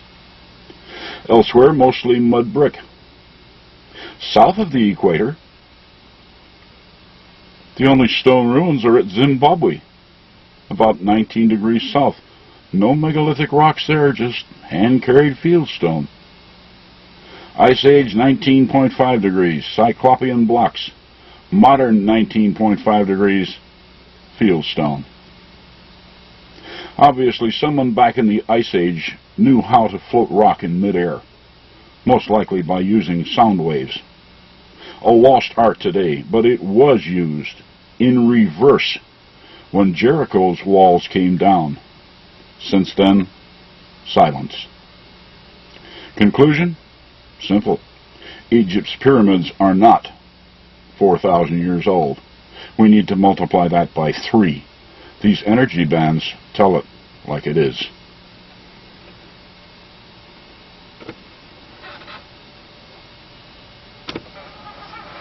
It would appear from all of this evidence that our degenerate ancestors were well acquainted with the Earth's 19.5 degree energy band, and may have tapped its unknown energies for the mutual benefit of all. Stone floating may only be the tip of the iceberg. Still unresolved today is the evidence of human rejuvenation, as recorded in the Bible. Archaeology and anthropology don't seem to want anything to do with it, but as recently as 5,000 years ago, In the flood-ravaged land where the biblical patriarchs lived, people were enjoying lifespans that were incredible by modern standards. It's in the historical record. Adam lived 930 years, Seth 912 years, Enos 905 years, Jared 962, Enoch 365, Methuselah 969, and even Noah, who didn't even become a father until he was 500 years old. Their Viagra must have been something.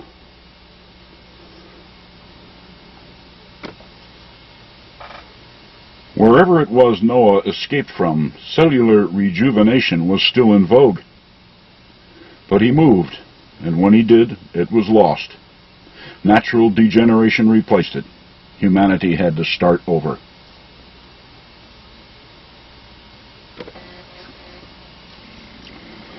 Now, as for Dick Hoagland's theory that the 19.5-degree energy bands may have hyperdimensional qualities, consider carefully the fact that the lower corners of all the world's vile vortices are in contact with it. They are rooted at 19.5 degrees of latitude. Why hasn't someone else noticed? Why me? Most people are aware of the strange vanishings in the Bermuda Triangle, but officially no one cares.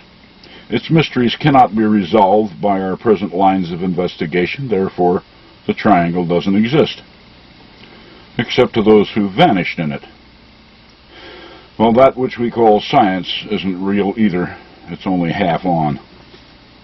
For example, why hasn't anyone noticed that ever since Hawaii's Kilauea has been relieving the internal pressures along our 19.5 degree energy band, vanishings in the Bermuda Triangle have hit a low.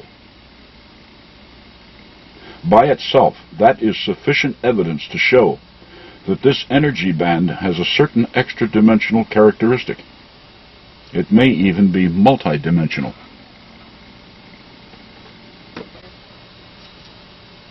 Indications are that when Kilauea finally turns itself off, the activities in the vile vortices will resume, and once again people, ships, and planes will begin vanishing as before.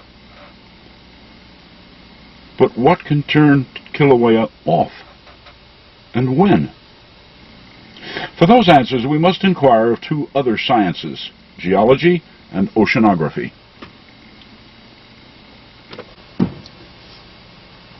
In geology, it is known that the Earth's crust varies in its thickness from about 25 miles under the continental plates to only 2 or 3 miles beneath the oceans.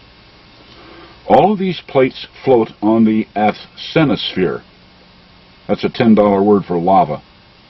Press down on this zone and its underlying lava is displaced. Looks for a convenient vent or volcano, and the Earth upchucks. Simple as that. Over the past half-century or so, there has been a noticeable upsurge in earthquakes and volcanism on this planet, which, when boiled down, means that there is a steadily increasing pressure on our tectonic plates. What's causing it? The gradually melting ice caps. A cubic foot of water weighs about 67 pounds. Multiply that by several thousand millions, and we have the 12-inch rise in the world's oceans since 1900 AD. The weight of ice at the polar regions lessens correspondingly, of course, but now all that melted ice filling the basins of the world's oceans is making its influence felt at the lower latitudes in the form of increasing pressure on the tectonic plates. A hell of a trade-off, isn't it? Continue global warming and volcanism will continue to increase. Stop it, and the oceans stop rising, and the vile vortices reactivate.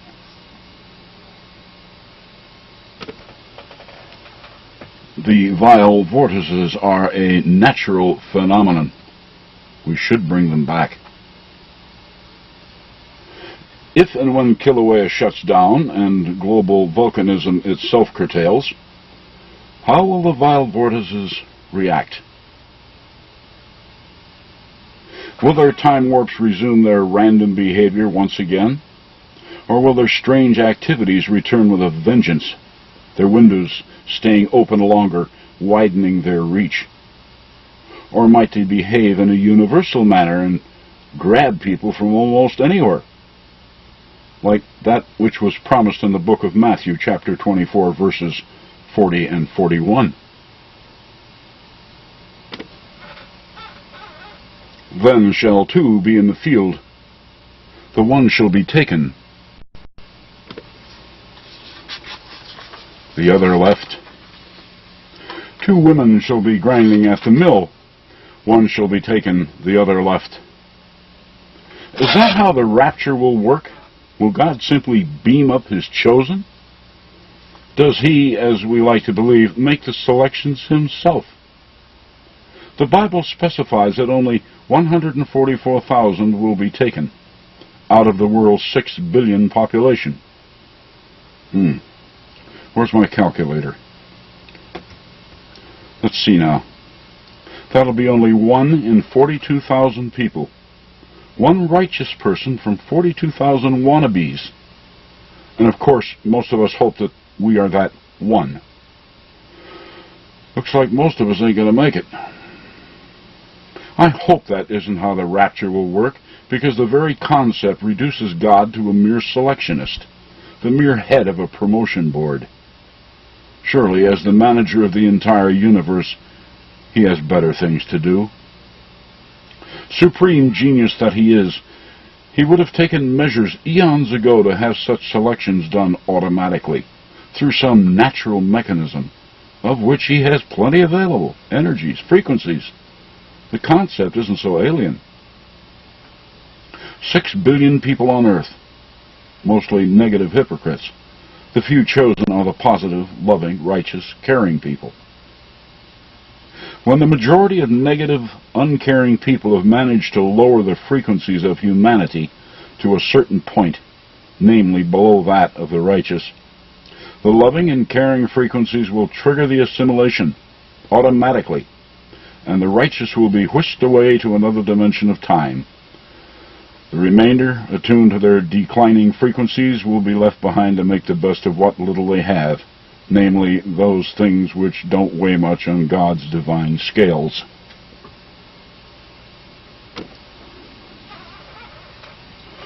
All of creation itself is frequency, every bit of it. Any student of physics who pays attention knows that. In physics, there are only two known constants, matter and energy. It is frequency which brings them together into physical form. But separate the matter from energy by altering the frequency which holds them together, and the form dematerializes. It's gone. The vile vortices work the same way, though they don't select by character. Venture into one of these windows at the wrong time, speed, or direction, and physical oblivion.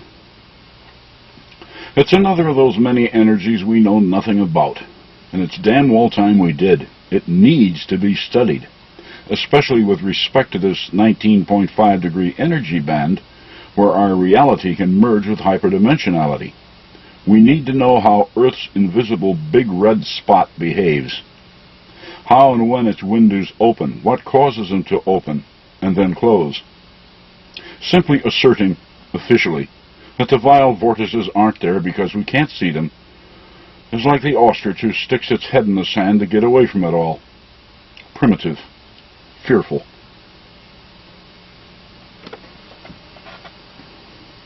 These extra-dimensional energy bands have been around since God began spinning the planets. And we're not the first to have to put up with their mysteries. Other civilizations knew of them long before we came along. Indeed, they may even have figured them out and left instructions for us in the manner in which certain great earthworks were arranged upon the planet. Your attention is invited to those diagonal lines just west of the Bermuda Triangle.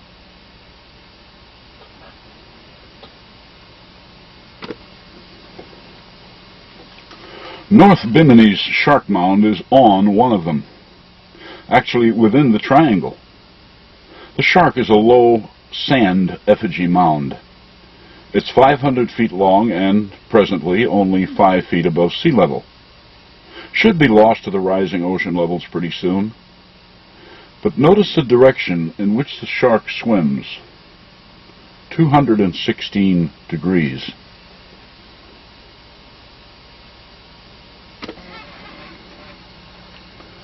A little further west, hunting in Florida's Everglades swamp, itself about 10 feet above sea level, is the 5,500-foot-long mother of Giza's kitten, the Sphinx, better known to us as the Panther Mound.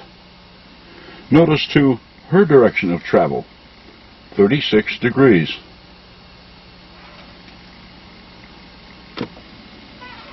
A bit to the north is the Rock Eagle up in Georgia. It's one of but few Aboriginal stone monuments in North America. Notice the direction of its flight.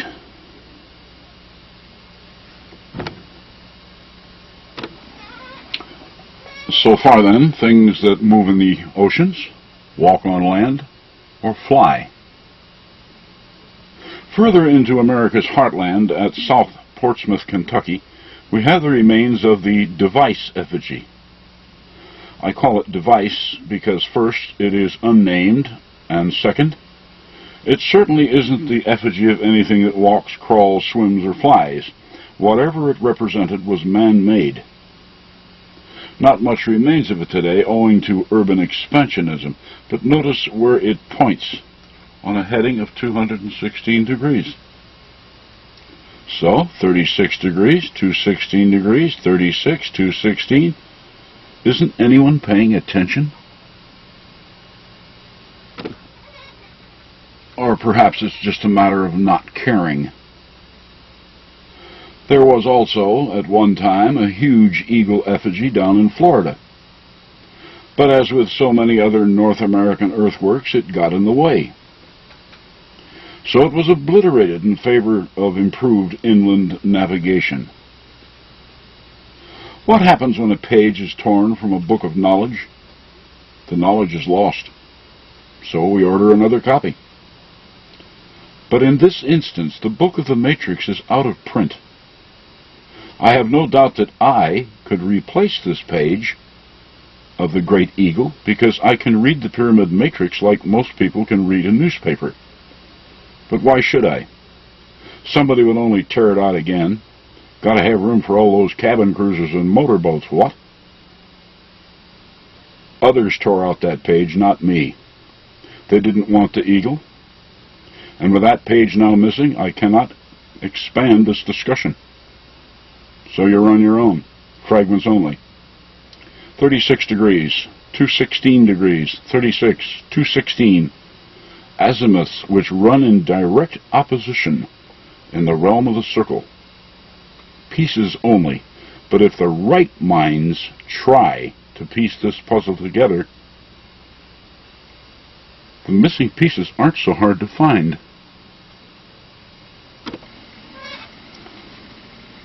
For example, one of the aircraft lost in the Bermuda Triangle was the British Star Aerial Transport on January 17, 1949.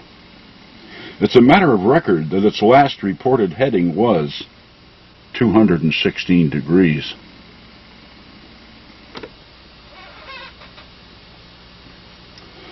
The rest is up to the management. For code buffs, there were additional clues in my newsletters 31 and 32, if you're interested in assembling puzzles. As for the Star Aerial, she is gone, to us. But where? She is still somewhere. So don't give up looking for her. All she did was to get tangled up in the Earth's invisible and ever-moving big red spot. So avoid headings of 36 and 216 degrees. And by the way, these windows in time are activated by another poorly understood natural energy, sunlight. The positive see sunlight as a key to good health. The negative see it as a source of skin cancer. Again, our attitudes. Anyway, these photos we see showing Jupiter's big red spot are always taken on its sunlit side. Here on Earth, when our people and wares vanish in the Bermuda Triangle, it's in the daylight hours. Something else to consider. Report concluded. Thank you for your kind attention. God bless those who are not afraid to learn, and God help those who are. Remember now, it's all a matter of attitude.